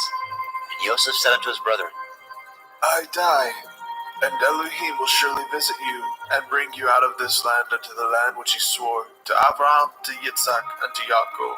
And Joseph took an oath of the children of Yasharel, saying, Elohim will surely visit you, and ye shall carry up my bones from hence.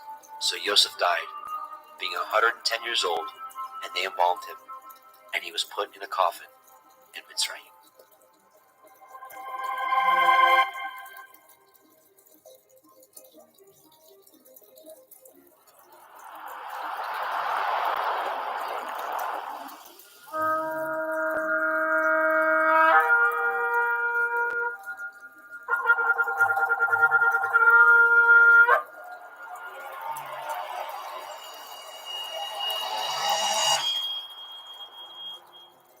The Book of Shemot, Exodus, chapter 1. Now these are the names of the children of Yasharel, which came into Mitzrayim. Every man and his household came with Jacob: Reuben, Shimon, Levi, Yehudah, Issachar, Zebulun, and Benjamin, Dan, Naphtali, Gad, and Asher. And all the souls that came out of the loins of Jacob were 70 souls, for Joseph was in Mitzrayim already. And Joseph died, and all his brethren, and all that generation.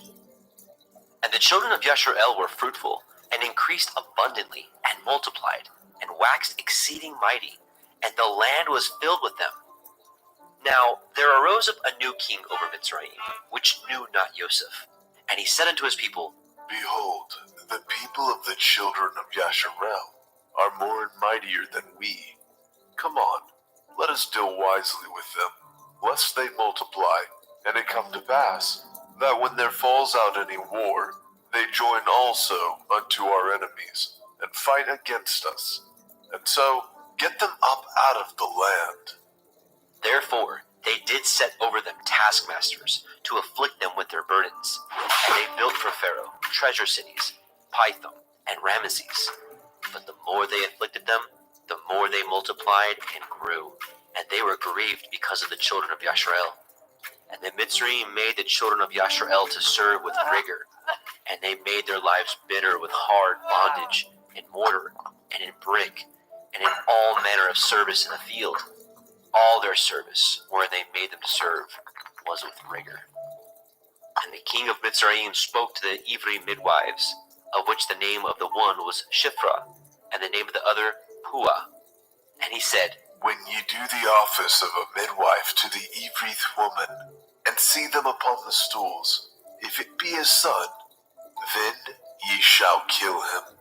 But if it be a daughter, then she shall live. But the midwives feared Elohim, and did not as the king of Mitzrayim commanded them, but saved the men children alive.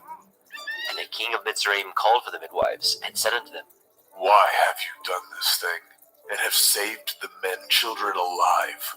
And the midwives said unto Pharaoh, Because the Evrith women are not as the Mitzrith women, for they are lively, and are delivered ere the midwives come in unto them. Therefore Elohim dealt well with the midwives, and the people multiplied, and waxed very mighty. And it came to pass, because the midwives feared Elohim, that he made them houses. And Pharaoh charged all his people, saying, Every son that is born ye shall cast into the river, and every daughter ye shall save alive. Shemot, Exodus, chapter 2. And there went a man of the house of Levi, and took to be his woman a daughter of Levi. And the woman conceived, and bore a son. And when she saw him that he was a goodly child, she hid him 3 months. And when she could no longer hide him, she took for him an ark of bulrushes, and daubed it with slime and with pitch, and put the child therein, and she laid it in the reeds by the river's brink. And his sister stood afar off, to wait what would be done to him. And the daughter of Pharaoh came down to wash herself at the river, and her maidens walked along by the river's side. And when she saw the ark among the reeds, she sent her maid to fetch it. And when she had opened it, she saw the child, and behold, the babe wept. And she had compassion on him, and said, This is one of the Ephraim children. Then said his sister to Pharaoh's daughter, Shall I go and call to you a nurse of the Evrith woman, that she may nurse the child for you? And Pharaoh's daughter said to her, Go. And the maid went, and called the child's mother. And Pharaoh's daughter said unto her, Take this child away and nurse it for me, and I will give you your wages. And the woman took the child, and nursed it. And the child grew, and she brought him unto Pharaoh's daughter, and became her son. And she called his name Moshe. And she said, Because I drew him out of the water. And it came to pass in those days, when Moshe was grown, that he went out unto his brethren, and looked on their burdens. And he spied a Mitzri smiting a Mitzri, one of his brethren. And he looked this way, and that way. And when he saw that there was no man, he slew the Mitzri, and hid him in the sand. And when he went out the second day, behold, 2 men of the Ephraim strove together. And he said to him that did the wrong, Wherefore do you smite your fellow? And he said, Who made you a prince and a judge over us? Intend you to kill me as you killed the Mitzri?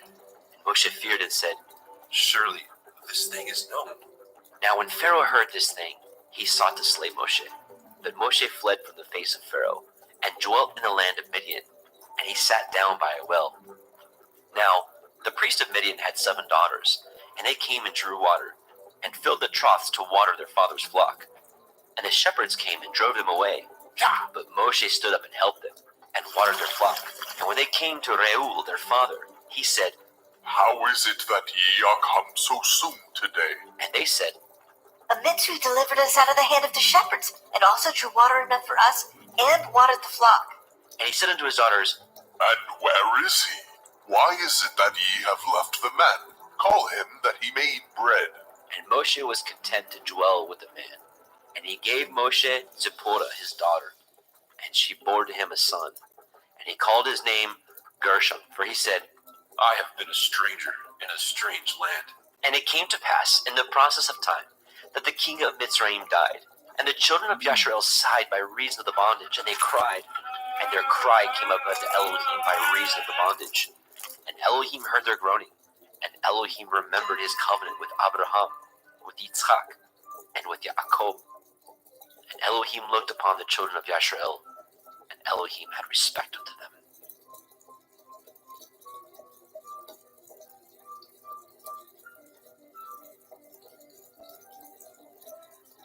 Shemot, Exodus, chapter 3.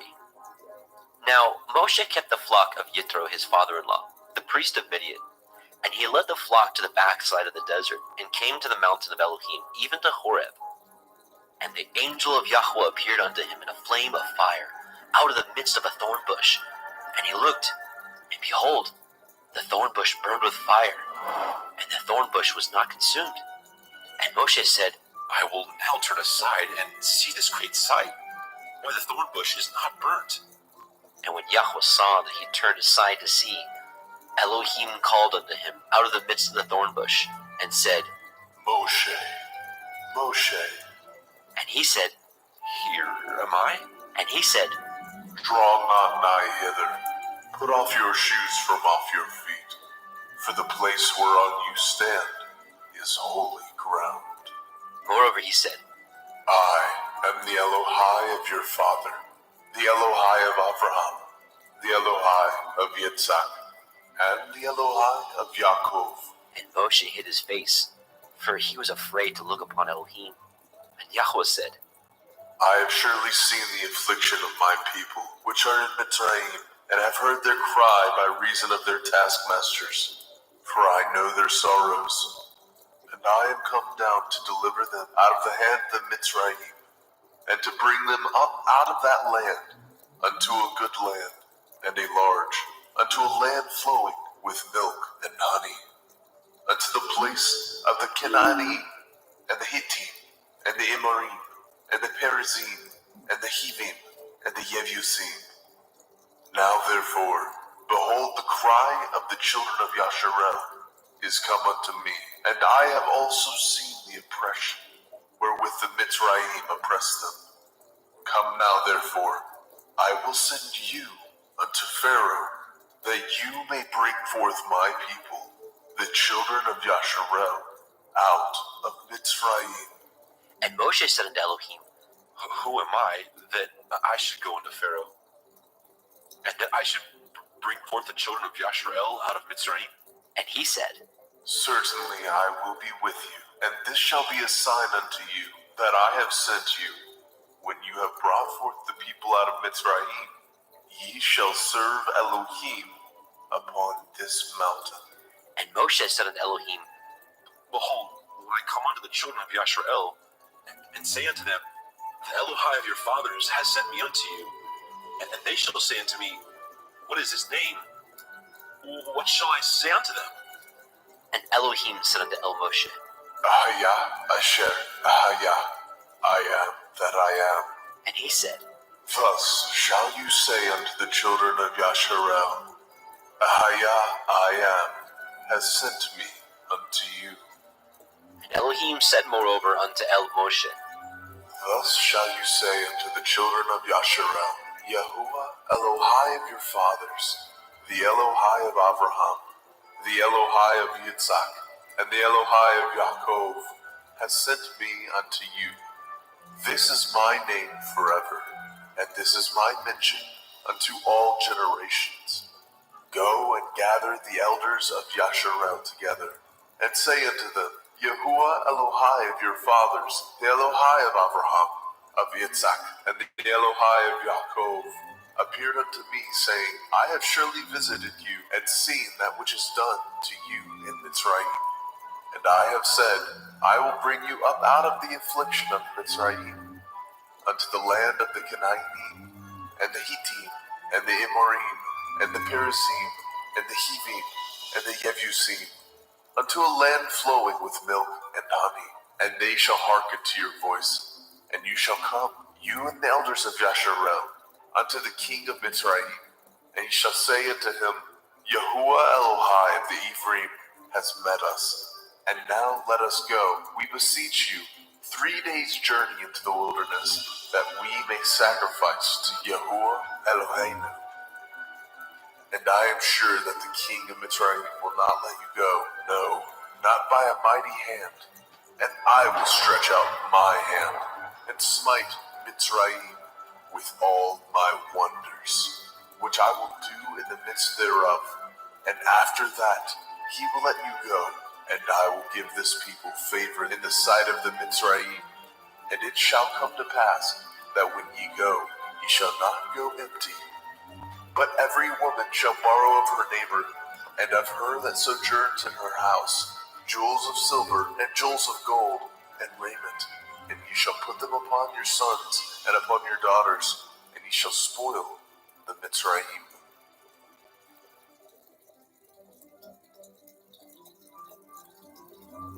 Shemot, Exodus, chapter 4.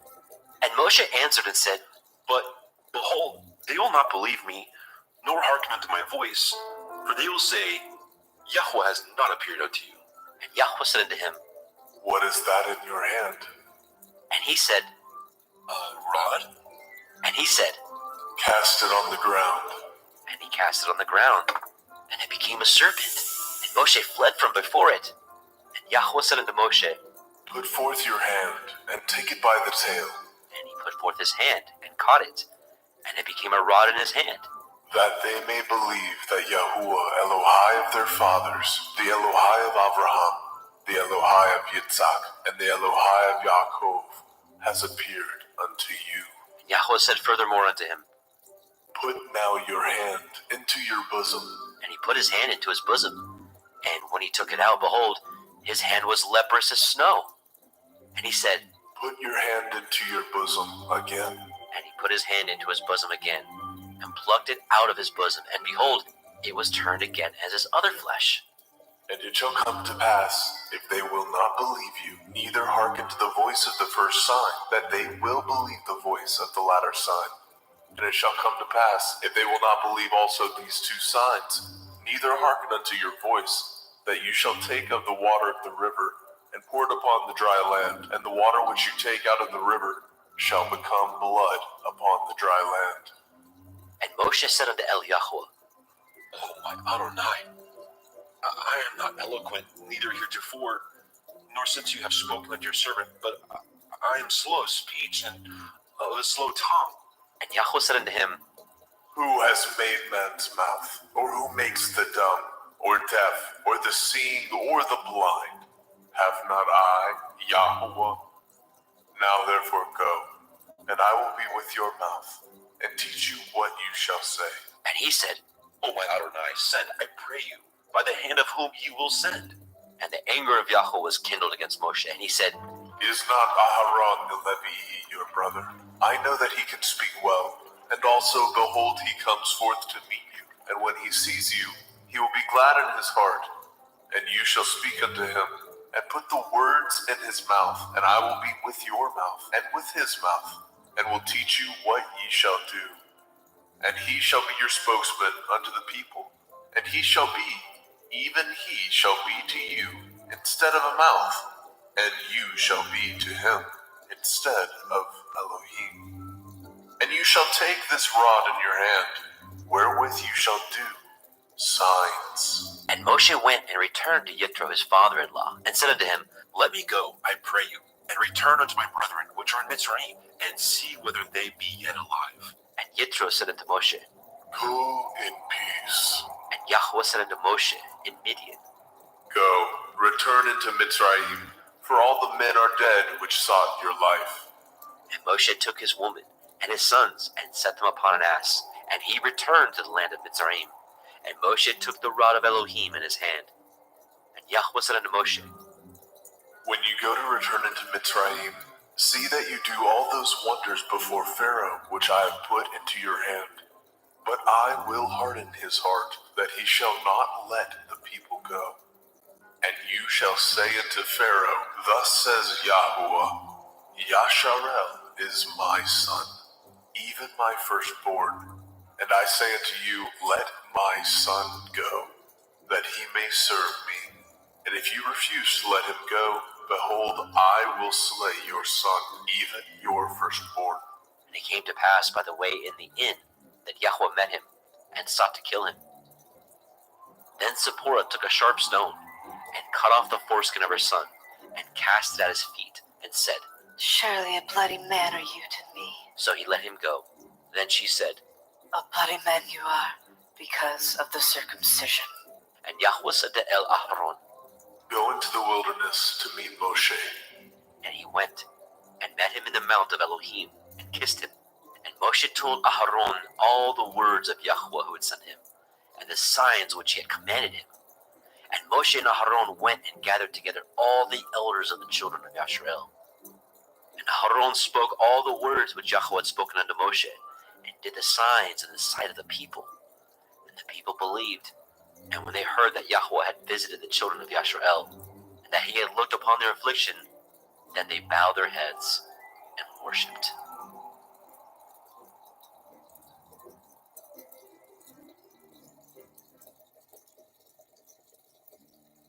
Shemot, Exodus, chapter 5.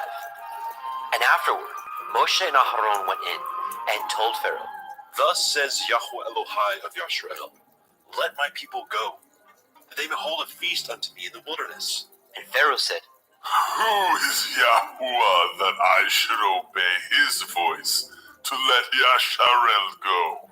I know not Yahuwah, neither will I let Yasharel go.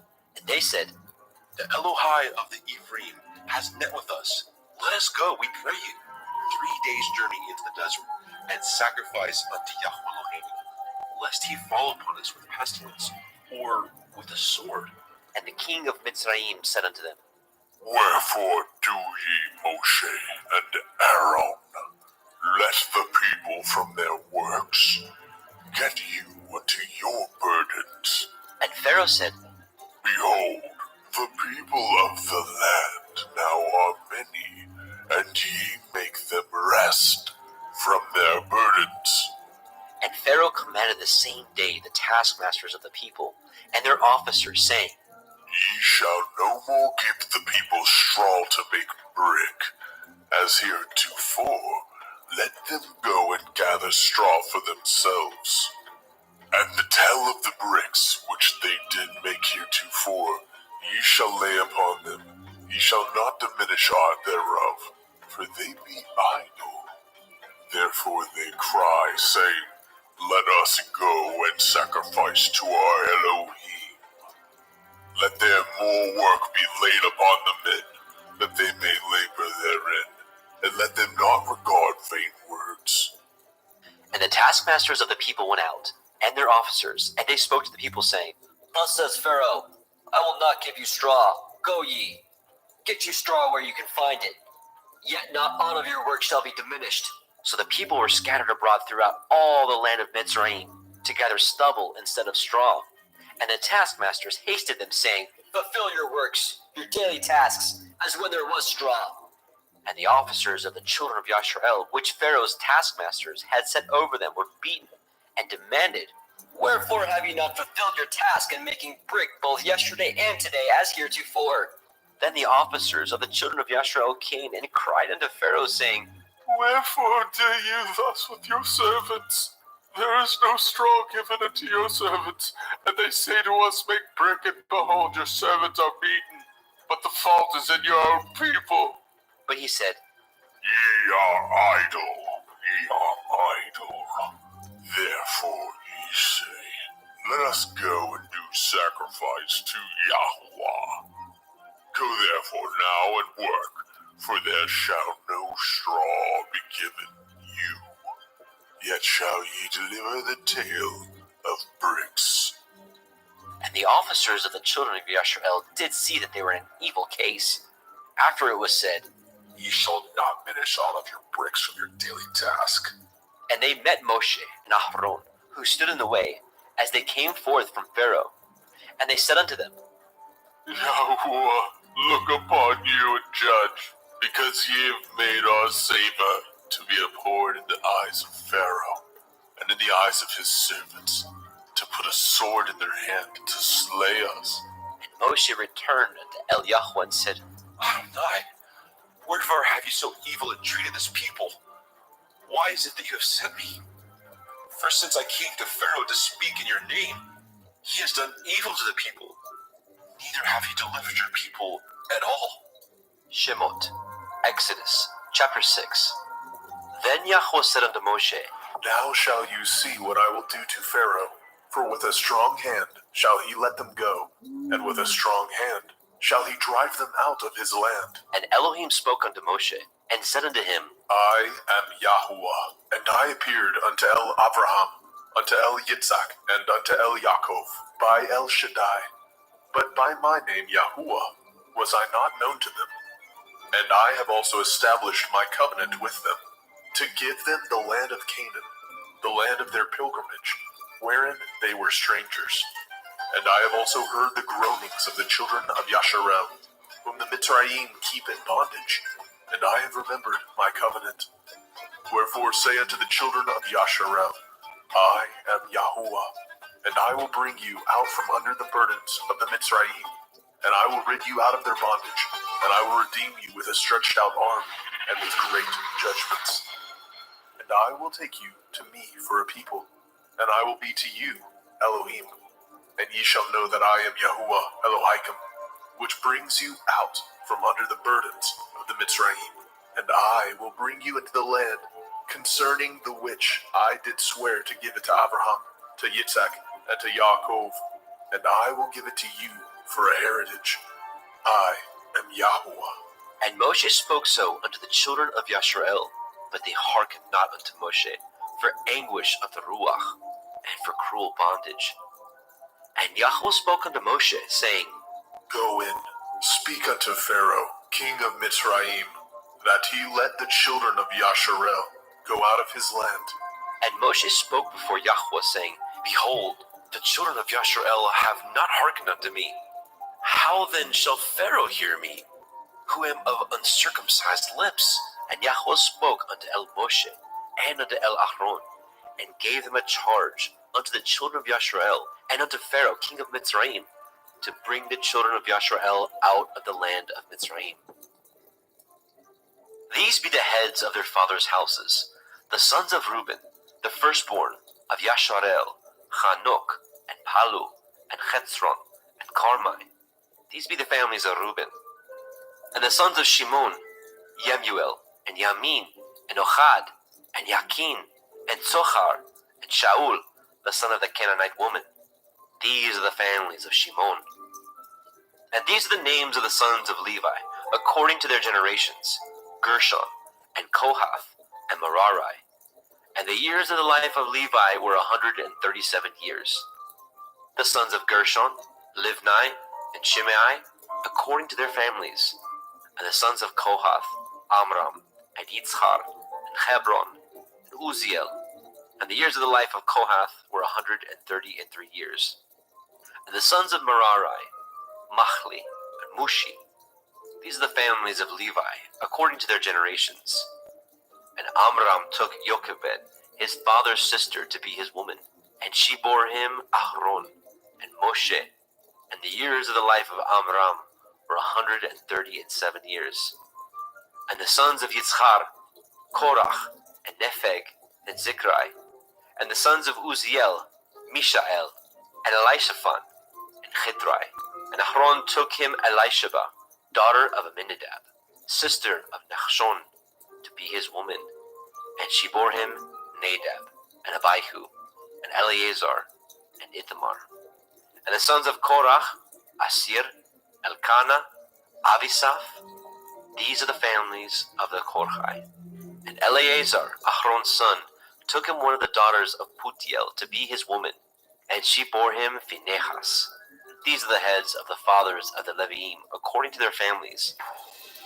These are that Ahron and Moshe, to whom Yahweh said, Bring out the children of Yasharel from the land of Mitzrayim, according to their families. These are they which spoke to Pharaoh, king of Mitzrayim, to bring out the children of Yasharel from Mitzrayim. These are that Moshe and Ahron. And it came to pass on the day when Yahweh spoke unto Moshe in the land of Mitzrayim, that Yahweh spoke unto Moshe, saying, I am Yahuwah. Speak you unto Pharaoh, king of Mitzrayim, all that I say unto you. And Moshe said before Yahweh, Behold, I am of uncircumcised lips. How shall Pharaoh hearken unto me?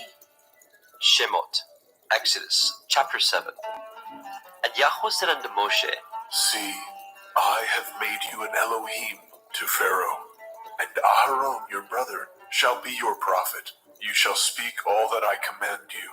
And Aharon your brother shall speak unto Pharaoh, that he send the children of Yasharel out of his land. And I will harden Pharaoh's heart, and multiply my signs and my wonders in the land of Mitzrayim. But Pharaoh shall not hearken unto you, that I may lay my hand upon Mitzrayim, and bring forth my armies and my people, the children of Yasharel, out of the land of Mitzrayim, by great judgments. And the Mitzrayim shall know that I am Yahuwah, when I stretch forth my hand upon the Mitzrayim, and bring out the children of Yasharel from among them. And Moshe and Aharon did as Yahweh commanded them. So did they. And Moshe was 80 years old, and Aharon 83 years old, when they spoke unto Pharaoh. And Yahweh spoke unto El Moshe, and unto El Aharon, saying, When Pharaoh shall speak unto you, saying, Show a miracle for you, then you shall say unto El Aharon, Take your rod, and cast it before Pharaoh, and it shall become a serpent. And Moshe and Aharon went in. And it shall become a serpent. And Moshe and Aharon went in unto Pharaoh, and they did so, as Yahweh had commanded. And Aharon cast down his rod before Pharaoh, and before his servants, and it became a serpent. Then Pharaoh also called the wise men and the sorcerers, now the magicians of Mitzrayim. They also did in like manner with their enchantments. For they cast down every man his rod, and they became serpents. But Aharon's rod swallowed up their rods. And he hardened Pharaoh's heart, that he hearkened not unto them, as Yahweh had said. And Yahweh said unto Moshe, Pharaoh's heart is hardened. He refuses to let the people go. Get you unto Pharaoh in the morning. Lo, he goes out unto the water. You shall stand by the river's brink, against he come. And the rod which was turned to a serpent shall you take in your hand. And you shall say unto him, Yahuwah Elohai of the Ephraim has sent me unto you, saying, Let my people go, that they may serve me in the wilderness. And behold, hitherto you would not hear. Thus says Yahuwah, In this you shall know that I am Yahuwah. Behold, I will smite with the rod that is in my hand upon the waters which are in the river, and they shall be turned to blood.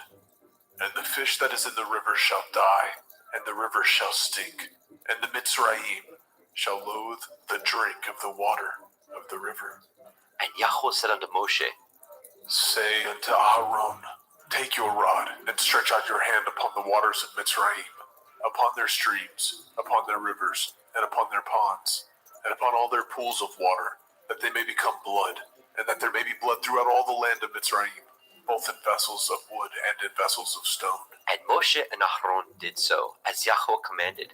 And he lifted up the rod, and smote the waters that were in the river, in the sight of Pharaoh, and in the sight of his servants. And all the waters that were in the river were turned to blood. And the fish that was in the river died. And the river stank, and the stream could not drink of the water of the river, and there was blood throughout all the land of Mitzrayim.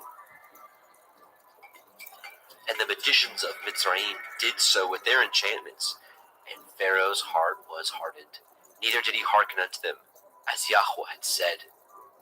And Pharaoh turned and went into his house, neither did he set his heart to this also. And all the Mitzrayim dug round about the river for water to drink, for they could not drink of the water of the river. And 7 days were fulfilled after that Yahweh had smitten the river.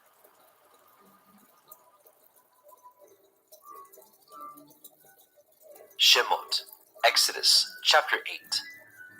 And Yahweh spoke unto Moshe, Go unto Pharaoh, say unto him, Thus says Yahuwah, Let my people go, that they may serve me. And if you refuse to let them go, behold, I will smite all your borders with frogs. And the river shall bring forth frogs abundantly, which shall go up and come into your house, and into your bedchamber, and upon your bed, and into the house of your servants, and upon your people, and into the ovens, and into your kneading troughs. And the frogs shall come up, both on you and upon your people, and upon all your servants. And Yahweh spoke unto El Moshe, Say unto El Aharon, stretch forth your hand with your rod over the streams, over the rivers, and over the ponds, and cause the frogs to come up upon the land of Mitzrayim. and Aharon stretched out his hand over the waters of Mitzrayim, and the frogs came up and covered the land of Mitzrayim. And the magicians did so with their enchantments, and brought up the frogs upon the land of Mitzrayim. Then Pharaoh called for Moshe and Aharon and said, Entreat El Yahuwah that he may take away the frogs from me and from my people, and I will let the people go, that they may do sacrifice unto Yahuwah.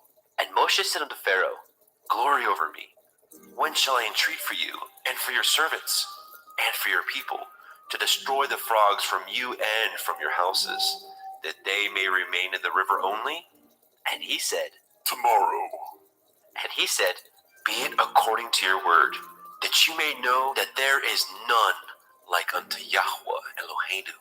And the frogs shall depart from you, and from your houses, and from your servants, and from your people. They shall remain in the river only.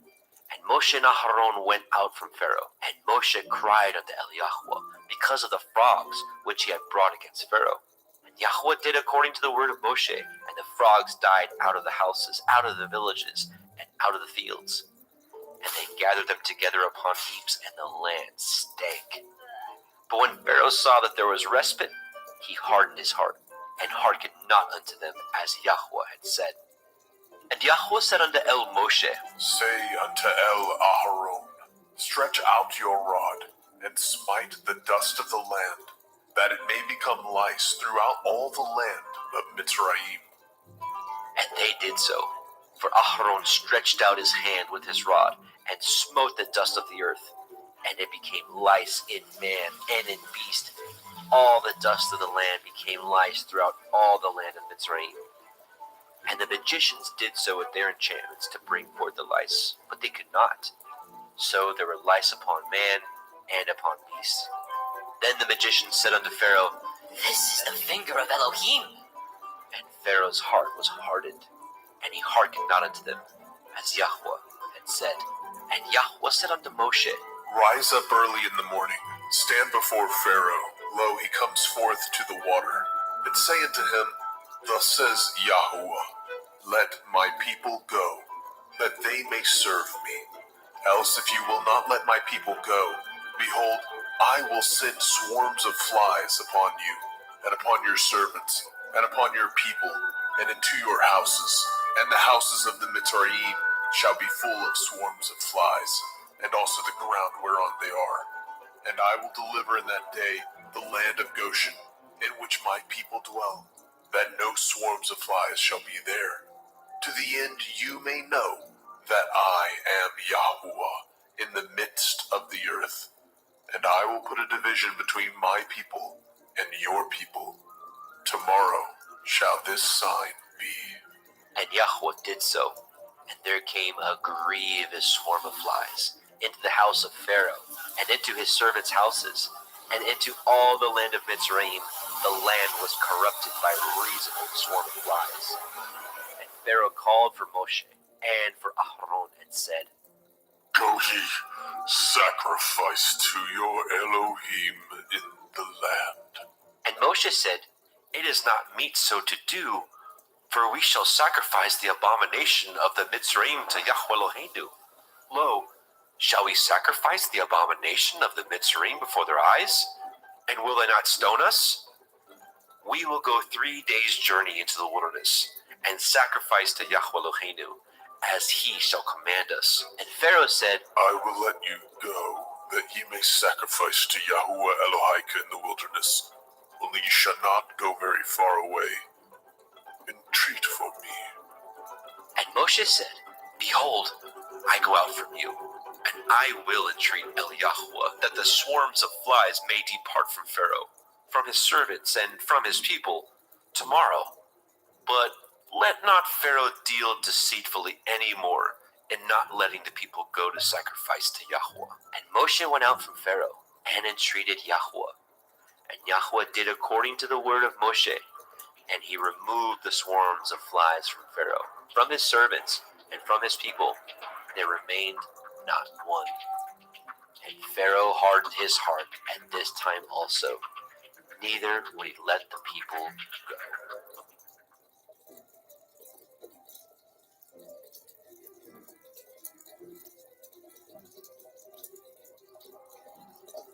Shemot, Exodus chapter 9.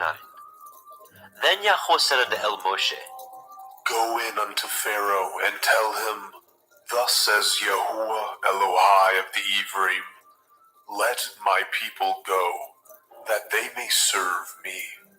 For if you refuse to let them go, and will hold them still, behold, the hand of Yahuwah is upon your cattle, which is in the field, upon the horses, upon the asses, upon the camels, upon the oxen, upon the sheep.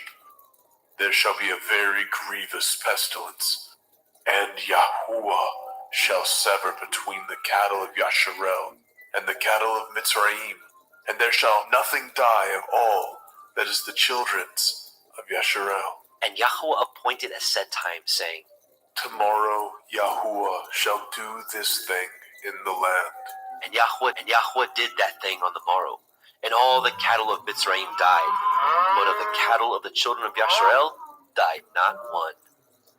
And Pharaoh sent, and behold, there was not one of the cattle of Yasharel dead. And the heart of Pharaoh was hardened, and he did not let the people go. And Yahweh said unto El Moshe and unto El Aharon, Take to you handfuls of ashes of the furnace, and let Moshe sprinkle it towards the heavens in the sight of Pharaoh. And it shall become small dust in all the land of Mitzrayim, and shall be a boil breaking forth with blains upon man, and upon beast throughout all the land of Mitzrayim. And they took the ashes of the furnace, and stood before Pharaoh.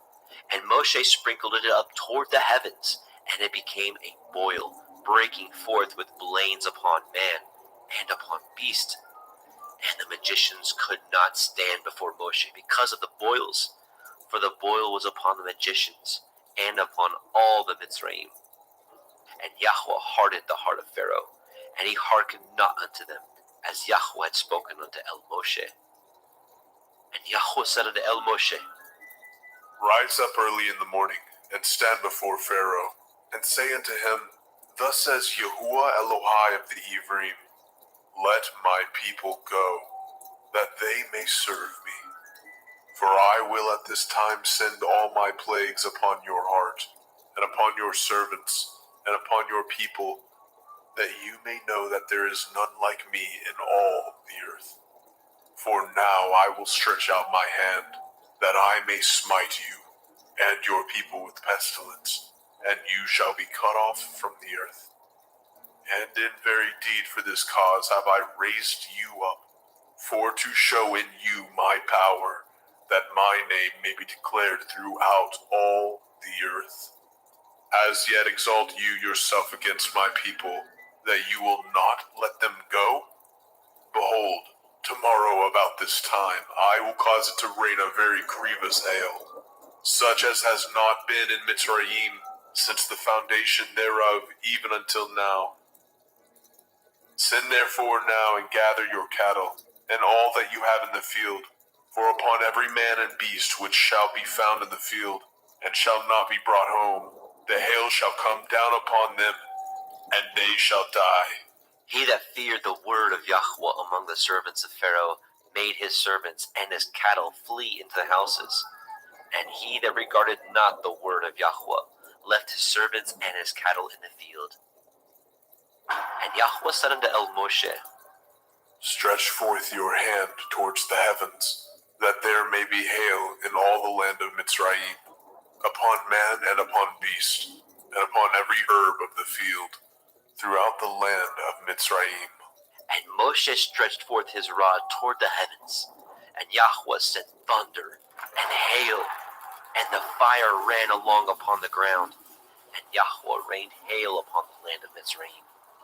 So there was hail, and fire mingled with the hail, very grievous, such as there was none like it in all the land of Mizraim, since it became a nation.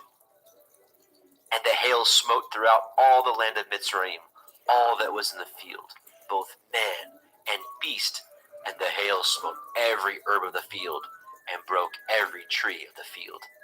Only in the land of Goshen, where the children of Yasharel were, was there no hail. And Pharaoh sent and called for Moshe and Aharon, and said unto them, I have sinned this time. Yahuwah is righteous, and I and my people are wicked. Entreat Yahuwah, for it is enough that there be no more mighty thunderings and hail, for I will let you go. Ye shall stay no longer.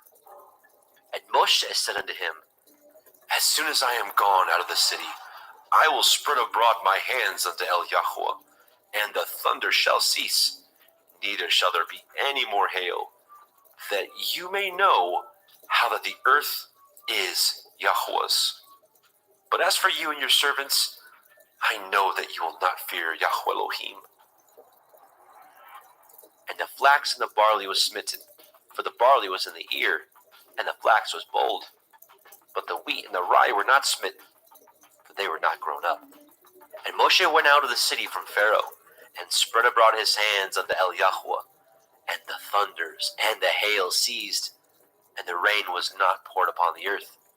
And when Pharaoh saw that the rain and the hail and the thunders were ceased, he sinned yet more, and hardened his heart, he and his servants.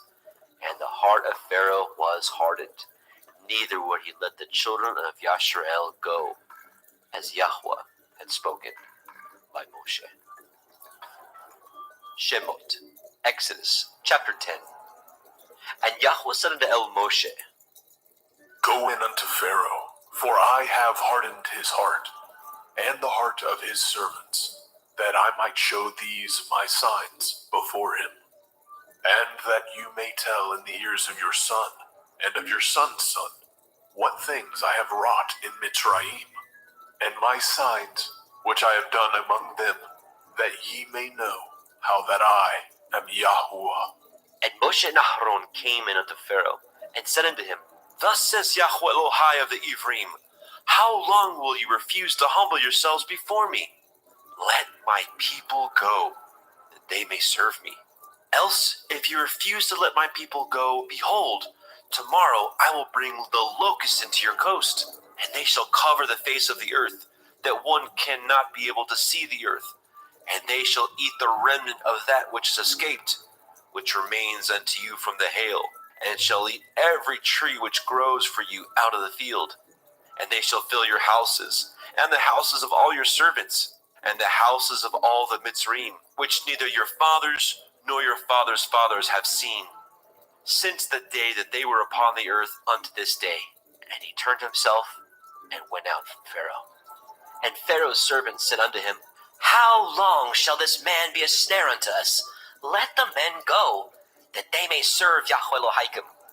Know you not that Mizraim is destroyed? And Moshe and Aharon were brought again unto Pharaoh. And he said unto them, Go, serve Yahuwah Elohim. But who are they that shall go? And Moshe said, We will go with our young and with our old, with our sons and with our daughters, with our flocks and with our herds. We will go, for we must hold a feast unto Yahweh. And he said unto them, Let Yahuwah be so with you, as I will let you go, and your little ones. Look to it, for evil is before you. Not so. Go now, ye that are men, and serve Yahuwah, for that ye did desire. And they were driven out from Pharaoh's presence. And Yahweh said unto Moshe, Stretch out your hand over the land of Mitzrayim for the locusts, that they may come up upon the land of Mitzrayim, and eat every herb of the land, even all that the hail has left. And Moshe stretched forth his rod over the land of Mitzrayim. And Yahweh brought an east wind upon the land all that day and all that night. And when it was morning, the east wind brought the locusts. And the locusts went up over all the land of Mitzrayim, and rested in all the coast of Mitzrayim. Very grievous were they. Before them there were no such locusts as they, neither after them shall be such.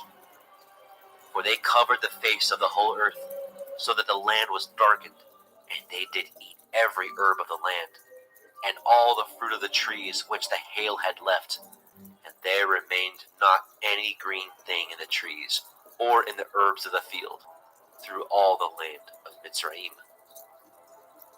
Then Pharaoh called for Moshe and Aaron in haste, and he said, I have sinned against Yahuwah Elohim and against you.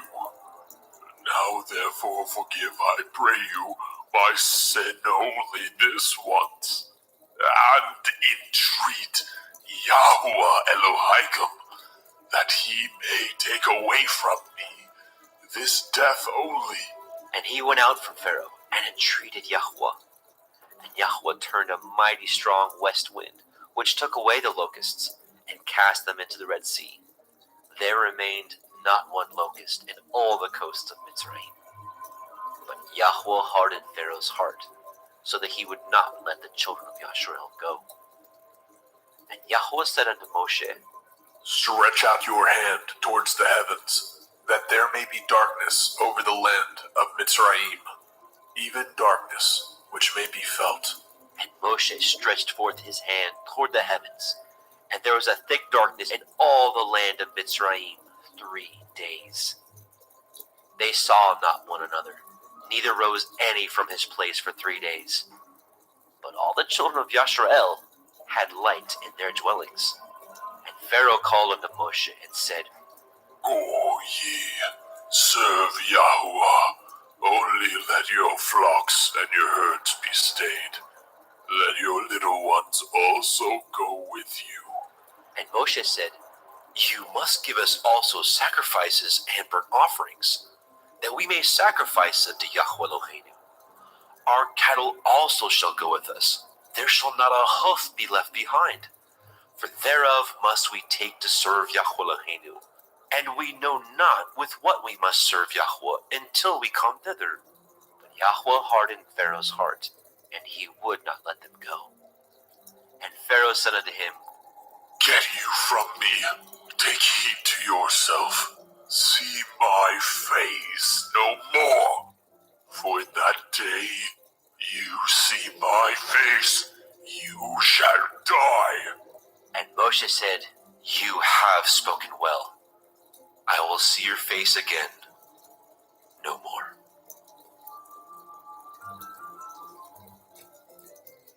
Shemot, Exodus chapter 11. And Yahweh said unto Moshe, Yet will I bring one plague more upon Pharaoh, and upon Mitzrayim. Afterwards he will let you go hence. When he shall let you go, he shall surely thrust you out hence altogether. Speak now in the ears of the people, and let every man borrow of his neighbor, and every woman of her neighbor, jewels of silver and jewels of gold. And Yahweh gave the people favor in the sight of the Mitzrayim. Moreover, the man Moshe was very great in the land of Mitzrayim, in the sight of Pharaoh's servants, and in the sight of the people.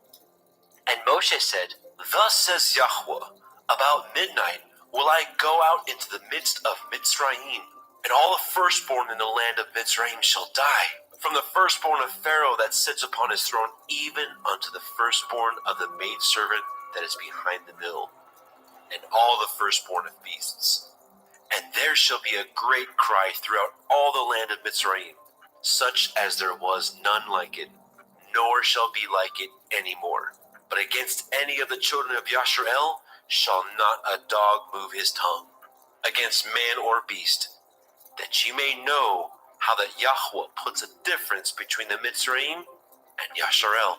And all these your servants shall come down unto me, and bow down themselves unto me, saying, Get you out, and all the people that follow you. And after that, I will go out. And he went out from Pharaoh in great anger. And Yahweh said unto Moshe, Pharaoh shall not hearken unto you, that my wonders may be multiplied in the land of Mitzrayim. And Moshe and Aharon did all these wonders before Pharaoh. And Yahweh hardened Pharaoh's heart, so that he would not let the children of Yasharel go out of his land. Shemot, Exodus, chapter 12. And Yahweh spoke unto El Moshe and El Aharon in the land of Mitzrayim, saying, This month shall be unto you the beginning of months. It shall be the first month of the year to you.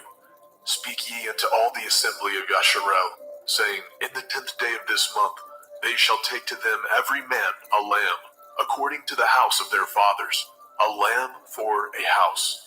And if the household be too little for the lamb, let him and his neighbor next unto his house take it according to the number of the souls. Every man according to his eating shall make your count for the lamb. Your lamb shall be without blemish, a male of the first year. Ye shall take it out from the sheep, or from the goats, and ye shall keep it up unto the 14th day of the same month, and the whole multitude of the assembly of Yasharel shall kill it in the evening. And they shall take of the blood, and strike it on the two sides of the posts, and on the upper doorposts of the houses, wherein they shall eat it. And they shall eat the flesh in that night, roast with fire, and matzah, unleavened bread. And with bitter herbs they shall eat it. Eat not of it raw, nor sodden at all with water, but roast with fire, his head with his legs, and with the purtenance thereof. And ye shall let nothing of it remain unto the morning, and that which remains of it unto the morning ye shall burn with fire. And thus shall ye eat it, with your loins girded, your shoes on your feet, and your staff in your hand. And ye shall eat it in haste. It is Yahuwah's Pesach. For I will pass through the land of Mitzrayim this night, and will smite all the firstborn in the land of Mitzrayim, both man and beast. And against all the Elohai of Mitzrayim I will execute judgment. I am Yahuwah. And the blood shall be to you for a mark upon the houses where ye are. And when I see the blood, I will pass over you. And the plague shall not be upon you to destroy you, when I smite the land of Mitzrayim. And this day shall be unto you for a memorial, and ye shall keep it a feast to Yahuwah throughout your generations. Ye shall keep it a feast by an ordinance forever. 7 days shall ye eat matzah. Even the first day ye shall put away leaven out of your houses. For whoever eats hametz, leavened bread, from the first day unto the 7th day, that soul shall be cut off from Yasharel. And in the first day there shall be a holy assembly, and in the 7th day there shall be a holy assembly to you. No manner of work shall be done in them, save that which every man must eat, that only may be done of you. And ye shall guard the feast of matzah, unleavened bread. For in this selfsame day have I brought your armies out of the land of Mitzrayim.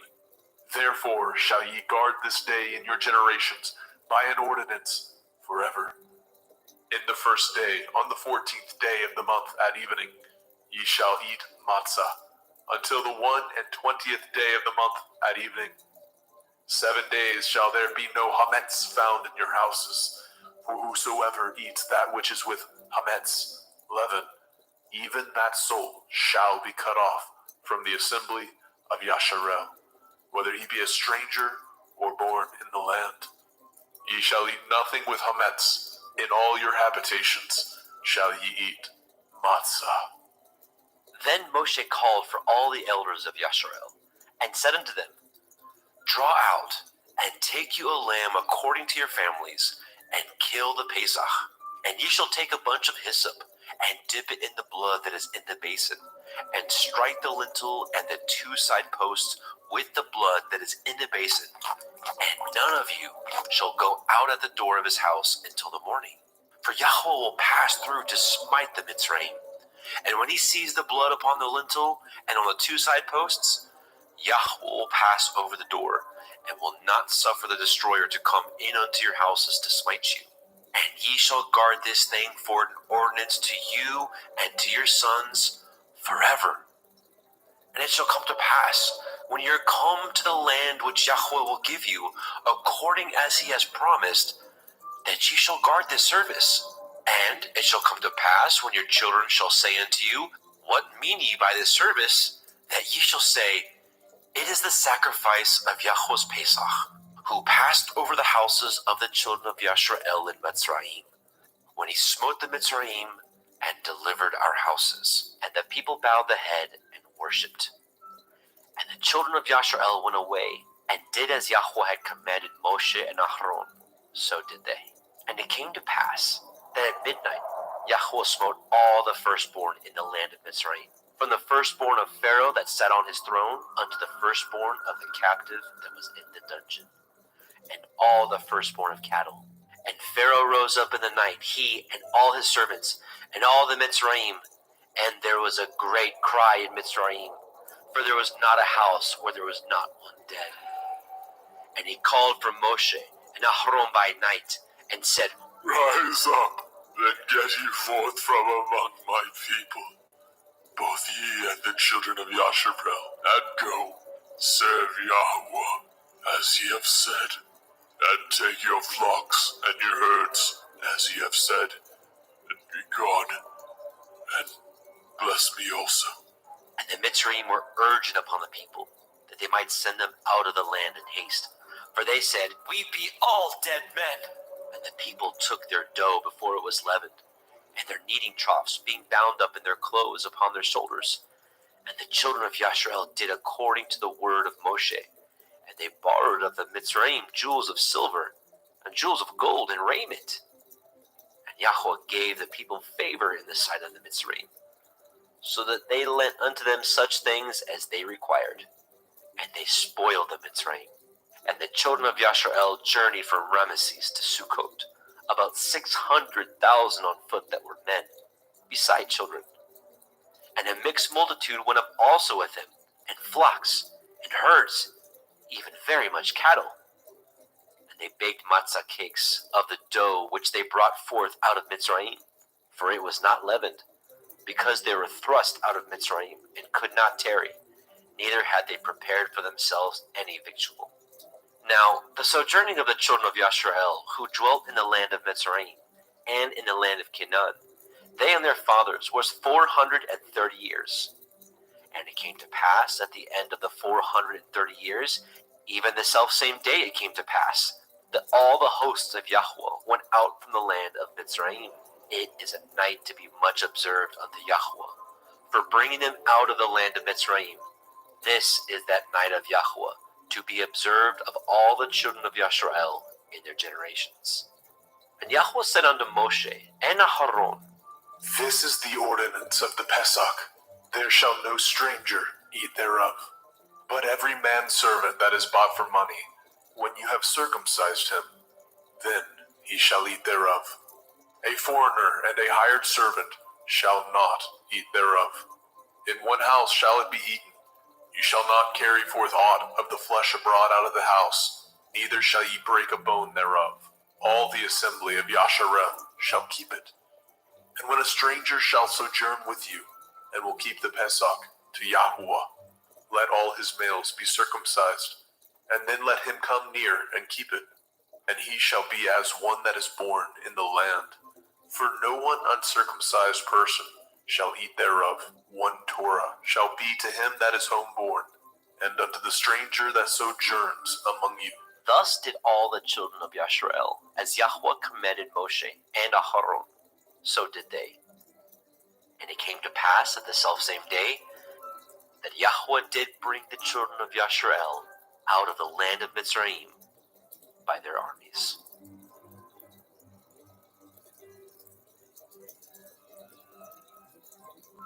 Shemot, Exodus chapter 13. And Yahweh spoke unto Moshe, saying, Sanctify unto me all the firstborn, whatsoever opens the womb among the children of Yasharel, both of man and of beast, it is mine. And Moshe said unto the people, Remember this day in which you came out from Mitzrayim, out of the house of bondage, for by strength of hand Yahweh brought you out from this place. There shall no chametz be eaten. This day came ye out in the month Aviv. And it shall be when Yahweh shall bring you into the land of the Canaanim, and the Hittim, and the Amorim, and the Chivim, and the Yebusim, which he swore unto your fathers to give you, a land flowing with milk and honey, that you shall keep this service in this month. 7 days you shall eat matzah, and in the 7th day shall be a feast unto Yahweh. Matzah shall be eaten 7 days, and there shall no chametz be seen with you, neither shall there be leaven seen with you in all your quarters. And you shall show your son in that day, saying, This is done because of that which Yahweh did unto me, when I came forth out of Mitzrayim. And it shall be for a sign unto you upon your hand, and for a memorial between your eyes, that Yahweh's Torah may be in your mouth. For with a strong hand has Yahweh brought you out of Mitzrayim. You shall therefore guard this ordinance in his appointed time from year to year. And it shall be, when Yahweh shall bring you into the land of the Canaanim, as he swore unto you and to your fathers, and shall give it you, that you shall set apart unto Yahweh all that open the womb, and every firstling that comes of a beast which you have. The males shall be Yahweh's. And every firstling of an ass you shall redeem with a lamb, and if you will not redeem it, then you shall break his neck. And all the firstborn of man among your children shall you redeem. And it shall be when your son asks you in time to come, saying, What is this? That you shall say unto him, By strength of hand Yahweh brought us out from Mitzrayim, from the house of bondage. And it came to pass when Pharaoh would hardly let us go, that Yahweh slew all the firstborn in the land of Mitzrayim, both of the firstborn of man and the firstborn of beast. Therefore I sacrifice to Yahweh all that opens the womb, being males, but all the firstborn of my children I redeem. And it shall be for a mark upon your hand, and for frontlets between your eyes. For by strength of hand Yahweh brought us forth out of Mitzrayim. And it came to pass, when Pharaoh had let the people go, that Elohim led them not through the way of the land of the Palestine, though that was near. For Elohim said, Lest perchance the people repent when they see war, and they return to Mitzrayim. But Elohim led the people about through the way of the wilderness of the Red Sea. And the children of Yasharel went up harnessed out of the land of Mitzrayim. And Moshe took the bones of Yosef with him, for he had straitly sworn the children of Yasharel, saying, Elohim will surely visit you, and you will carry up my bones away hence with you. They took their journey from Sukkot, and encamped in Etham, in the edge of the wilderness. And Yahweh went before them by day in a pillar of cloud, to lead them in the way, and by night in a pillar of fire, to give them light, to go by day and night. He took not away the pillar of the cloud by day, nor the pillar of fire by night, from before the people.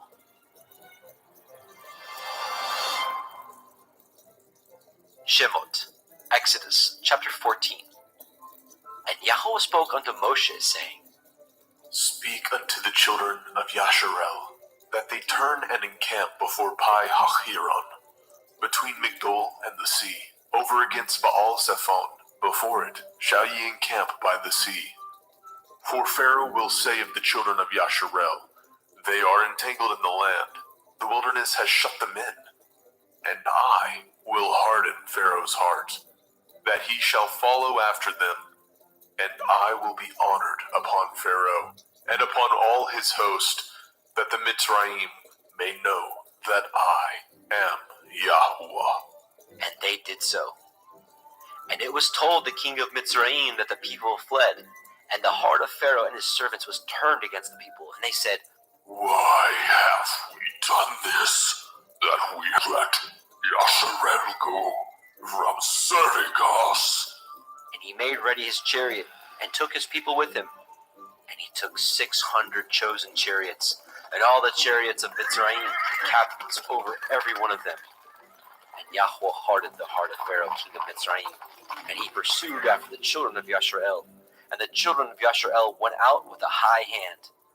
But the Mitzrayim pursued after them, all the horses and chariots of Pharaoh, and his horsemen, and his army, and overtook them encamping by the sea, beside Pi Hahiroth, before Baal Zephon. And when Pharaoh drew nigh, the children of Yasharel lifted up their eyes, and behold, the Mitzrayim marched after them, and they were sore afraid. And the children of Yasharel cried out unto Yahweh. And they said unto Moshe, Because there were no graves in Mitzrayim, have ye taken us away to die in the wilderness? Wherefore have you dealt thus with us, to carry us forth out of Mitzrayim? Is not this the word that we did tell you in Mitzrayim, saying, Let us alone, that we may serve the Mitzrayim? For it had been better for us to serve the Mitzrayim, than that we should die in the wilderness. And Moshe said unto the people, Fear ye not, stand still, and see the Yeshua of Yahweh, which he will show you today. For the Mitzrayim who ye have seen today, ye shall see them again no more forever. Yahweh shall fight for you, and ye shall hold your peace. And Yahweh said unto Moshe, Wherefore cry you unto me? Speak unto the children of Yasharel, that they go forward. But lift up your rod, and stretch out your hand over the sea, and divide it. And the children of Yasharel shall go on dry ground through the midst of the sea. And behold, I will harden the hearts of the Mitzrayim, and they shall follow them. And I will get me honor upon Pharaoh, and upon all his host, upon his chariots, and upon his horsemen. And the Mitzrayim shall know that I am Yahweh, when I have gotten me honor upon Pharaoh, upon his chariots, and upon his horsemen. And the angel of Elohim, which went before the camp of Yasharel, removed and went behind them. And the pillar of the cloud went from before their face, and stood behind them. And it came between the camp of the Mitzrayim and the camp of Yasharel, and it was a cloud and darkness to them, but it gave light by night to these, so that the one came not near the other all night. And Moshe stretched out his hand over the sea, and Yahweh caused the sea to go back by a strong east wind all that night, and made the sea dry land, and the waters were divided. And the children of Yasharel went into the midst of the sea upon the dry ground, and the waters were a wall unto them on their right hand and on their left. And the Mitzrayim pursued, and went in after them into the midst of the sea, even all Pharaoh's horses, his chariots, and his horsemen. And it came to pass that in the morning watch, Yahweh looked unto the host of the Mitzrayim through the pillar of fire and of the cloud, and troubled the host of the Mitzrayim, and took off their chariot wheels, that they drove them heavily, so that the Mitzrayim said, Let us flee from the face of Yasharel, for Yahweh fights for them against the Mitzrayim. And Yahweh said unto Moshe, Stretch out your hand over the sea, that the waters may come again upon the Mitzrayim, upon their chariots, and upon their horsemen. And Moshe stretched forth his hand over the sea, and the sea returned to his strength when the morning appeared, and the Mitzrayim fled against it. Yahweh overthrew the Mitzrayim in the midst of the sea, and the waters returned, and covered the chariots, and the horsemen, and all the host of Pharaoh that came into the sea after them. There remained not so much as one of them. But the children of Yasharel walked upon dry land in the midst of the sea, and the waters were a wall unto them on their right hand and on their left. Thus Yahweh saved Yasharel that day out of the hand of the Mitzrayim. And Yasharel saw the Mitzrayim dead upon the seashore. And Yasharel saw that great work which Yahweh did upon the Mitzrayim. And the people feared Yahweh, and believed Yahweh, and his servant Moshe.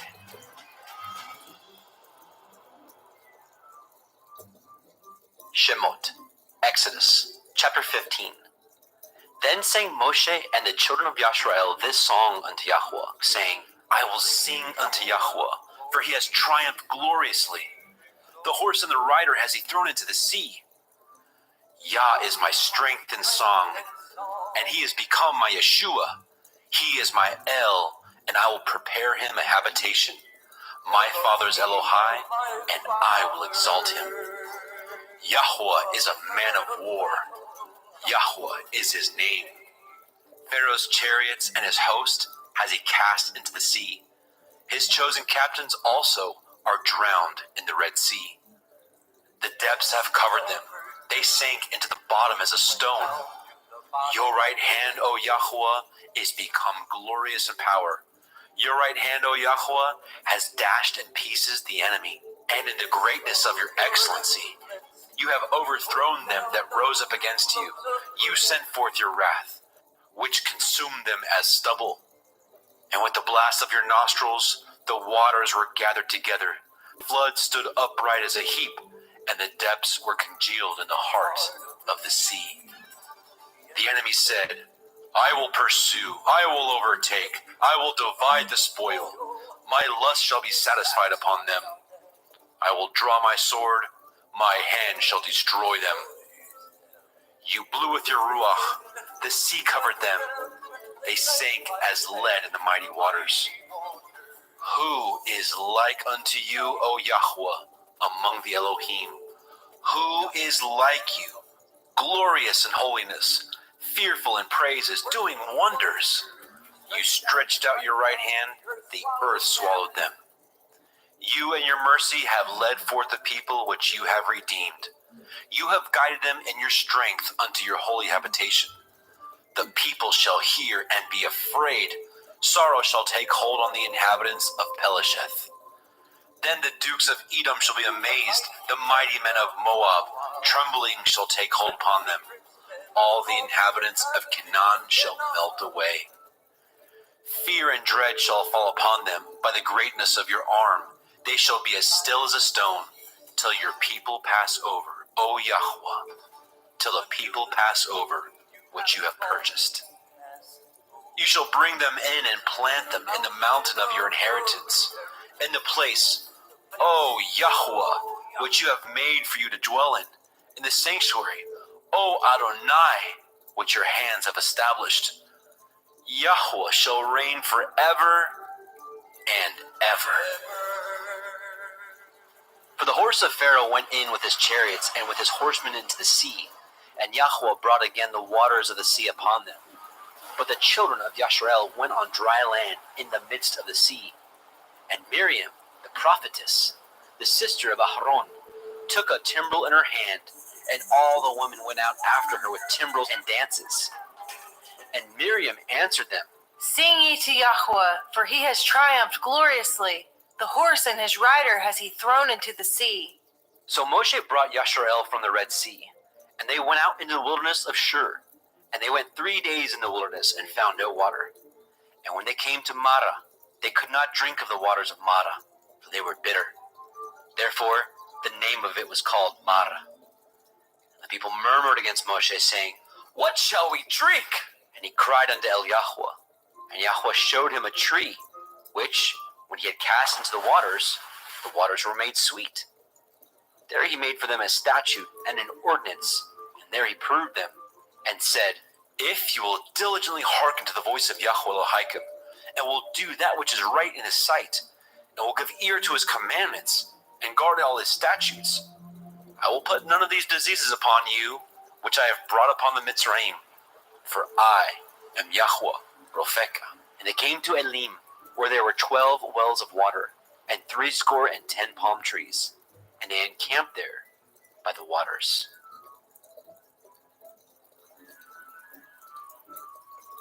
Shemot, Exodus, chapter 16. And they took their journey from Elim, and all the assembly of the children of Yasharel came unto the wilderness of Sin, which is between Elim and Sinai, on the 15th day of the 2nd month after their departing out of the land of Mitzrayim. And the whole assembly of the children of Yasharel murmured against Moshe and Aharon in the wilderness. And the children of Yasharel said unto them, Would to Elohim we had died by the hand of Yahweh in the land of Mitzrayim. But we sat by the flesh pots, and when we did eat bread to the full. For ye have brought us forth into this wilderness to kill this whole assembly with hunger. Then said Yahweh unto Moshe, Behold, I will rain bread from heavens for you, and the people shall go out and gather a certain rate every day, that I may prove them, whether they will walk in my Torah or no. And it shall come to pass that on the 6th day they shall prepare that which they bring in, and it shall be twice as much as they gather daily. And Moshe and Aharon said unto all the children of Yashrael, At evening, then ye shall know what Yahuwah has brought out of the land of Mitzrayim. and in the morning, then ye shall see the glory of Yahuwah, for that he hears your murmurings against Yahuwah. And what are we, that ye murmur against us? And Moshe said, This shall be, when Yahuwah shall give you in the evening flesh to eat, and in the morning bread to the full, for that Yahuwah hears your murmurings which you murmur against him. And what are we? Your murmurings are not against us, but against Yahuwah. And Moshe spoke unto Aharon, Say unto all the assembly of the children of Yashrael, Come near before Yahuwah, for he has heard your murmurings. And it came to pass, as Aharon spoke unto the whole assembly of the children of Yashrael, that they looked toward the wilderness, and behold, the glory of Yahuwah appeared in the cloud. And Yahuwah spoke unto Moshe, saying, I have heard the murmurings of the children of Yasharel. Speak unto them, saying, At evening ye shall eat flesh, and in the morning ye shall be filled with bread, and ye shall know that I am Yahuwah Elohim. And it came to pass that at evening the quails came up and covered the camp. And in the morning the dew lay around about the host. And when the dew that lay was gone up, behold, upon the face of the wilderness there lay a small round thing, as small as the hoarfrost on the ground. And when the children of Yashrael saw it, they said one to another, It is manna, for they knew not what it was. And Moshe said unto them, This is the bread which Yahuwah has given you to eat. This is the thing which Yahuwah has commanded. Gather of it every man according to his eating, an omer for every man, according to the number of your persons. Take you every man for them which are in his tents. And the children of Israel did so, and gathered some more, some less. And when they did meet it with an omer, he that gathered much had nothing over, and he that gathered little had no lack. They gathered every man according to his eating. And Moshe said, Let no man leave of it till the morning. Notwithstanding they hearkened not unto Moshe. But some of them left of it until the morning, and it bred worms, and stank. And Moshe was wroth with them. And they gathered it every morning, every man according to his eating. And when the sun waxed hot, it melted. And it came to pass that on the 6th day they gathered twice as much bread, 2 omers for one man. And all the rulers of the assembly came and told Moshe. And he said unto them, This is that which Yahuwah has said. Tomorrow is the rest of the holy Shabbat unto Yahuwah. Bake that which you will bake today, and seethe that you will seethe, and that which remains over lay up for you to be kept until the morning. And they laid it up until the morning as Moshe bade, and it did not stink, neither was there any worm therein. And Moshe said, Eat that today, for today is a Shabbat unto Yahuwah. Today ye shall not find it in the field. 6 days shall ye gather it, but on the 7th day, which is the Shabbat, in it there shall be none. And it came to pass that there went out some of the people on the 7th day for to gather, and they found none. And Yahuwah said unto Moshe, How long refuse ye to guard my commandments and my Torah? See for that Yahuwah has given you the Sabbath. Therefore, he gives you on the 6th day the bread of 2 days. Abide ye every man in his place. Let no man go out of his place on the 7th day. So the people rested on the 7th day. And the house of Yashrael called the name thereof manna. And it was like coriander seed, white, and the taste of it was like wafers made with honey. And Moshe said, This is the thing which Yahuwah commands. Fill an omer of it to be kept for your generations, that they may see the bread wherewith I have fed you in the wilderness, when I brought you forth from the land of Mitzrayim.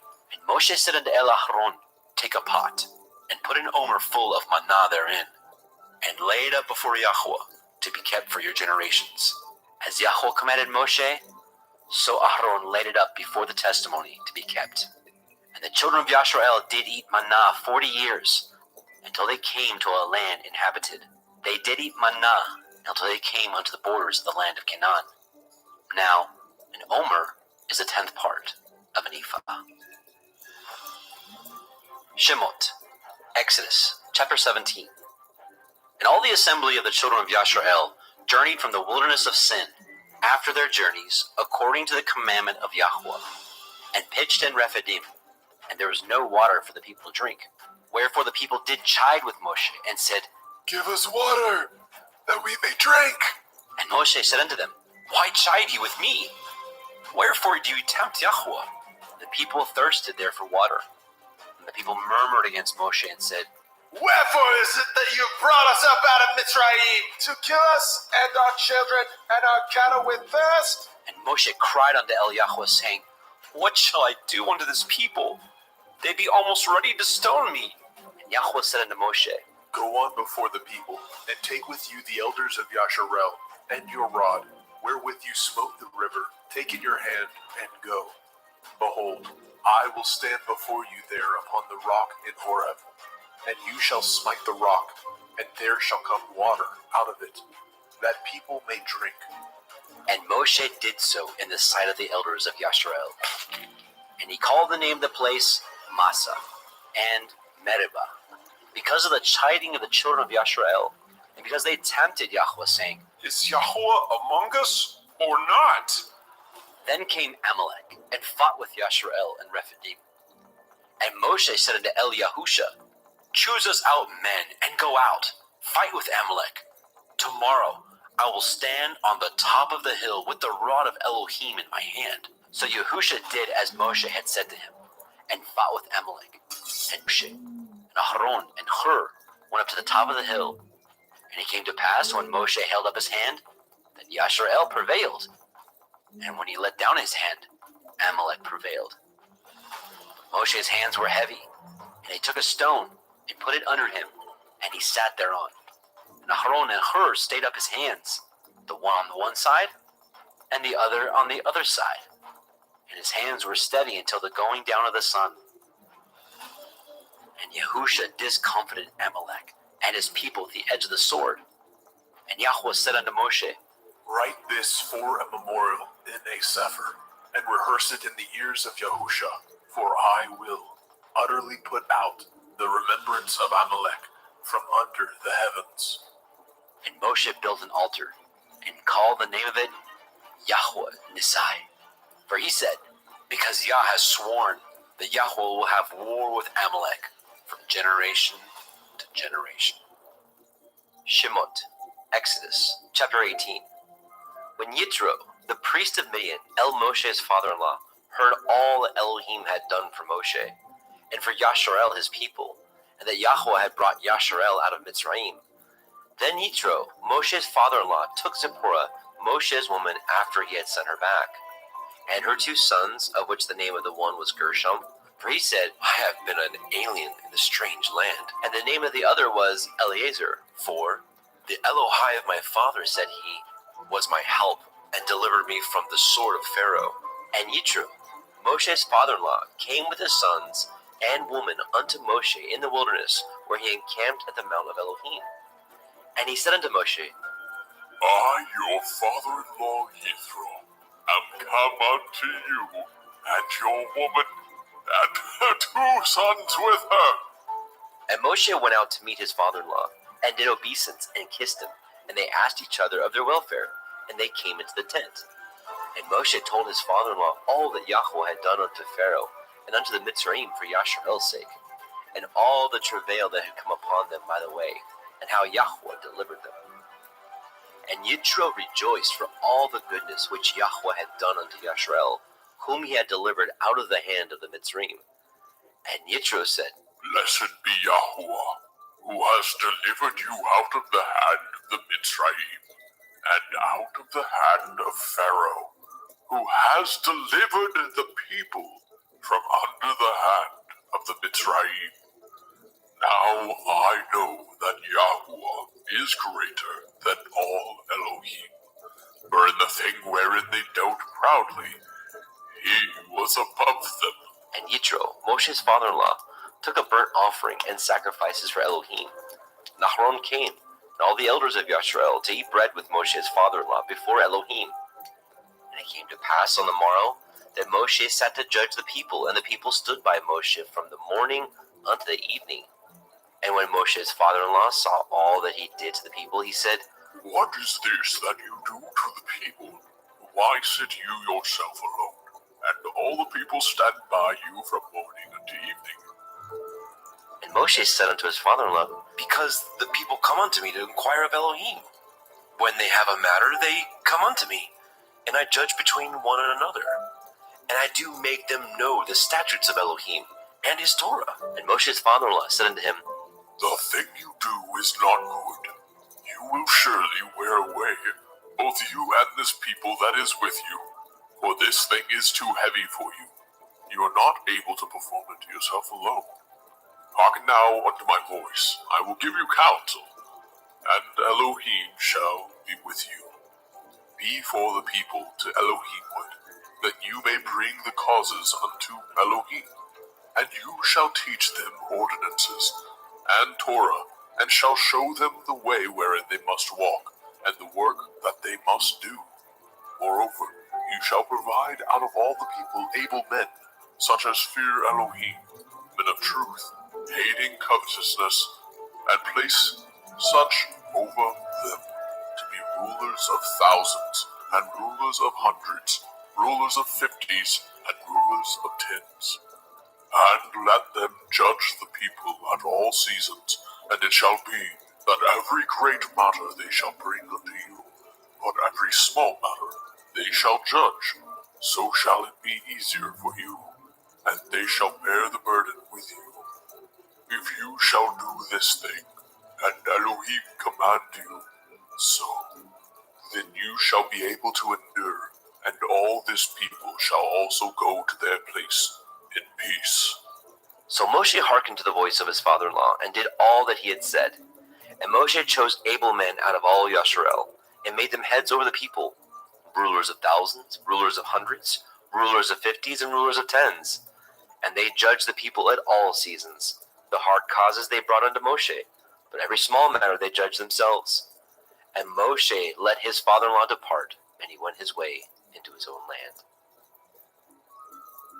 Shemot, Exodus, chapter 19. In the 3rd month, when the children of Yashrael were gone forth out of the land of Mitzrayim, the same day came they into the wilderness of Sinai. For they were departed from Rephidim, and were come to the desert of Sinai, and had pitched in the wilderness. And there Yashrael camped before the mount. And Moshe went up unto Elohim, and Yahweh called unto him out of the mountain, saying, Thus shall you say to the house of Yaakov, and tell the children of Yasharel, Ye have seen what I did unto the Mitzrayim, and how I bore you on eagle's wings, and brought you unto myself. Now therefore, if ye will obey my voice indeed, and guard my covenant, then ye shall be a peculiar treasure unto me above all people. For all the earth is mine, and ye shall be unto me a kingdom of priests, and a holy nation. These are the words which you shall speak unto the children of Yasharel. And Moshe came and called for the elders of the people, and laid before their faces all these words which Yahweh commanded him. And all the people answered together and said, All that Yahweh has spoken, we will do. And Moshe returned the words of the people unto Yahweh. And Yahweh said unto Moshe, Lo, I come unto you in a thick cloud, that the people may hear when I speak with you, and believe you forever. And Moshe told the words of the people unto Yahweh. And Yahweh said unto Moshe, Go unto the people, and sanctify them today and tomorrow, and let them wash their clothes, and be ready against the 3rd day. For the 3rd day Yahweh will come down in the sight of all the people upon Mount Sinai.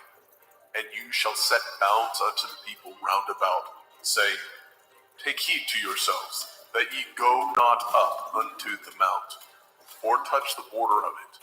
Whosoever touches the mount shall be surely put to death.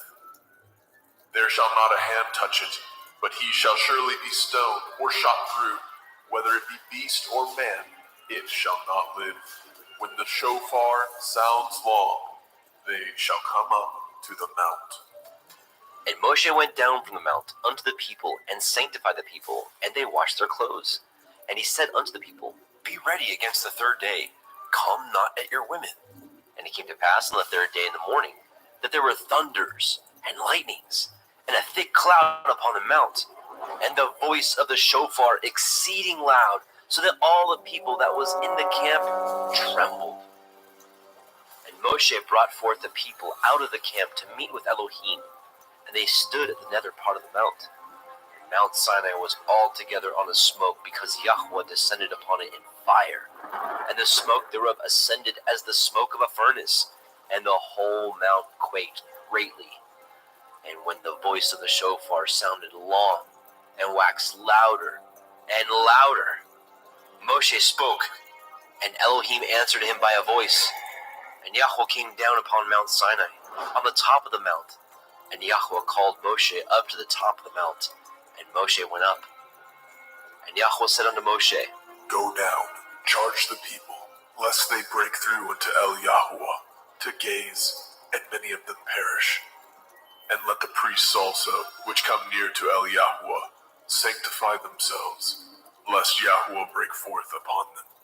And Moshe said unto El Yahweh, The people cannot come up unto Mount Sinai, for you charged us, saying, Set bounds about the mount, and sanctify it. And Yahweh said unto him, Away, get you down, and you shall come up you and Aaron with you. But let not the priests and the people break through to come up unto El Yahweh, lest he break forth upon them. So Moshe went down unto the people, and spoke unto them. Shemot, Exodus, chapter 20. And Elohim spoke all these words, saying, I am Yahuwah Elohika, which have brought you out of the land of Mitzrayim, out of the house of bondage. You shall have no other Elohim before me. You shall not make any graven image or any likeness of anything that is in the heavens above, or that is in the earth beneath, or that is in the water under the earth. You shall not bow yourself to them, nor serve them, for I, Yahuwah Elohika, am a jealous El, visiting the iniquity of the fathers upon the children unto the third and fourth generation of them that hate me, and showing mercy unto thousands of them that love me and guard my commandments. You shall not take the name of Yahuwah Elohika in vain, for Yahuwah will not hold him guiltless that takes his name in vain. Remember the day of the Sabbath, to keep it holy. 6 days shall you labor, and do all your work, but the seventh day is the Sabbath of Yahuwah Elohika. In it you shall not do any work, you, nor your son, nor your daughter, your manservant, nor your maidservant, nor your cattle, nor your stranger that is within your gates. For in 6 days Yahuwah made the heavens and the earth, the sea and all that is in them, and rested the seventh day. Wherefore Yahuwah blessed the day of the Sabbath, and hallowed it. Honor your father and your mother, that your days may be long upon the land which Yahuwah Elohika gives you. You shall not kill. You shall not break wedlock. You shall not steal. You shall not bear false witness against your neighbor. You shall not lust after your neighbor's house. You shall not lust after your neighbor's woman, nor his manservant, nor his maidservant, nor his ox, nor his ass, nor anything that is your neighbor's. And all the people saw the thunderings, and the lightnings, and the noise of the shofar, and the mountain smoking. And when the people saw it, they removed and stood afar off. And they said unto Moshe, Speak with us, and we will hear, but let not Elohim speak with us, lest we die. And Moshe said unto the people, Fear not, for Elohim is come to prove you, and that his fear may be before your faces, that you sin not. And the people stood afar off, and Moshe drew near unto the thick darkness where Elohim was.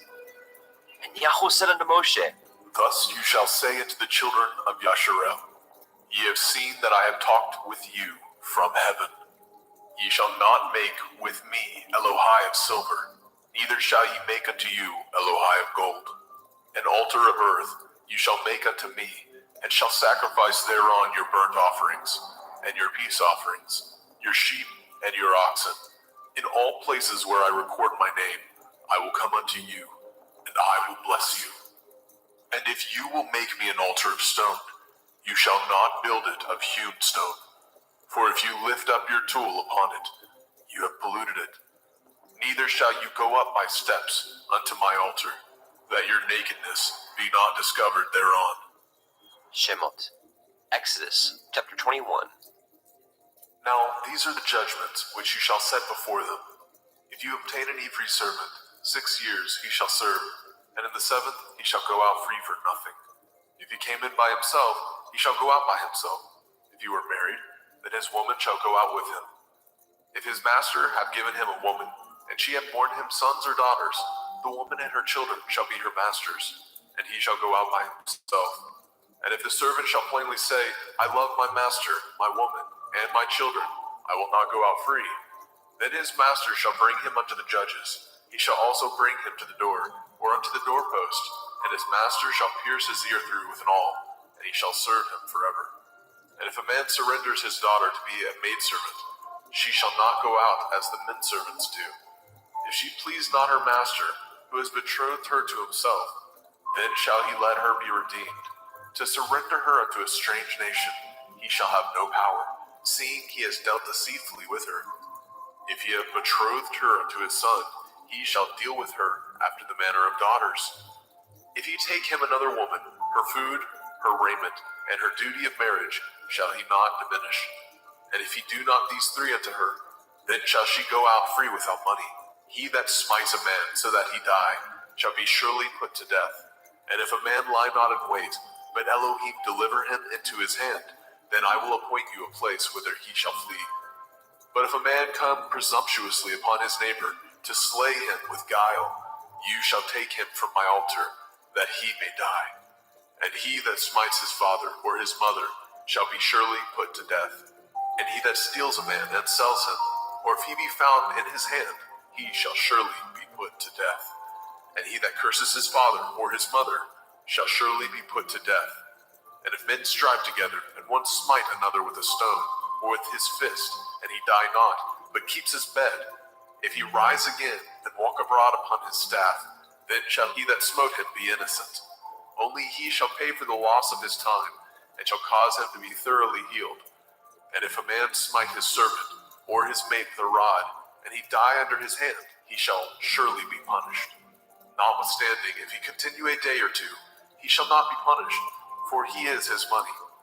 If men strive and hurt a woman with a child, so that her fruit depart from her, and yet no mischief follow, he shall surely be punished, according as the woman's man will lay upon him.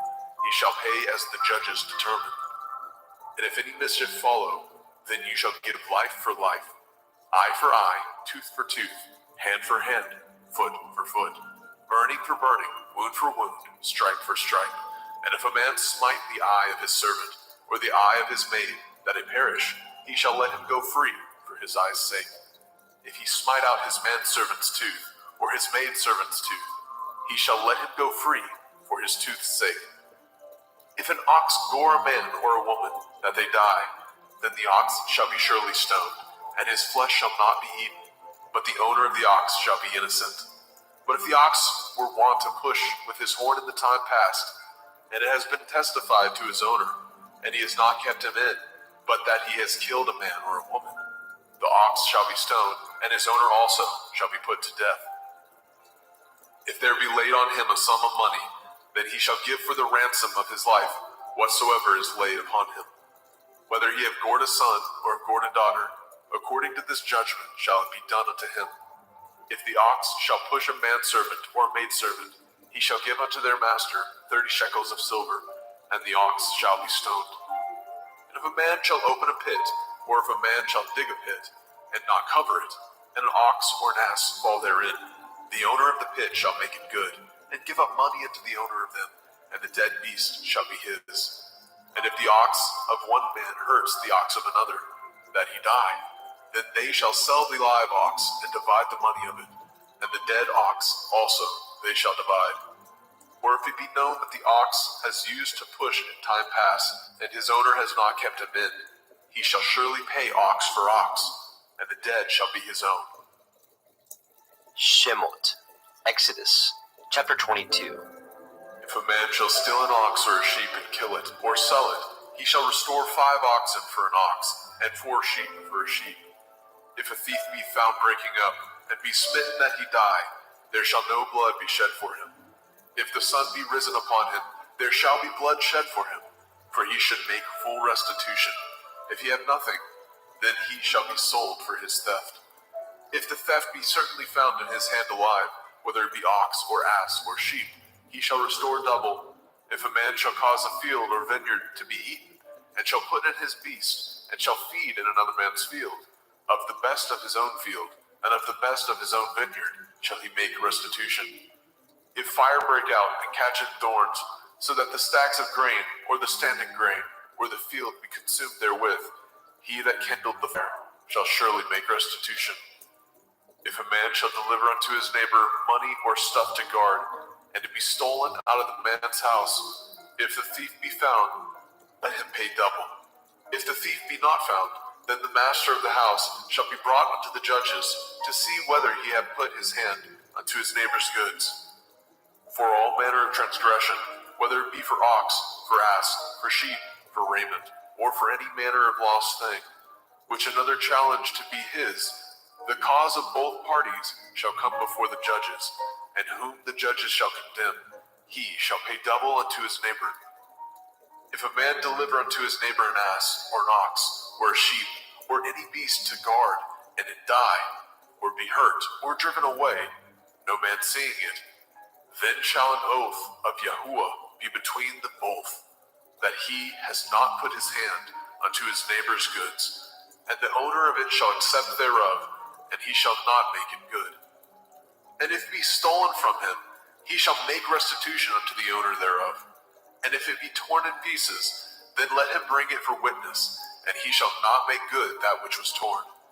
And if a man borrow aught of his neighbor, and it be hurt or die, the owner thereof being not with it, he shall surely make it good.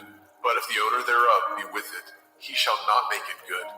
If it be a hired thing, it came for his hire. And if a man entice a maid that is not betrothed, and lie with her, he shall surely endow her to be his woman. And if a father utterly refuse to give her unto him, he shall pay money according to the dowry of virgins. You shall not suffer a witch to live. Whosoever lies with a beast shall surely be put to death. He that sacrifices unto Elohim, save unto Yahweh only, he shall be utterly destroyed. You shall neither vex a stranger nor oppress him, for ye were strangers in the land of Mizraim. Ye shall not afflict any widow or fatherless child. If you afflict them in any wise, and they cry at all unto me, I will surely hear their cry. And my wrath shall wax hot, and I will kill you with the sword, and your women shall be widows, and your children fatherless. If you lend money to any of my people that is poor by you, you shall not be to him as a usurer, neither shall you lay upon him usury. If you at all take your neighbor's raiment to pledge, you shall deliver it unto him by the time that the sun goes down. For that is his covering only. It is his raiment for his skin, wherein shall he sleep. And it shall come to pass, when he cries unto me, that I will hear, for I am gracious. You shall not revile the Elohim, nor curse the ruler of your people. You shall not delay to offer the first of your ripe fruit, and of your liquors, the firstborn of your sons shall you give unto me. Likewise shall you do with your oxen and with your sheep. 7 days it shall be with this dam. On the 8th day you shall give it to me. And ye shall be holy men unto me. Neither shall ye eat any flesh that is torn of beasts of the field.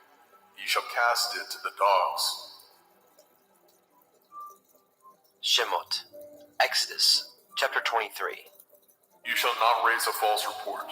Put not your hand with the wicked to be an unrighteous witness. You shall not follow a multitude to do evil, neither shall you speak in a cause to decline after many to pervert judgment. Neither shall you countenance a poor man in his cause. If you meet your enemy's ox or his ass going astray, you shall surely bring it back to him again. If you see the ass of him that hates you lying under his burden, and would forbear to help him, you shall surely help with him. You shall not pervert the judgment of your poor in his cause. Keep far from a false matter, and the innocent and righteous slay you not, for I will not justify the wicked. And you shall take no gift, for the gift blinds the wise, and perverts the words of the righteous. Also, you shall not oppress a stranger, for ye know the heart of a stranger, seeing ye were strangers in the land of Mizraim. In 6 years you shall sow your land, and shall gather in the fruits thereof. But the 7th year you shall let it rest and lie still, that the poor of your people may eat. What they leave the beasts of the field shall eat. In like manner you shall deal with your vineyard and with your olive yard. 6 days you shall do your work, and on the 7th day you shall rest, that your ox and your ass may rest, and the sons of your handmaid and the stranger may be refreshed. And in all things that I have said unto you, be guarded, and make no mention of the name of other Elohim, neither let it be heard out of your mouth. 3 times you shall keep a feast unto me in the year. You shall guard the feast of matzah, unleavened bread. You shall eat matzah 7 days as I command you, in the time appointed of the month of Eve. For in it you came out from Mizraim, and none shall appear before me empty. And the feast of Katsir, harvest, the first fruits of your labors, which you have sown in the field, and the feast of Asif, in gathering, which is in the end of the year, when you have gathered your labors out of the field. 3 times in the year all your males shall appear before Adonai Yahuwah. You shall not offer the blood of my sacrifice with hametz, leavened bread, neither shall the fat of my sacrifice remain until the morning. The first of the first fruits of your land you shall bring into the house of Yahuwah Elohika. You shall not seethe a kid in his mother's milk. Behold, I send an angel before you, to guard you in the way, and to bring you into the place which I have prepared. Beware of him, and obey his voice. Provoke him not, for he will not pardon your transgressions, for my name is in him. And if you shall indeed obey his voice, and do all that I speak, then I will be an enemy unto your enemies, and an adversary unto your adversaries. For my angel shall go before you, and bring you in unto the Emorym, and the Hittim, and the Perizim, and the Kenainim, and the Hivim, and the Yebusim, and I will cut them off. You shall not bow down to their Elohim, nor serve them, nor do after their works, but you shall utterly overthrow them, and quite break down their images. And ye shall serve Yahuwah Elohim, and he shall bless your bread and your water, and I will take sickness away from the midst of you. There shall nothing cast their young, nor be barren in your land, and the number of your days I will fulfill. I will send my fear before you, and will destroy all the people to whom you shall come, and I will make all your enemies turn their backs unto you. And I will send hornets before you, which shall drive out the Hivi, and the Kenaini, and the Hittite from before you. And I will not drive them out from before you in 1 year, lest the land become desolate, and the beasts of the field multiply against you. By little and little I will drive them out before you, until you be increased, and inherit the land. And I will set your bonds from the Red Sea, even unto the sea of the Pelishtim, and from the desert unto the river. For I will deliver the inhabitants of the land unto your hand, and you shall drive them out before you. You shall cut no covenant with them, nor with their Elohim. They shall not dwell in your land, lest they make you sin against me. For if you serve their Elohim, it will surely be a snare unto you. Shemot. Exodus, chapter 24. And he said unto Moshe, Come up unto Eliyahu, you and Aaron, Nadav and Abihu, and 70 of the elders of Yasharel, and worship ye afar off. And Moshe alone shall come near El Yahuwah, but they shall not come nigh, neither shall the people go up with him. And Moshe came and told the people all the words of Yahuwah, and all the judgments. And all the people answered with one voice and said, All the words which Yahuwah said, we will do. And Moshe wrote all the words of Yahuwah, and rose up early in the morning, and built an altar under the hill, and 12 pillars, according to the 12 tribes of Yashrael. And he sent young men of the children of Yashrael, which offered burnt offerings, and sacrificed peace offerings of oxen unto Yahuwah. And Moshe took half of the blood, and put it in the basins, and half of the blood he sprinkled on the altar. And he took the sefer of the covenant, and read it in the audience of the people. And they said, All that Yahuwah has said, we will do, and be obedient. And Moshe took the blood, and sprinkled it on the people, and said, Behold, the blood of the covenant, which Yahuwah has cut with you, concerning all these words. Then went up Moshe, and Aharon, Nadab, and Abihu, and 70 of the elders of Yashrael. And they saw the Elohai of Yashrael, and there was under his feet, as it were, a paved work of sapphire stone, and as it were the body of heaven in its clearness.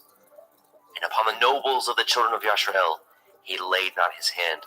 Also they saw Elohim, and did eat and drink.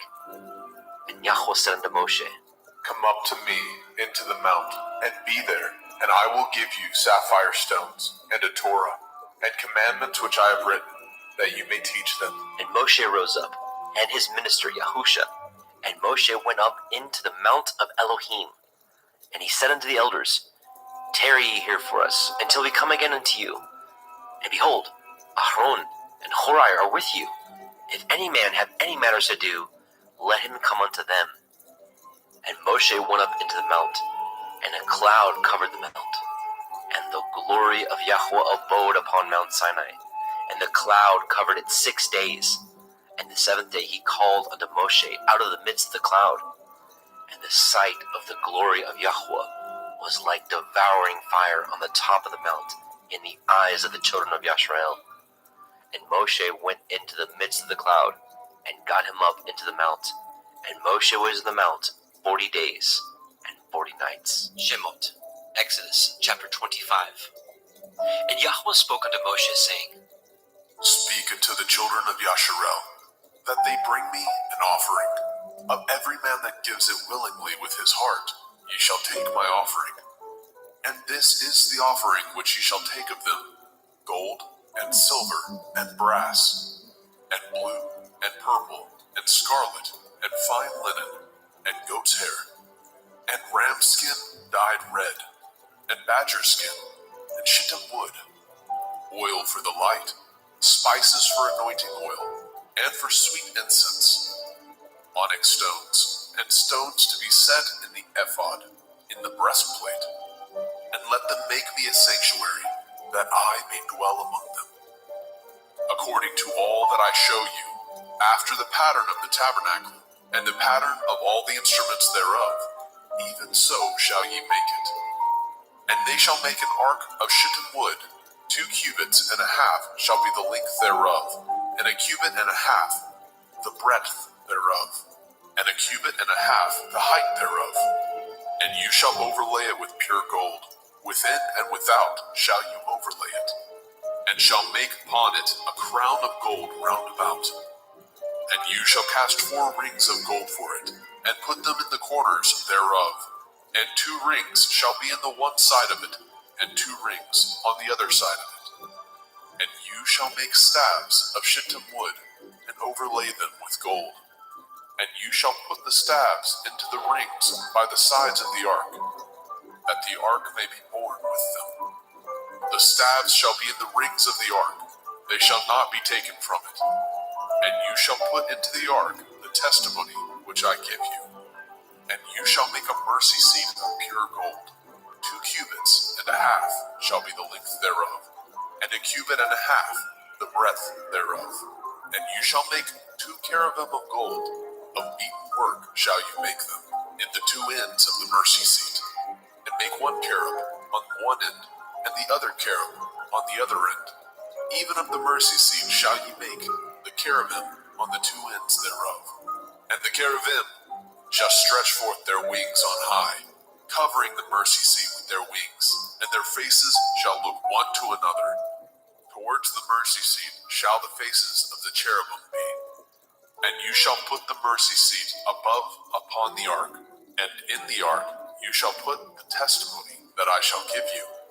And there I will meet with you, and I will commune with you from above the mercy seat, from between the two cherubim, which are upon the ark of the testimony, of all things which I give you in commandment unto the children of Yasharel. You shall also make a table of shittim wood. 2 cubits shall be the length thereof, and a cubit the breadth thereof, and a cubit and a half the height thereof. And you shall overlay it with pure gold, and make thereto a crown of gold round about. And you shall make unto it a border of a handbreadth round about. And you shall make a golden crown to the border thereof round about. And you shall make it 4 rings of gold, and put the rings in the 4 corners that are on the 4 feet thereof. Over against the border shall the rings be for places of the staves to bear the table. And you shall make the staves of shittim wood, and overlay them with gold, that the table may be borne with them. And you shall make dishes thereof, and spoons thereof, and covers thereof, and bowls thereof. To cover withal of pure gold shall you make them. And you shall set upon the table showbread before me always. And you shall make a menorah, 7-branched candlestick of pure gold. Of beaten work shall the menorah be made. His shaft and his branches, his bowls, his knobs, and his flowers shall be of the same. And 6 branches shall come out of the sides of it, 3 branches of the menorah out of the one side, and 3 branches of the menorah out of the other side. 3 bowls made like unto almonds, with a knob and a flower in one branch, and 3 bowls made like almonds in the other branch, with a knob and a flower. So with the 6 branches that come out of the menorah. And in the menorah shall be 4 bowls made like unto almonds, with their knobs and their flowers. And there shall be a knob under 2 branches of the same, and a knob under 2 branches of the same, and a knob under 2 branches of the same, according to the 6 branches that proceed out of the menorah. Their knobs and their branches shall be of the same. All of it shall be one beaten work of pure gold. And you shall make the 7 lamps thereof, and they shall light the lamps thereof, that they may give light over against it. And the tongs thereof, and the snuff dishes thereof, shall be of pure gold. Of a talent of pure gold shall he make it, with all these vessels. And look that you make them after the pattern, which was showed you in the mount. Shemot, Exodus chapter 26. Moreover, you shall make the tabernacle with 10 curtains of fine twined linen, and blue and purple, and scarlet, with cherubim of cunning work shall you make them. The length of one curtain shall be 8 and 20 cubits, and the breadth of one curtain 4 cubits. Every one of the curtains shall have one measure. The 5 curtains shall be coupled together, one to another, and other 5 curtains shall be coupled one to another. And you shall make loops of blue upon the edge of the one curtain from the selvage in the coupling, and likewise shall you make in the uttermost edge of another curtain in the coupling of the second. 50 loops shall you make in the one curtain, and 50 loops shall you make in the edge of the curtain that is the coupling of the second, and the loops may take hold one of another. And you shall make 50 taches of gold, and couple the curtains together with the taches, and it shall be one tabernacle. And you shall make curtains of goat hair to be a covering upon the tabernacle. 11 curtains shall you make. The length of one curtain shall be 30 cubits, and the breadth of one curtain 4 cubits, and the 11 curtains shall be all of one measure. And you shall couple 5 curtains by themselves, and 6 curtains by themselves, and shall double the 6th curtain in the forefront of the tabernacle. And you shall make 50 loops on the edge of the one curtain that is utmost in the coupling, and 50 loops in the edge of the curtain which couples the second. And you shall make 50 taches of brass, and put the taches into the loops, and couple the 10 together, that it may be one. And the remnant that remains of the curtain of the tent, the half curtain that remains, shall hang over the backside of the tabernacle. and a cubit on the one side, and a cubit on the other side, of that which remains in the length of the curtains of the tent. It shall hang over the sides of the tabernacle, on this side and on that side, to cover it. And you shall make a covering for the tent of ram skin dyed red, and a covering above of badger skin. And you shall make the boards for the tabernacle of shittim wood, standing up. 10 cubits shall be the length of a board, and a cubit and a half shall be the breadth of one board. 2 tenons shall be in one board, set in order one against another. Thus shall you make for all the boards of the tabernacle. You shall make the boards for the tabernacle, 20 boards on the south side southward. And you shall make 40 sockets of silver under the 20 boards, 2 sockets under one board for his 2 tenons, and 2 sockets under another board for his 2 tenons. And for the second side of the tabernacle on the north side there shall be 20 boards, and their 40 sockets of silver, 2 sockets under one board, and 2 sockets under another board. And for the sides of the tabernacle westward you shall make 6 boards. And 2 boards shall you make for the corners of the tabernacle in the 2 sides. And they shall be coupled together beneath, and they shall be coupled together above the head of it unto one ring. Thus shall it be for them both. They shall be for the 2 corners.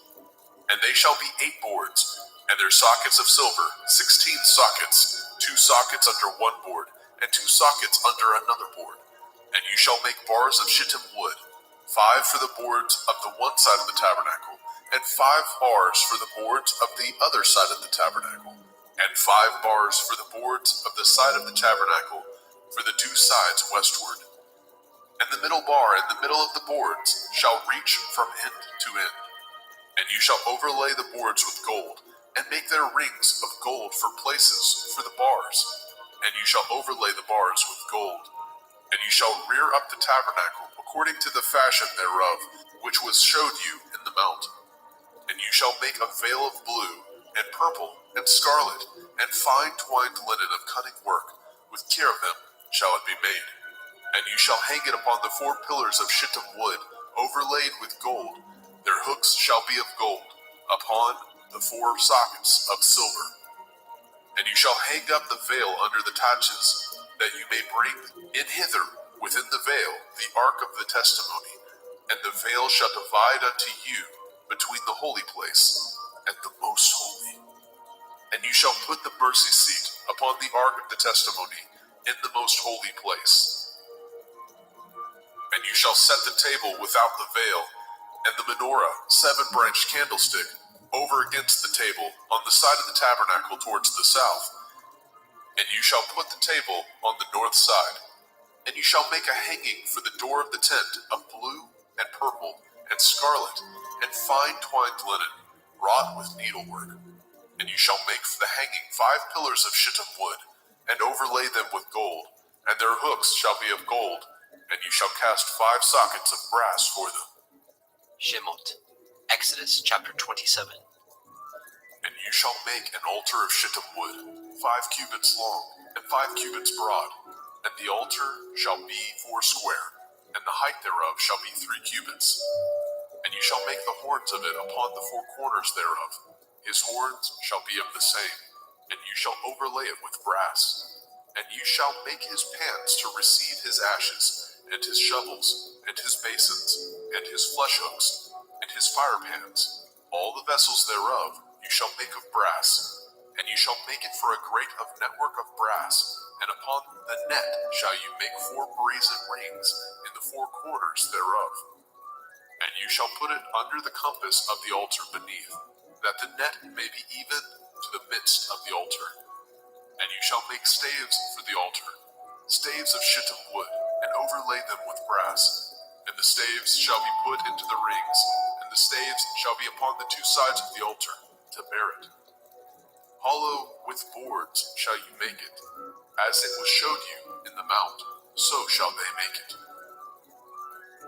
And you shall make the court of the tabernacle. For the south side southward there shall be hangings for the court of fine twined linen, of 100 cubits long for one side. And the 20 pillars thereof and their 20 sockets shall be of brass. The hooks of the pillars and their fillets shall be of silver.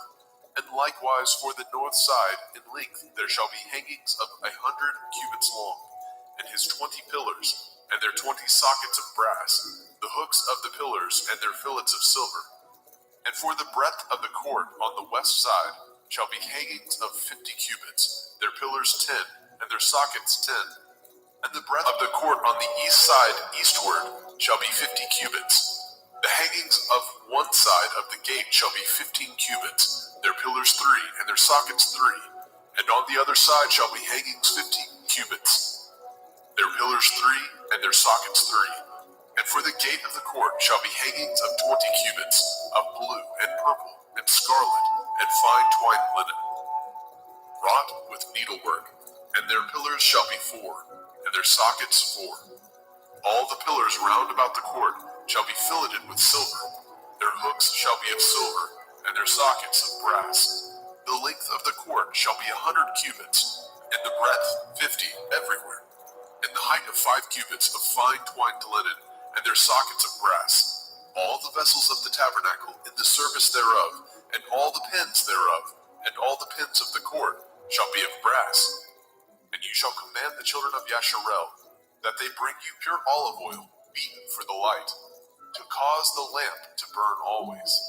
In the tabernacle of the assembly, without the veil, which is before the testimony, Aaron and his sons shall order it from evening to morning before Yahuwah. It shall be a statute forever unto their generations on the behalf of the children of Yasharel. Shemot, Exodus chapter 28. And take unto you Aaron your brother, and his sons with him, from among the children of Yasharel, that he may minister unto me in the priest's office, even Aaron, Nadab, and Abihu, Eleazar, and Itamar, Aaron's sons. And you shall make holy garments for Aaron your brother, for glory and for beauty. And you shall speak unto all that are wise-hearted, whom I have filled with the Ruach Hakmah, spirit of wisdom, that they may make Aaron's garments to consecrate him, that he may minister unto me in the priest's office. And these are the garments which they shall make: a breastplate, an ephod, and a robe, and a broidered coat, a turban, and a belt. And they shall make holy garments for Aaron your brother, and his sons, that he may minister unto me in the priest's office. And they shall take gold, and blue, and purple, and scarlet, and fine linen, and they shall make an ephod of gold, of blue, of purple, of scarlet, and fine twined linen, with cunning work. It shall have the 2 shoulder pieces thereof joined at the 2 edges thereof, and so it shall be joined together. And the belt of the ephod, which is upon it, shall be of the same, according to the work thereof, even of gold, of blue, and purple, and scarlet, and fine twined linen. And you shall take the 2 onyx stones, and grave on them the names of the children of Yasharel, 6 of their names on one stone, and the other 6 names of the rest on the other stone, according to their birth, with the work of an engraver in stone, like the engravings of a signet, shall you engrave the 2 stones with the names of the children of Yasharel. You shall make them to be set in ouches of gold. And you shall put the 2 stones upon the shoulders of the ephod for stones of memorial unto the children of Yasharel. And Aaron shall bear their names before Yahuwah upon his 2 shoulders for a memorial. And you shall make ouches of gold, and 2 chains of pure gold at the ends of wreathen work shall you make them, and fasten the wreathen chains to the ouches. And you shall make the breastplate of judgment with cunning work. After the work of the ephod you shall make it, of gold, of blue, and of purple, and of scarlet, and of fine twined linen shall you make it. 4 square it shall be, being doubled. A span shall be the length thereof, and a span shall be the breadth thereof. And you shall set in it settings of stone, even 4 rows of stones. The first row shall be sardius, a topaz, a carbuncle. This shall be the first row. And the second row shall be an emerald, a sapphire, and a diamond. And the third row, a ligure, an agate, and an amethyst. And the 4th row, a beryl, and an onyx, and a jasper. They shall be set in gold in their enclosings.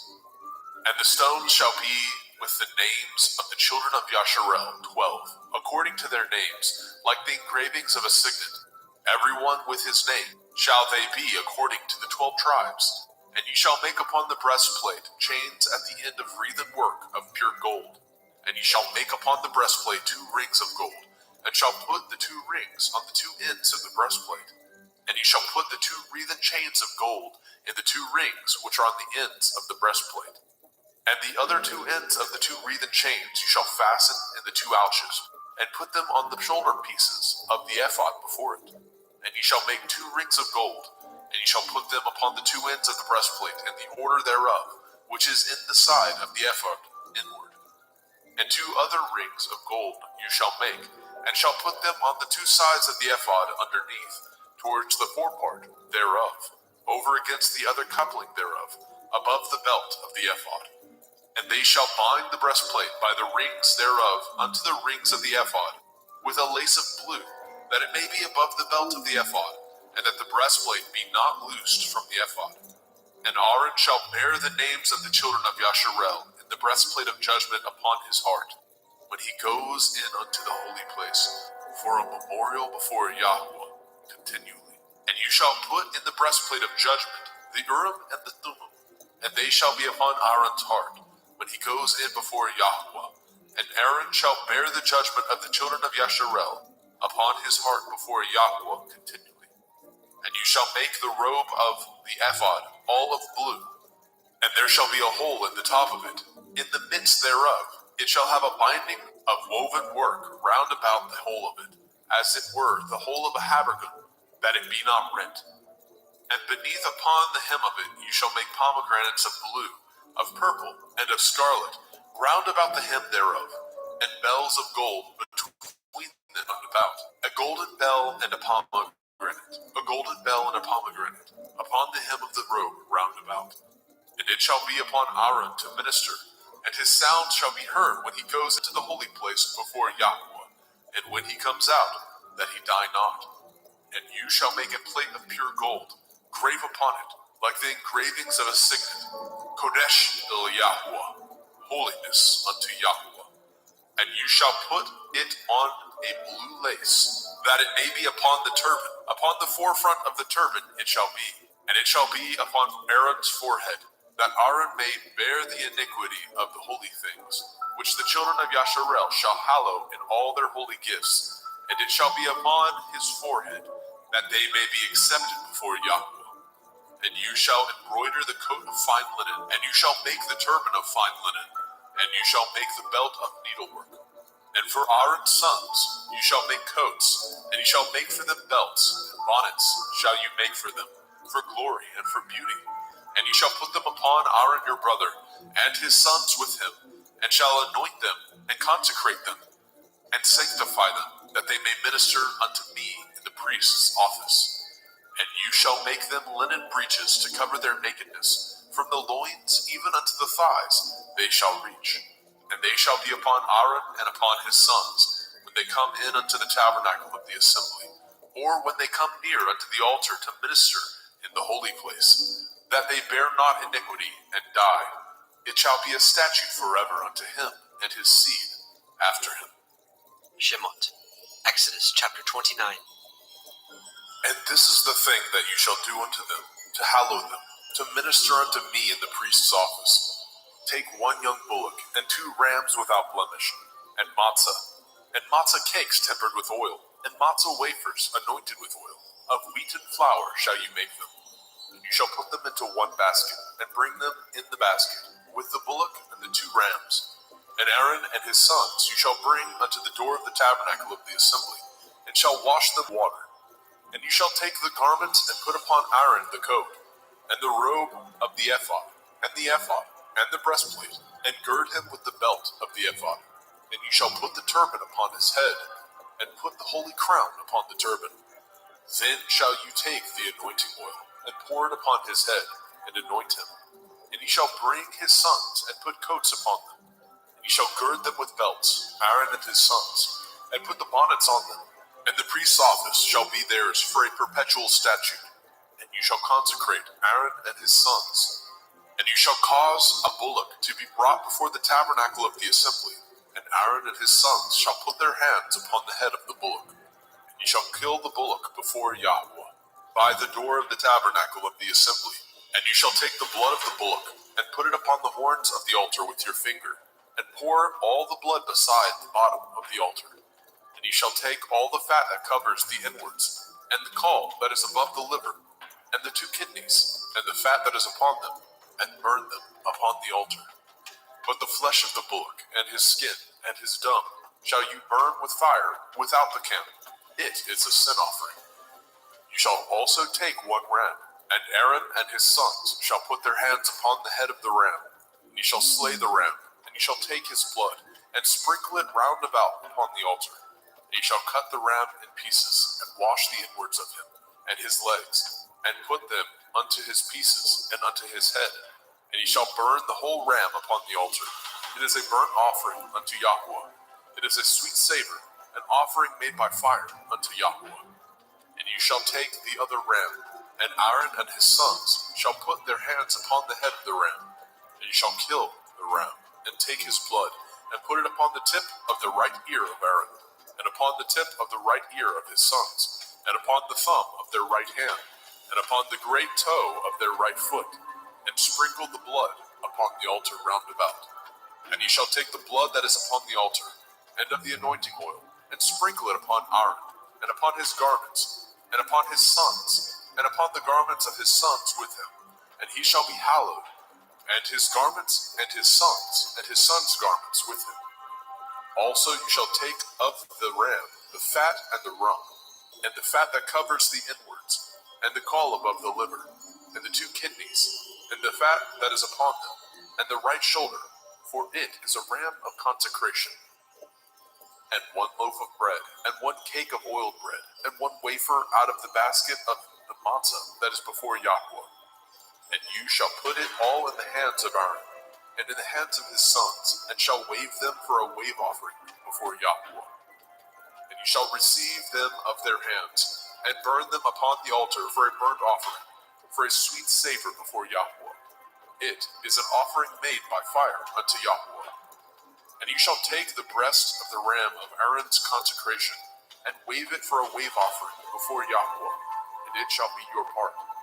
And you shall sanctify the breast of the wave offering, and the shoulder of the heave offering, which is waved, and which is heaved up, of the ram of the consecration, even of that which is for Aaron, and of that which is for his sons. And it shall be Aaron and his sons by a statute forever from the children of Yasharel, for it is a heave offering, and it shall be a heave offering from the children of Yasharel, of the sacrifice of their peace offerings, even their heave offering unto Yahweh. And the holy garments of Aaron shall be his sons after him, to be anointed therein, and to be consecrated in them. And that son that is priest in his stead shall put them on 7 days, when he comes into the tabernacle of the assembly to minister in the holy place.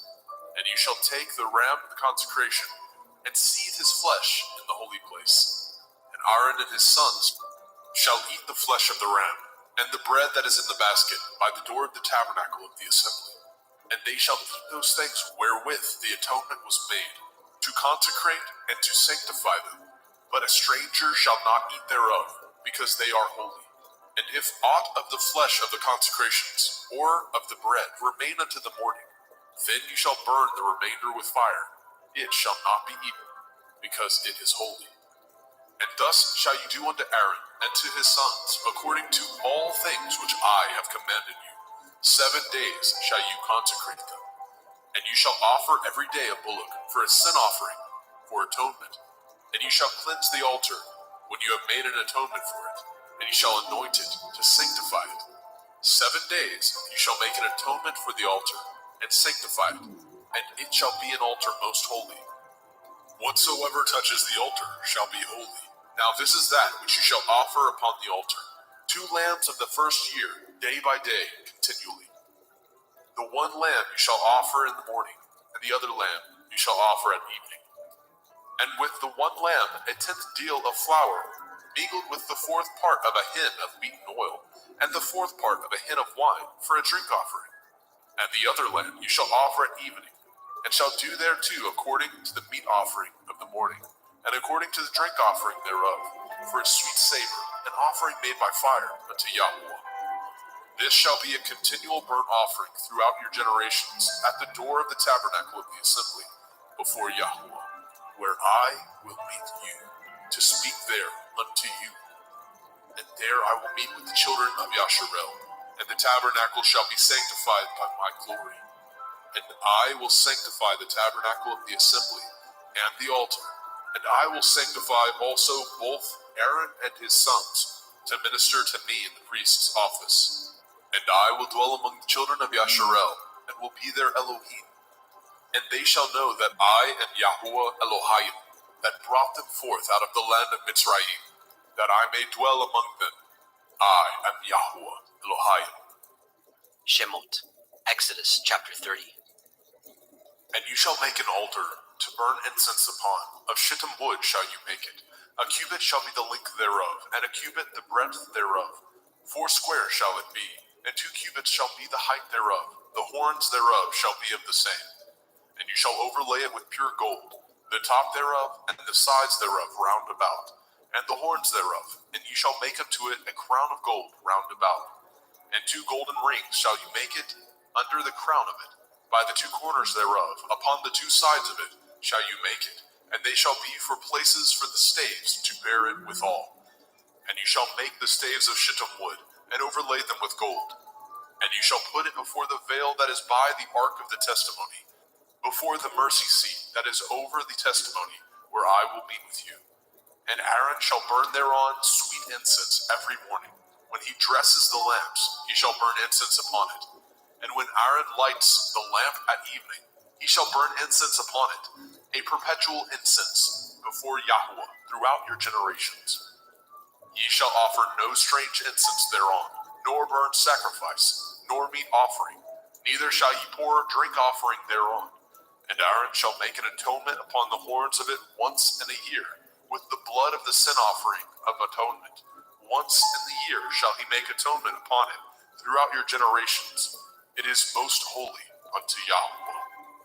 And Yahweh spoke unto Moshe, saying, When you take the sum of the children of Yasharel after their number, then shall they give every man a ransom for his soul unto Yahweh, when you number them, that there be no plague among them when you number them. This they shall give, every one that passes among them that are numbered, half a shekel, after the shekel of the sanctuary. A shekel is 20 gerahs. A half shekel shall be the offering of Yahweh. Every one that passes among them that are numbered, from 20 years old and above, shall give an offering unto Yahweh. The rich shall not give more, and the poor shall not give less than half a shekel, when they give an offering unto Yahweh to make an atonement for your souls. And you shall take the atonement money of the children of Yasharel, and shall appoint it for the service of the tabernacle of the assembly, that it may be a memorial unto the children of Yasharel before Yahweh, to make an atonement for your souls.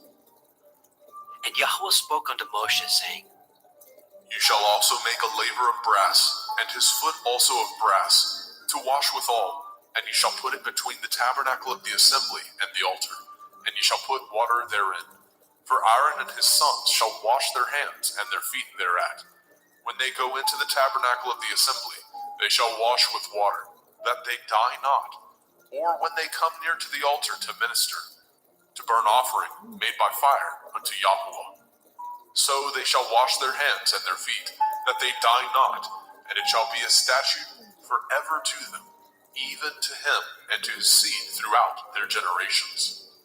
And Yahweh spoke unto Moshe, saying, Take also unto you principal spices of pure myrrh, 500 shekels, and of sweet cinnamon, half so much, even 250 shekels, and of sweet calamus, 250 shekels, and of cassia, 500 shekels, after the shekel of the sanctuary, and of olive oil, a hin. And you shall make it an oil of holy ointment, an ointment compound after the art of the apothecary. It shall be holy anointing oil. And you shall anoint the tabernacle of the assembly therewith, and the ark of the testimony, and the table and all his vessels, and the menorah and his vessels, and the altar of incense, and the altar of burnt offering with all his vessels, and the laver and his foot. And you shall sanctify them, that they may be most holy. Whatsoever touches them shall be holy. And you shall anoint Aaron and his sons, and consecrate them, that they may minister unto me in the priest's office. And you shall speak unto the children of Yasharel, saying, This shall be a holy anointing oil unto me throughout your generations. Upon man's flesh shall it not be poured, neither shall ye make any other like it. After the composition of it, it is holy, and it shall be holy unto you.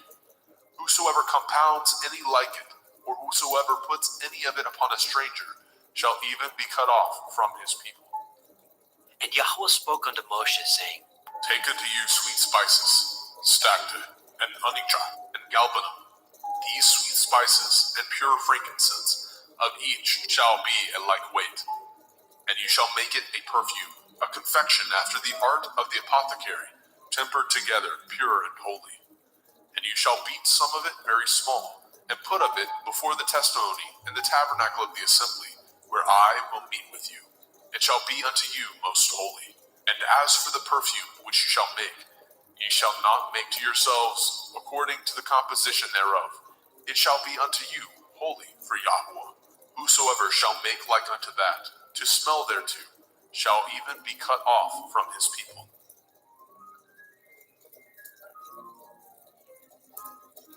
Shemot, Exodus chapter 31.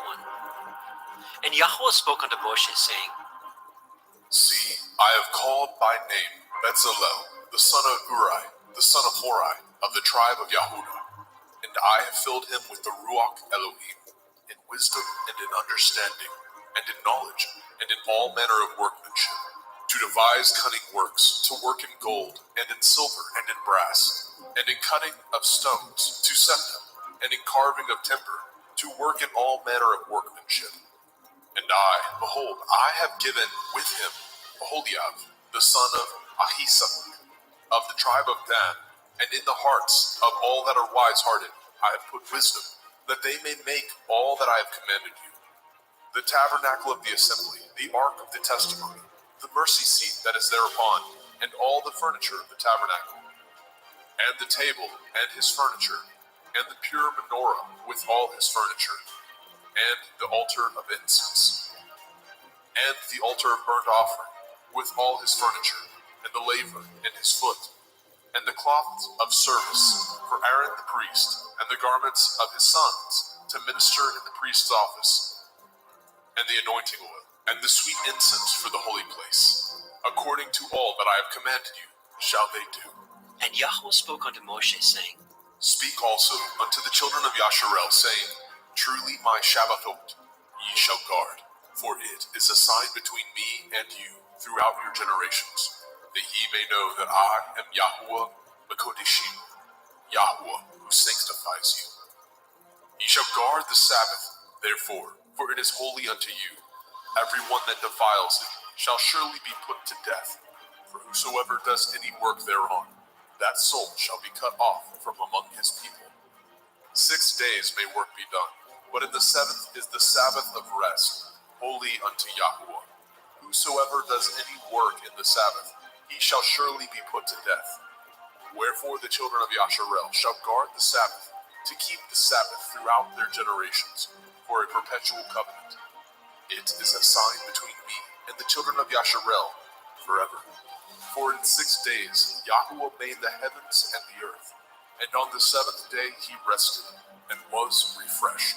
And he gave unto Moshe, when he had made an end of communing with him upon Mount Sinai, 2 sapphires of testimony, sapphire stones, written with the finger of Elohim.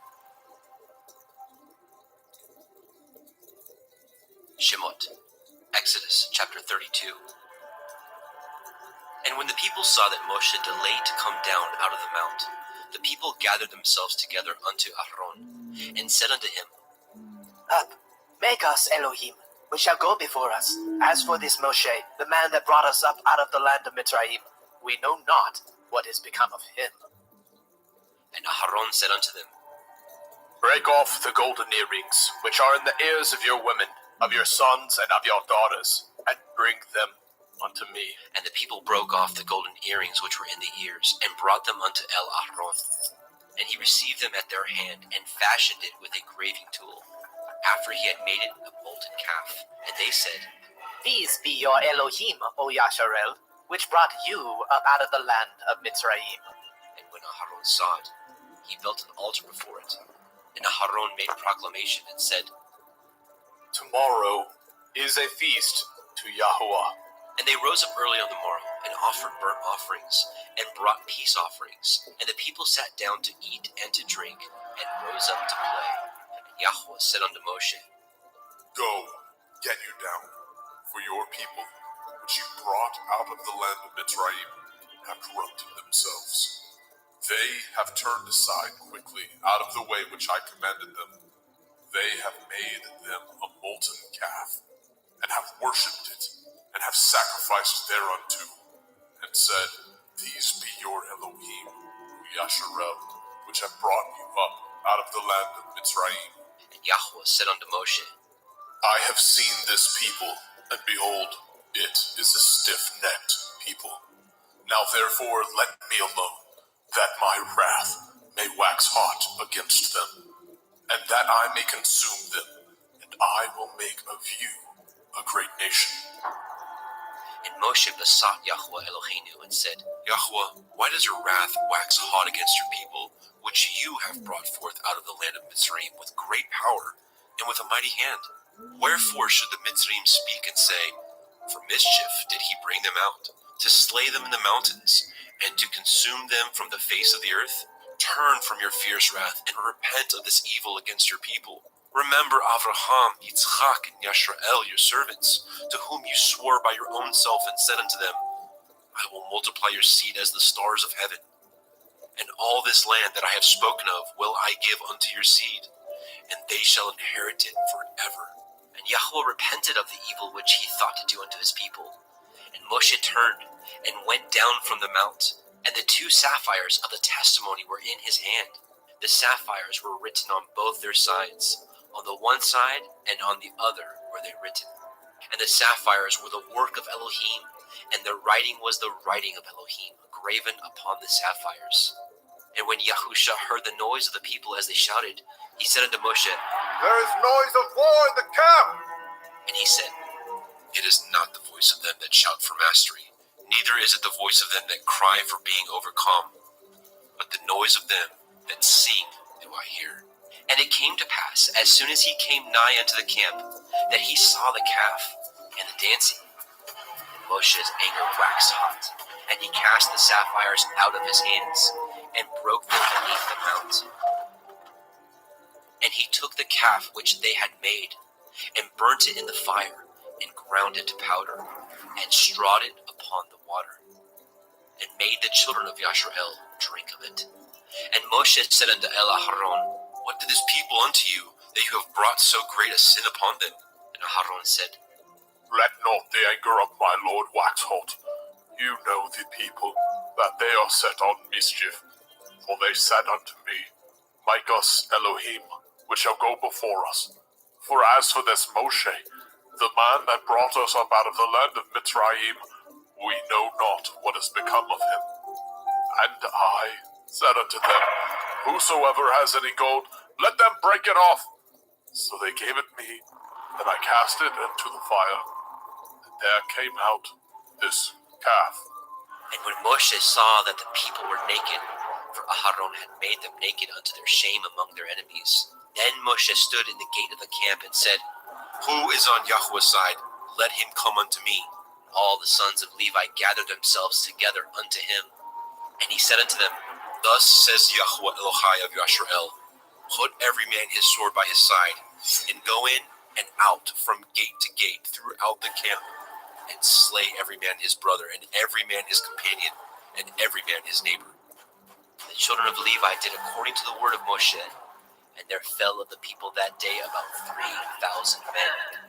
For Moshe had said, Consecrate yourselves today to Yahweh, even every man upon his son, and upon his brother, that he may bestow upon you a blessing this day.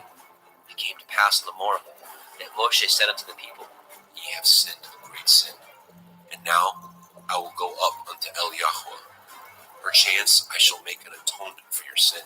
And Moshe returned unto Eliyahu and said, Oh, this people have sinned a great sin, and have made them Elohai of gold.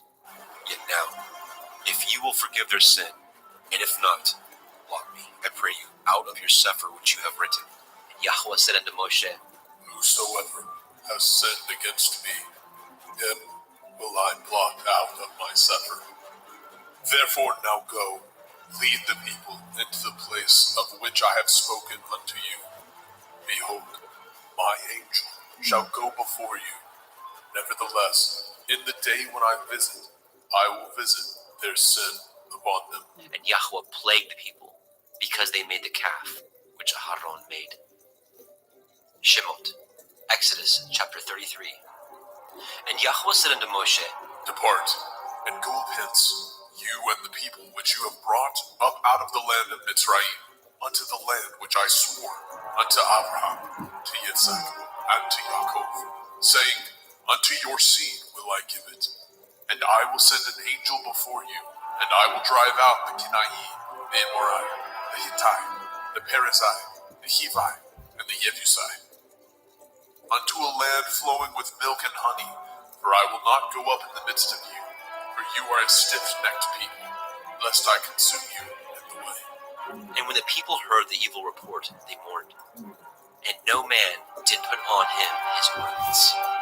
For Yahweh had said unto Moshe, Say unto the children of Yasharel, Ye are a stiff-necked people. I will come up into the midst of you in a moment, and consume you. Therefore now put off your ornaments from you, that I may know what to do unto you. And the children of Yasharel stripped themselves of their ornaments by the Mount Horeb. And Moshe took the tabernacle, and pitched it without the camp, afar off from the camp, and called it the tabernacle of the assembly. And it came to pass that everyone which sought Yahweh went out unto the tabernacle of the assembly, which was without the camp. And it came to pass, when Moshe went out unto the tabernacle, that all the people rose up, and stood every man at his tent door, and looked after Moshe until he was gone into the tabernacle. And it came to pass, as Moshe entered into the tabernacle, the cloudy pillar descended, and stood at the door of the tabernacle, and Yahweh talked with Moshe.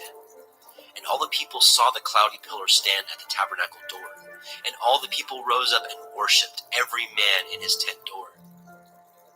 And Yahweh spoke unto Moshe face to face, as a man speaks unto his friend. And he turned again into the camp, but his servant Yahusha, the son of Nun, a young man, departed not out of the tabernacle.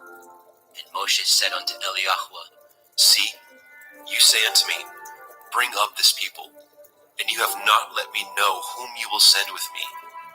Yet you have said, I know you by name, and you have also found grace in my sight. Now therefore, I pray you, if I have found grace in your sight, show me now your way, that I may know you, that I may find grace in your sight, and consider that this nation is your people. And he said, My presence shall go with you, and I will give you rest. And he said unto him, If your presence go not with me, carry us not up hence. For wherein shall it be known here that I and your people have found grace in your sight? Is it not in that you go with us? So shall we be separated, I and your people, from all the people that are upon the face of the earth. And Yahweh said unto Moshe, I will do this thing also that you have spoken, for you have found grace in my sight, and I know you by name. And he said, I beseech you, show me your glory. And he said, I will make all my goodness pass before you, and I will proclaim the name of Yahweh before you, and will be gracious to whom I will be gracious, and will show mercy on whom I will show mercy. And he said, You cannot see my face, for there shall no man see me and live. And Yahweh said, Behold, there is a place by me, and you shall stand upon a rock. And it shall come to pass, while my glory passes by, that I will put you in the cleft of the rock, and will cover you with my hand, while I pass by. And I will take away my hand, and you shall see my back parts, but my face shall not be seen.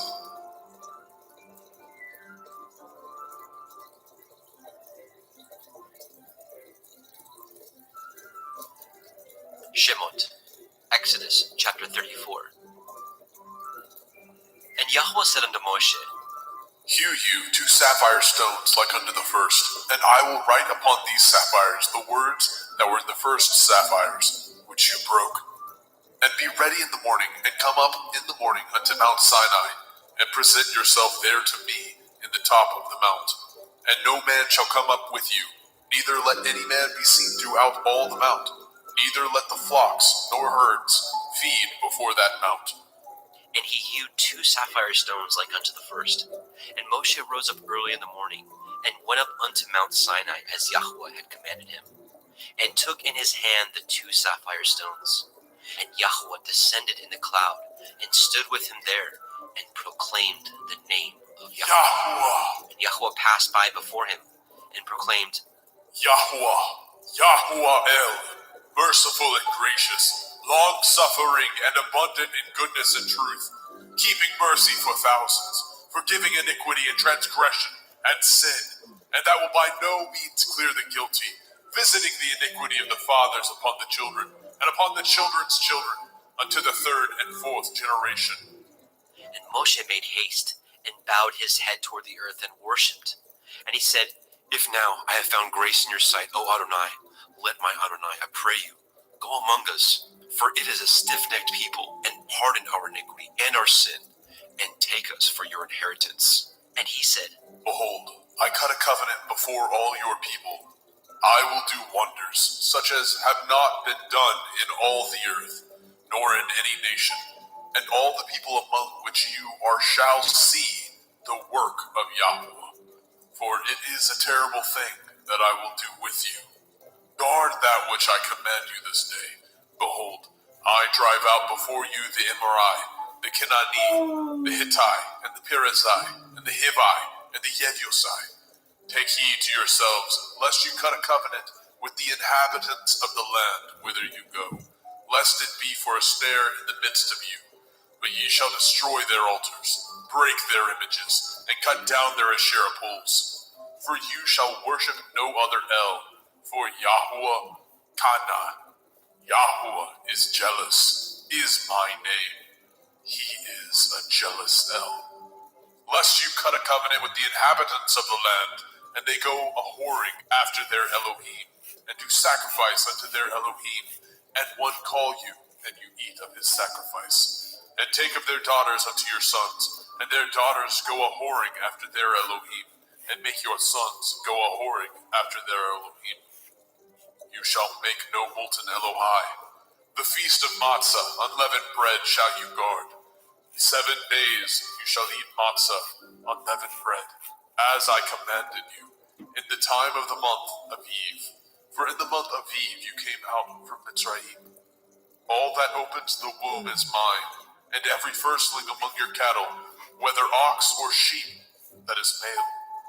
But the firstling of an ass you shall redeem with a lamb, and if you redeem him not, then shall you break his neck. All the firstborn of your sons you shall redeem, and none shall appear before me empty. 6 days you shall work, but on the 7th day you shall rest. In earing time and in harvest you shall rest. And you shall observe the feast of Katsir, harvest, of the first fruits of wheat harvest, and the feast of Asif, ingathering, at the year's end. Thrice in the year shall all your men children appear before Adonai Yahuwah, the Elohai of Yasharel. For I will cast out the nations before you, and enlarge your borders. Neither shall any man desire your land, when you shall go up to appear before Yahuwah Elohika thrice in the year. You shall not offer the blood of my sacrifice with leaven, neither shall the sacrifice of the feast of the Pesach be left unto the morning. The first of the first fruits of your land you shall bring into the house of Yahuwah Elohika. You shall not see the kid in his mother's milk. And Yahweh said unto Moshe, Write these words, for after the tenor of these words I have cut a covenant with you and with Yasharel. And he was there with Yahweh 40 days and 40 nights. He did neither eat bread nor drink water. And he wrote upon the sapphires the words of the covenant, the 10 Devarim. And it came to pass, when Moshe came down from Mount Sinai with the 2 sapphires of testimony in Moshe's hand, when he came down from the mount, that Moshe knew not that the skin of his face shone while he talked with them. And when Aharon and all the children of Yasharel saw Moshe, behold, the skin of his face shone, and they were afraid to come nigh him. And Moshe called unto them, and Aharon and all the rulers of the assembly returned unto him. And Moshe talked with them. And afterward, all the children of Yasharel came nigh, and he gave them in commandment all that Yahweh had spoken with him in Mount Sinai. And till Moshe had done speaking with them, he put a veil on his face. But when Moshe went in before Yahweh to speak with him, he took the veil off until he came out. And he came out and spoke unto the children of Yasharel, which he was commanded. And the children of Yasharel saw the face of Moshe, that the skin of Moshe's face shone. And Moshe put the veil upon his face again until he went in to speak with him. Shemot, Exodus chapter 35. And Moshe gathered all the assembly of the children of Yasharel together, and said unto them, These are the words which Yahweh has commanded, that ye should do them. 6 days shall work be done, but on the seventh day there shall be to you a holy day, a Shabbat of rest to Yahweh. Whosoever does work thereon shall be put to death. Ye shall kindle no fire throughout your habitations upon the Sabbath. And Moshe spoke unto all the assembly of the children of Yasharel, saying, This is the thing which Yahweh commanded, saying, Take ye from among you an offering unto Yahweh. Whosoever is of a willing heart, let him bring it, an offering of Yahweh, gold, and silver, and brass, and blue, and purple, and scarlet, and fine linen, and goat's hair, and ram skins dyed red, and badger skins, and shittim wood, and oil for the light, and spices for anointing oil, and for the sweet incense, and onyx stones, and stones to be set for the ephod, and for the breastplate. And every wise-hearted among you shall come, and make all that Yahweh has commanded.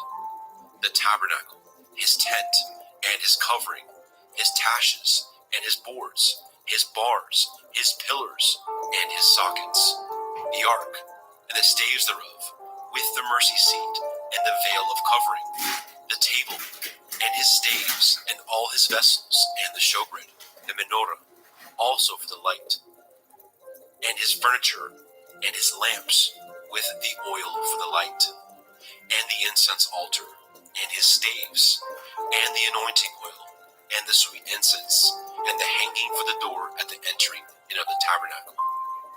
The altar of burnt offering, with his brazen grate, his staves, and all his vessels, the laver, and his foot, the hangings of the court, his pillars, and their sockets, and the hanging for the door of the court, the pins of the tabernacle, and the pins of the court, and their cords, the cloths of service, to do service in the holy place, the holy garments for Aharon the priest, and the garments of his sons, to minister in the priest's office.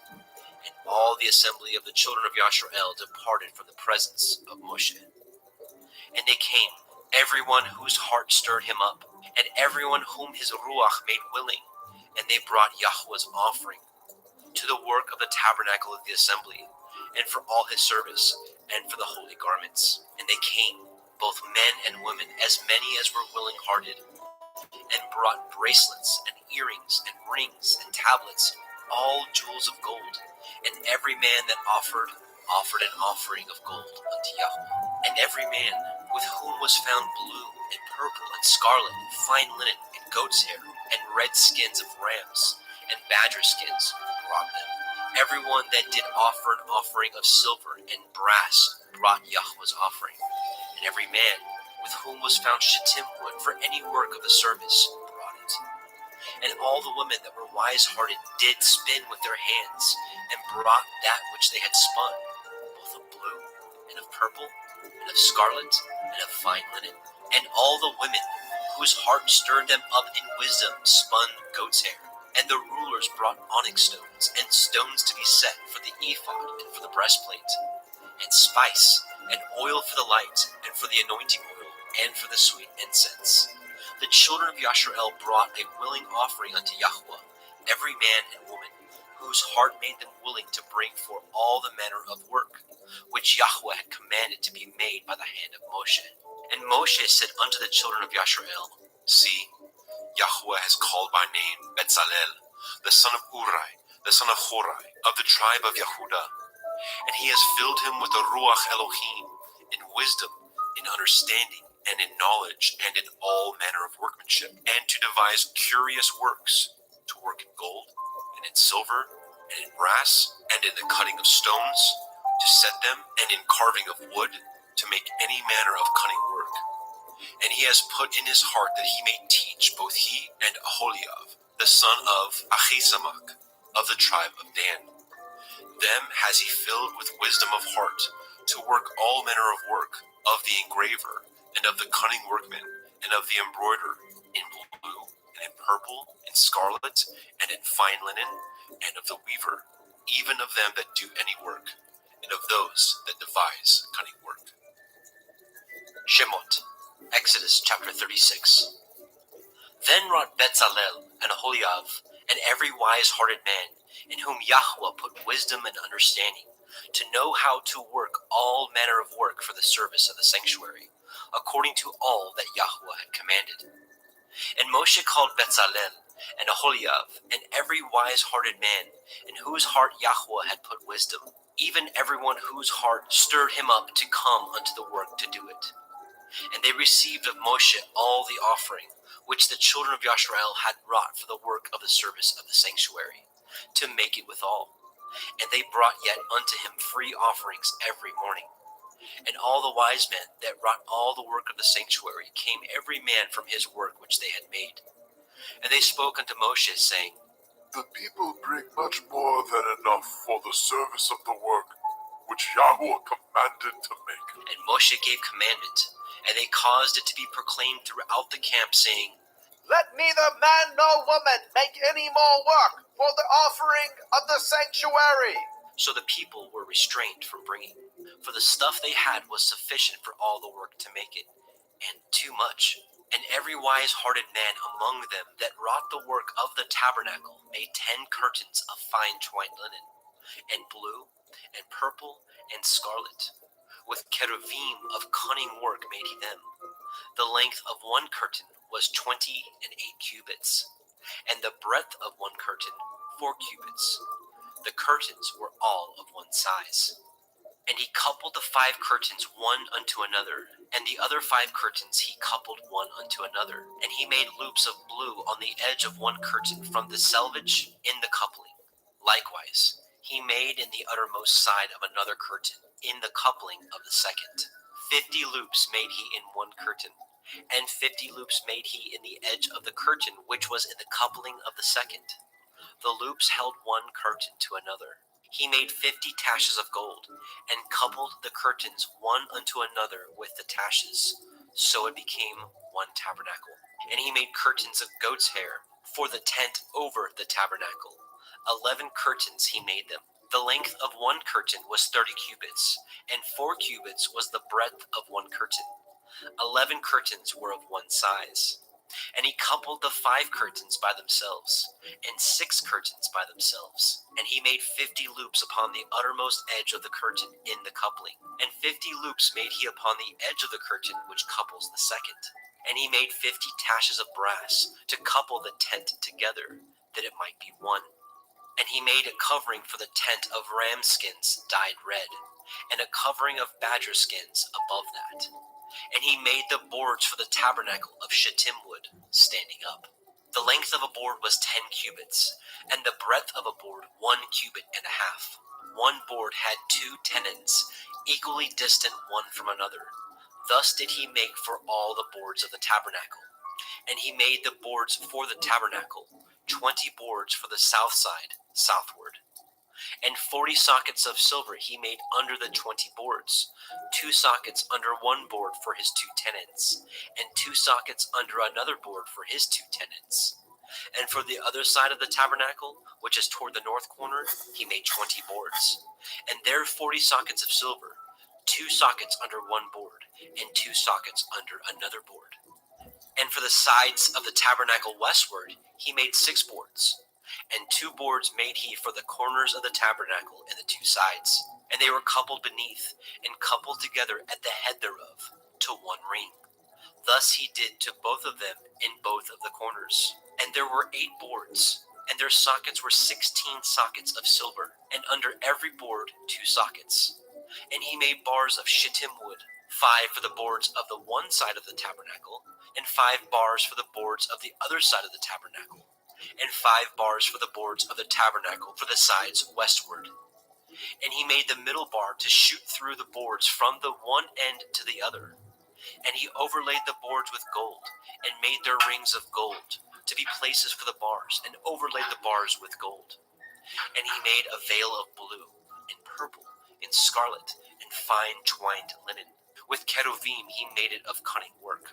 And he made thereunto 4 pillars of shittim wood, and overlaid them with gold. Their hooks were of gold. And he cast for them 4 sockets of silver. And he made a hanging for the tabernacle door of blue, and purple, and scarlet, and fine twined linen of needlework. And the 5 pillars of it, their hooks, and he overlaid their chapiters and their fillets with gold. But their 5 sockets were of brass. Shemot, Exodus chapter 37. And Bezalel made the ark of shittim wood. 2 cubits and a half was the length of it, and a cubit and a half the breadth of it, and a cubit and a half the height of it. And he overlaid it with pure gold, within and without, and made a crown of gold to it round about. And he cast for it 4 rings of gold, to be set by the 4 corners of it, even 2 rings upon the one side of it, and 2 rings upon the other side of it. And he made staves of shittim wood, and overlaid them with gold. And he put the staves into the rings by the sides of the ark, to bear the ark. And he made the mercy seat of pure gold. 2 cubits and a half was the length thereof, and 1 cubit and a half the breadth thereof. And he made 2 cherubim of gold, beaten out of one piece made he them, on the 2 ends of the mercy seat. 1 cherub on the end of this side, and another cherub on the other end of that side. Out of the mercy seat made he the cherubim on the 2 ends thereof. And the cherubim spread out their wings on high, and covered with their wings over the mercy seat, with their faces one to another, even to the mercy seatward were the faces of the cherubim. And he made the table of shittim wood. 2 cubits was the length thereof, and a cubit the breadth thereof, and a cubit and a half the height thereof. And he overlaid it with pure gold, and made thereunto a crown of gold round about. Also he made thereunto a border of a handbreadth round about, and made a crown of gold for the border thereof round about. And he cast for it 4 rings of gold, and put the rings upon the 4 corners that were in the 4 feet thereof. Over against the border were the rings, the places for the staves to bear the table. And he made the staves of shittim wood, and overlaid them with gold, to bear the table. And he made the vessels which were upon the table, his dishes, and his spoons, and his bowls, and his covers to cover withal of pure gold. And he made the menorah of pure gold, of beaten work he made the menorah, his shaft, and his branch, his bowls, his knops, and his flowers were of the same. And 6 branches going out of the sides thereof, 3 branches of the menorah out of the one side thereof, and 3 branches of the menorah out of the other side thereof. 3 bowls made after the fashion of almonds in one branch, a knop and a flower, and 3 bowls made like almonds in another branch, a knop and a flower. So throughout the 6 branches going out of the menorah. And in the menorah were 4 bowls made like almonds, his knops and his flowers, and a knop under 2 branches of the same, and a knop under 2 branches of the same, and a knop under 2 branches of the same, according to the 6 branches going out of it. Their knops and their branches were of the same. All of it was one beaten work of pure gold. And he made his 7 lamps, and his snuffers, and his snuff dishes of pure gold. Of a talent of pure gold made he it, and all the vessels thereof. And he made the incense altar of shittim wood. The length of it was a cubit, and the breadth of it a cubit. It was 4 square. 2 cubits was the height of it. The horns thereof were of the same. And he overlaid it with pure gold, both the top of it and the sides thereof round about. And the horns of it also he made unto it a crown of gold round about. And he made 2 rings of gold for it under the crown thereof, by the 2 corners of it, upon the 2 sides thereof, to be places for the staves to bear it withal. And he made the staves of shittim wood, and overlaid them with gold. And he made the holy anointing oil, and the pure incense of sweet spices, according to the work of the apothecary. Shemot, Exodus chapter 38. And he made the altar of burnt offering of shittim wood. 5 cubits was the length thereof, and 5 cubits the breadth thereof. It was 4 square, and 3 cubits the height thereof. And he made the horns thereof on the 4 corners of it. The horns thereof were of the same, and he overlaid it with brass. And he made all the vessels of the altar, the pots, the shovels, and the basins, and the flesh hooks, and the fire pans, all the vessels thereof he made of brass.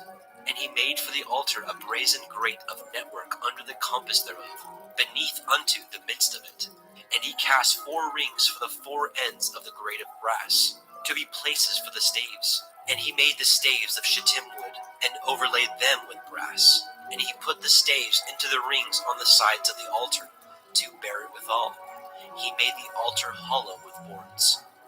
And he made the laver of brass, and the foot of it brass, of the looking glasses of the women assembly, which assembled at the door of the tabernacle of the assembly. And he made the court on the south side southward. The hangings of the court were of fine twined linen, 100 cubits. Their pillars were 20, and their brazen sockets 20. The hooks of the pillars and their fillets were of silver. And for the north side the hangings were 100 cubits. Their pillars were 20, and their sockets of brass 20. The hooks of the pillars and their fillets of silver. And for the west side were hangings of 50 cubits, their pillars 10, and their sockets 10. The hooks of the pillars and their fillets of silver. And for the east side, eastward, 50 cubits. The hangings of the one side of the gate were 15 cubits, their pillars 3, and their sockets 3. And for the other side of the court gate, on this hand and on that hand, were hangings of 15 cubits, their pillars 3, and their sockets 3. All the hangings of the court round about were of fine twined linen, and the sockets for the pillars were of brass, the hooks of the pillars and their fillets of silver, and the overlaying of their chapiters of silver, and all the pillars of the court were filleted with silver. And the hanging for the gate of the court was needlework of blue, and purple, and scarlet, and fine twined linen, and 20 cubits was the length. And the height in the breadth was 5 cubits, answerable to the hangings of the court. And their pillars were 4, and their sockets of brass 4, their hooks of silver, and the overlaying of their chapiters and their fillets of silver. And all the pins of the tabernacle and of the court round about were of brass. This is the sum of the tabernacle, even of the tabernacle of the assembly, as it was counted according to the commandment of Moshe, for the service of the Leviim, by the hand of Ithamar, son to Aharon the priest. And Bezalel, the son of Uri, the son of Horai, of the tribe of Yehudah, made all that Yahweh commanded Moshe, and with him was Aholibab, son of Achisamach, of the tribe of Dan, an engraver, and a cunning workman, and an embroiderer in blue, and in purple, and in scarlet, and fine linen. All the gold that was occupied for the work in all the work of the holy place, even the gold of the offering, was 29 talents, and 730 shekels, after the shekel of the sanctuary. And the silver of them that were numbered of the assembly was 100 talents, and 100,703 score and 15 shekels, after the shekel of the sanctuary. A beka for every man, that is, half a shekel, after the shekel of the sanctuary, for every one that went to be numbered from 20 years old and upward, for 600,000 and 3,550 men. And of the 100 talents of silver were cast the sockets of the sanctuary, and the sockets of the veil, 100 sockets of 100 talents, a talent for a socket. And of the 1,775 shekels he made hooks for the pillars, and overlaid their chapiters, and filleted them. And the brass of the offering was 70 talents, and 2,400 shekels. And therewith he made the sockets to the door of the tabernacle of the assembly, and the brazen altar, and the brazen grate for it, and all the vessels of the altar, and the sockets of the court round about, and the sockets of the court gate, and all the pins of the tabernacle, and all the pins of the court round about. Shemot, Exodus chapter 39. And of the blue, and purple, and scarlet, they made cloths of service, to do service in the holy place, and made the holy garments for Aharon, as Yahweh commanded Moshe. And he made the ephod of gold, blue, and purple, and scarlet, and fine twined linen. And they did beat the gold into thin plates, and cut it into wires, to work it in the blue, and in the purple, and in the scarlet, and in the fine linen, with cunning work. They made shoulder pieces for it, to couple it together. By the two edges was it coupled together. And the belt of his ephod, that was upon it, was of the same, according to the work thereof, of gold, blue, and purple, and scarlet, and fine twined linen, as Yahweh commanded Moshe. And they wrought onyx stones enclosed in ouches of gold, graven as signets are graven, with the names of the children of Yasharel. And he put them on the shoulders of the ephod, that they should be stones for a memorial to the children of Yasharel, as Yahweh commanded Moshe. And he made the breastplate of cunning work, like the work of the ephod, of gold, blue, and purple, and scarlet, and fine twined linen. It was foursquare. They made the breastplate double. A span was the length thereof, and a span the breadth thereof, being doubled. And they set in it 4 rows of stones. The first row was a sardius, a topaz, and a carbuncle. This was the first row. And the second row, an emerald, a sapphire, and a diamond. And the third row, a ligure, an agate, and an amethyst. And the fourth row, a beryl, an onyx, and a jasper. They were enclosed in ouches of gold in their enclosings. And the stones were according to the names of the children of Yasharel, 12, according to their names, like the engravings of a signet, every one with his name, according to the 12 tribes. And they made upon the breastplate chains at the end of wreathen work of pure gold. And they made 2 ouches of gold, and 2 gold rings, and put the 2 rings in the 2 ends of the breastplate. And they put the 2 wreathen chains of gold in the 2 rings on the ends of the breastplate. And the 2 ends of the 2 wreathen chains they fastened in the 2 ouches, and put them on the shoulder pieces of the ephod before it. And they made 2 rings of gold, and put them on the 2 ends of the breastplate, upon the border of it, which was on the side of the ephod inward. And they made 2 other golden rings, and put them on the 2 sides of the ephod underneath, toward the forepart of it, over against the other coupling thereof, above the belt of the ephod. And they did bind the breastplate by his rings unto the rings of the ephod with a lace of blue, that it might be above the belt of the ephod, and that the breastplate might not be loosed from the ephod, as Yahweh commanded Moshe. And he made the robe of the ephod of woven work, all of blue. And there was a hole in the midst of the robe, as the hole of a habergeon, with a band round about the hole, that it should not rend. And they made upon the hems of the robe pomegranates of blue, and purple, and scarlet, and twined linen. And they made bells of pure gold, and the bells between the pomegranates unto the hem of the robe, round about between the pomegranates, a bell and a pomegranate, a bell and a pomegranate, round about the hem of the robe to minister in, as Yahweh commanded Moshe. And they made coats of fine linen of woven work for Aharon, and for his sons, and a turban of fine linen, and goodly bonnets of fine linen, and linen breeches of fine twined linen, and a belt of fine twined linen, and blue, and purple, and scarlet of needlework, as Yahweh commanded Moshe. And they made the plate of the holy crown of pure gold, and wrote it upon a writing, like the engravings of a signet, Kodesh El Yahweh. And they tied it unto a lace of blue, to fasten it on high upon the turban, as Yahweh commanded Moshe. Thus was all the work of the tabernacle of the tent of the assembly finished. And the children of Yashrael did according to all that Yahweh commanded Moshe.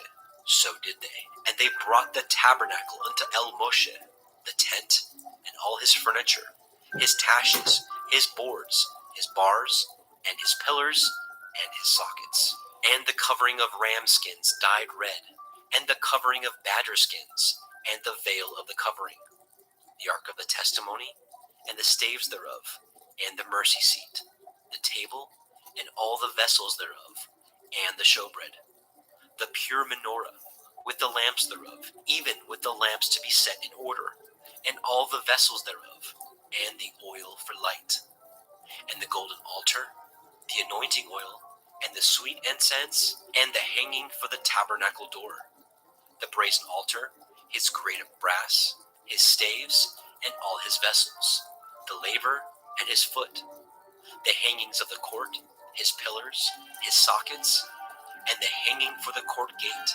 his cords, and his pins, and all the vessels of the service of the tabernacle, for the tent of the assembly, the cloths of service to do service in the holy place, and the holy garments for Aharon the priest, and for his son's garments to minister in the priest's office, according to all that Yahweh commanded Moshe. So the children of Yashrael made all the work.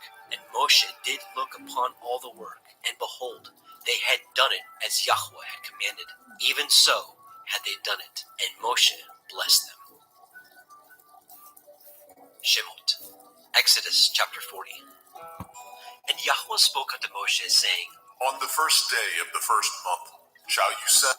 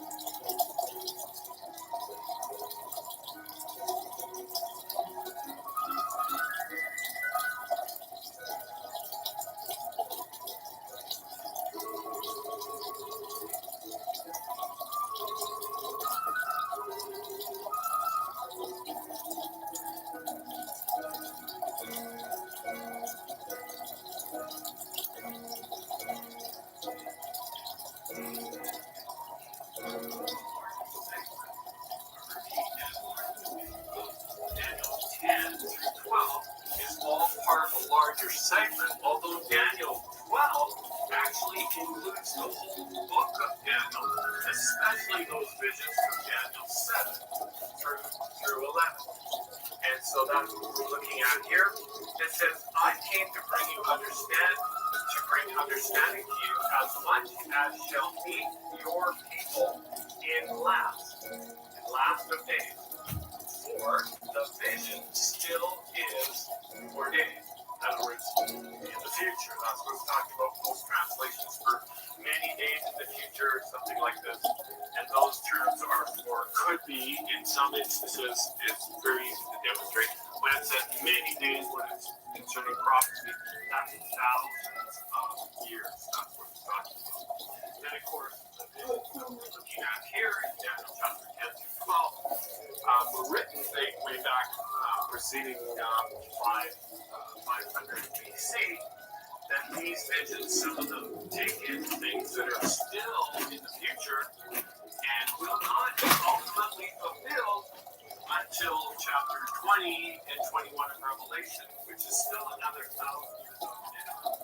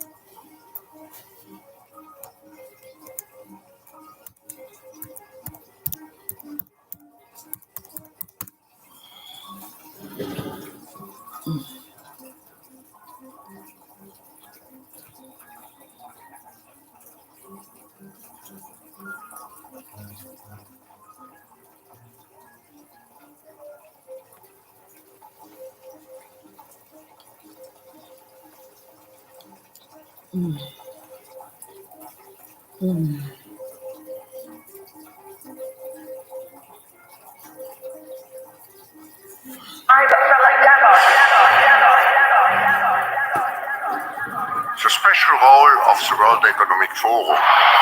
It is a place where at the beginning of the year we come together to analyze the state of the world in a systemic and strategic way. The cornerstone of our program leads to uncertainty, generalized fear, and pessimism. All the countries in the world need to be very careful. You can work really hard on exclusion lists or inclusion lists. In the coming generations, we will learn how to engineer bodies and brains and minds. Spreading disinformation. We own the news. We were the gatekeepers. We very much owned the facts as well. Why do we need elections? Because we know what the result will be. Please welcome His Royal Highness the Prince of Wales. The rich get richer. There is no economic growth. Individual carbon footprint tracker. Certainly that it was digital, and certainly it was biometric. We will have no vaccine. Combine brainwave activity together with other forms of software and surveillance technology, the power becomes quite precise. Bring into a new world order, Do you agree with that, or are there ways of what are we able to keep on the positive side from the old order to bring into a new world order, and how can we avoid that new world order becomes like jungle growing back, and we rather have order based on international law and the principles that have brought us prosperity and freedom for decades. It's time to plan the future. Not their futures, your future. That order seems to not be the order anymore. We are on the way to a new order, so we are between orders. A new world order. So what will that look like? Maybe this is the old kind of teacher me coming out. I think of this a little bit more about a transition of eras rather than a transition of orders, but the two are kind of cousins of one another. The reason I draw the distinction is because I don't think the international order built after 1945 is getting replaced wholesale with some new order. It will obviously evolve as it has evolved multiple times over the decades since 1945. But I do think in a more sharp and distinctive way, we are moving into a new era, and that's what I talked about in my remarks, that we are, the post-Cold War era has come to a close. We're at the start of something new. We have the capacity to shape what that looks like, and at the heart of it will be many of the core principles and core institutions of the existing order, adapted for the challenges that we face today. As I mentioned earlier in the show, Argentina's president, Javier Milei, has been warning of the decline of the West at the World Economic Forum at the hands of social justice and collectivism. Today, I'm here to tell you that the Western world is in danger. And it is endangered because those who are supposed to have to defend the values of the West are co-opted by a vision of the world that inexorably leads to socialism and thereby to poverty. Unfortunately, in recent decades, motivated by some well-meaning individuals willing to help others, and others motivated by the wish to belong to a privileged caste, the main leaders of the Western world have abandoned the model of freedom for different versions of what we call collectivism. So it's no wonder why globalists in Davos are worried about the 2024 election. They think, by the way, a Trump victory is a lock, and they're not happy about it, not one bit. Turns out globalists don't like an America First agenda. The world's plutocracy hasn't forgotten how Trump slapped down tariffs on China and pulled out of the Paris Accords, forced NATO countries to pay their fair share, and went heavy on American energy independence. Trump disrupted the global hegemony. The president of Argentina gave a full-throated speech in support of capitalism and free markets earlier this week in Davos. I would have loved to hear some of the grumbling and response from Davos after that speech. Do not be intimidated either by the political class or by parasites who live off the state. Do not surrender to a political class that only wants to stay in power and retain its privileges. Do not surrender to the advance of the state. The state is not the solution. The state is the problem itself. You are the true protagonists of this story. And rest assured that as from today, Argentina is your staunch, unconditional ally. Thank you very much, and long live freedom. Damn it. Long live freedom. Damn it. Liz, could this guy get any better? And Klaus Schwab, he must have been squirming in his seat. Absolutely. Milei literally climbed into the belly of the beast just to implode. I know to many it may sound ridiculous to suggest that the West has turned to socialism, but it's only ridiculous if you only limit yourself to the traditional economic definition of socialism, which says that it's an economic system where the state owns the means of production. This definition, in my view, should be updated in the light of current circumstances. Today, states don't need to directly control the means of production to control every aspect of the lives of individuals.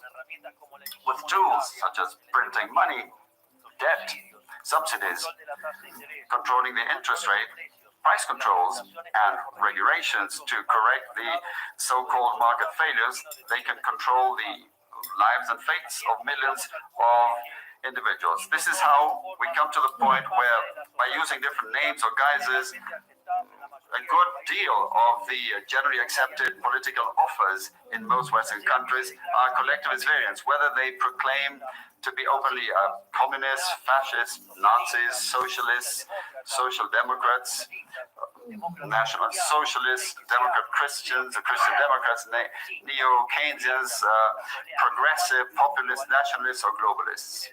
At bottom, there are no major differences. They all say that the state should steer all aspects of the lives of individuals. They all defend a model contrary to that one which led humanity to the most spectacular progress in its history. I'm not sure if you've noticed, but Joe Biden can have a hard time getting his point across sometimes. We brought Israelis and Palestinians together at a political level, and Aqua and all Shram. America is a nation that can be defined in a single word. My younger sister used to be 3 years younger than me. Now she's 23 years younger. There's not a single solitary Biden man that is younger than any Biden woman. But every once in a while, he tells us a perfect story without even trying. Yesterday, while pitching Bidenomics in South Carolina, he stopped by a fast food restaurant for a milkshake and some selfies. If you look over his shoulder, you can see the cost of a value meal, $7.69. Now, here's the thing. He went to the same chain 3 years ago, and the cost of that same value meal was $5.99. It's almost 30% more expensive now. And if that doesn't sum up Bidenomics, I don't know what does. Joe doesn't notice the price hike, but why would he? The average American does, and they're ready to let him know at the polls in November. Another conflict presented by socialists is that of humans against nature, claiming that we human beings damage the planet, which should be protected at all costs, even going as far as advocating for population control mechanisms or the bloody abortion agenda. Unfortunately, these harmful ideas have taken a strong hold in our society. Neo-Marxists have managed to co-opt the common sense of the Western world, and this they have achieved by appropriating the media, culture, universities, and also international organizations. The latter case is the most serious one, probably, because these are institutions that have enormous influence on political and economic decisions of the countries that make up the multilateral organization. Remember when foreign intelligence agencies and our own teamed up to devise a nice little dossier in 2016? Who's to say they don't have another insurance policy coming down the pike? In the meantime, they're making the green energy industry too big to fail. Madame Lagarde? I'd love to follow up on what Christian is saying. I think the best defense, if that's the way we want to look at it, is attack. Rally the investment that we badly need for the transition towards a greener economy. It will cost no less than $620 billion per year to actually move the green transition further into the hope of a clean energy environment and a serious reduction of our CO2 emission. And it will cost $120 billion per year as well to develop the digitalization that we need. You heard her. Rally, attack. Spend trillions of dollars now before it's too late.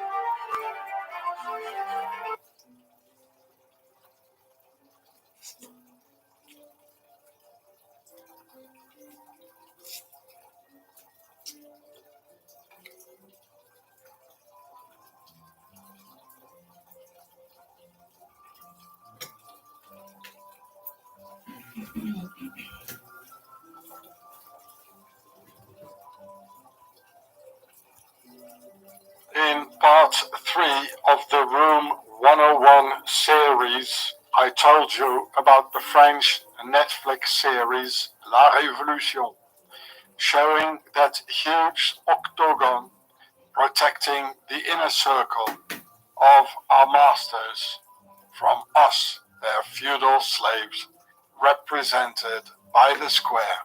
Well, I'm happy to announce you that I found the better English version of that plastic cake form from 12 years ago in 2012, which can still be seen on my channel Gatse Frats. So here you see the octagon here is protecting the inner circle from the square, which is around it here. And I explain it all in this video in English. So here's the title, here's the channel, it's from 2012. So you just punch in the title, and or you scroll down in the videos in Gatse Frats and you will find it. So, okay, I showed you in these two octagon examples and in many more of my videos that the octagon protects the inner circle from the square, which is us. And in this video here, Octagon, the Empire of Darkness, which I uploaded here 6 years ago, but I made it, I don't know, 10 years ago maybe. In this video you can see more about the octagon, and I made many more. So this is on the same channel, Gure. But now I will explain you how they do that psychologically and prophylactically, next to the obvious, more brutal military and police options at the octagon's disposal. You see in this octagonal chart, there are 8 possibilities at the octagon's disposal to prevent any potential threats by the People's Square to the inner circle compass of the masters for coercive means in order to mold the slaves or to keep down the prisoners, as they did to Homie Ross in several Swiss prisons.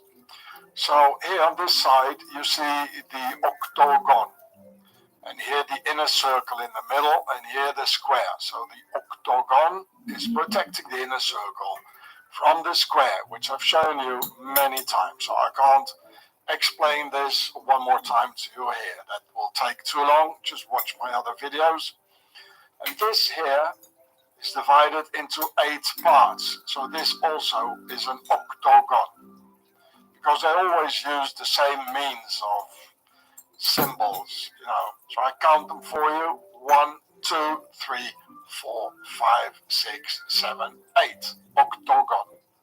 And the 8 points of controlling the slaves or the prisoners are 1. Monopolization of perception. 2. Induced debilitation and exhaustion. 3. Occasional indulgences. 4. Threats. 5. Demonstrating omnipotence and omniscience. 6. Degradation and humiliation. 7. Isolation. And 8. Enforcing trivial demands. I understand that you haven't gathered all the information I just gave to you, and in this video I will completely explain all this to you into the tiniest details, because this is very important, and I must say it's not that easy to understand, especially for me as a historian. This is not my piece of cake, you know, here's the cake. This is not my piece of cake. And like the plastic cake thing in black, what I've shown you, with an octagon in it. So, but I'm going to explain it all to you, and this is very important. So now in the next picture, it The only thing that changed is here in the middle where it says Biderman's chart of coercion. So the 8 octagon points of attack, the square, are called Biderman's chart of coercion, where the word coercion means the practice of persuading someone to do something by using force or threats. Now, doesn't that sound familiar to you? You know, if you look at the politics and the lies in the media and Pharaoh's poison and all the lies, you know. So let this sink into you, because this is, you know, I've got a lot of not English, native English speakers here from all countries. And even for the native English speakers, I mean, coercion, this is academic language, you know, so let it sink in, you know.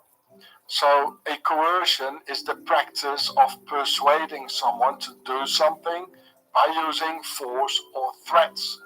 So that means they're using force and threats to make us do things, eh? And to persuade us to make us do things. That's coercion. So let it sink in, because this word is coming back a lot of times. You better repeat it to yourself a couple of times, because this is not, you know, trivial English language. So again, coercion is the practice of persuading someone to do something by using force or threats, which is what the authorities and our masters are doing all the time. You know, at a certain time in my life, I was teaching history and politics to senior officers in the army. And I always, because these are difficult words, you know, coercion, and I always gave them a picture, you know, to go with it. So if you think of coercion, just think of a pharaoh with a whip, you know, that is persuading us, you know, to do something by force or threats. Or you just imagine Swissy standing there with a whip, you know, in a Nazi uniform. This is coercion. So that makes it easier for you to remember, especially the non-native English speakers here amongst us. So here you see the pharaoh with a whip, and here it says coercion. So if this difficult word is coming back, you know, you just think of the pharaoh with a whip who wants to make you do things you don't want to do. And this is the Biderman's chart of coercion. You know, you guys have been with me for a while, so, you know, we can, like, get a bit more to an academic level, as they say nowadays, pop up the volume, right? And as most people, they have a visual memory. You know, this really works. So I guess you never forget this in your entire life, the word coercion and being assimilated with a pharaoh with a whip. And the other difficult word I just used before in connection with the Biderman chart of coercion was prophylactically, it says, which means preventively or protectively as against a disease or infection. You don't need to be given antibiotics prophylactically unless your symptoms meet certain criteria.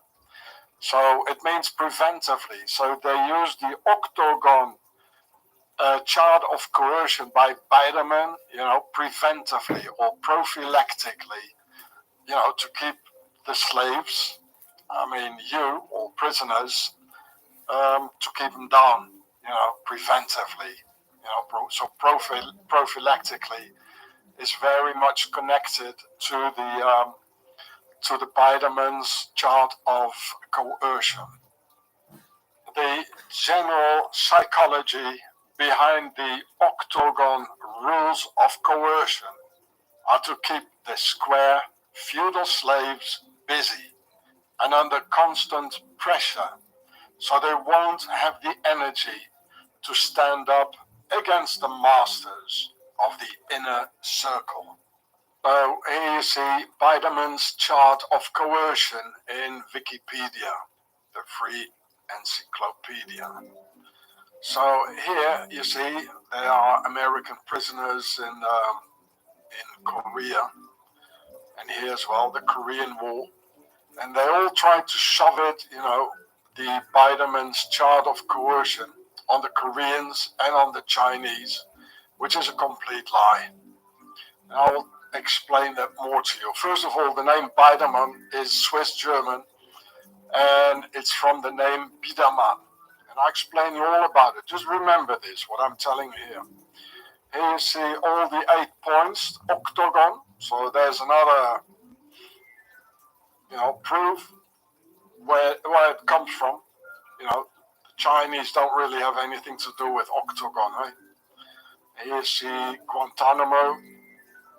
It says, in a 1973 report on torture, Amnesty International, is a joke anyway, stated that Biderman's chart of coercion contained the universal tools of torture and coercion. So, and then remember Korea, Kim Jong-un. Well, didn't he grow up in Swaziland and he was in a Swiss school, So it all boils down to Swaziland, the Biderman's chart of coercion. It's not at all by the Koreans and the Chinese, And it's typical Amnesty International. It's always the others that are guilty, But never the Swissies. Yeah. So remember this, and I'll tell you more about it. So again, here are the coercion methods. 1, isolation. 2, monopolization of perception. 3, induced debilitation and exhaustion. 4, threats. 5, occasional indulgences. 6, demonstrating omnipotence and omniscience. 7, degradation. 8, enforcing trivial demands. And I'll explain you all the difficult words as well in this video, what it really all means and where it comes from. Hey, Swissy. So, once more, here in the octagon symbol of coercion are Biderman's 8 points of coercion. And I'll explain them afterwards.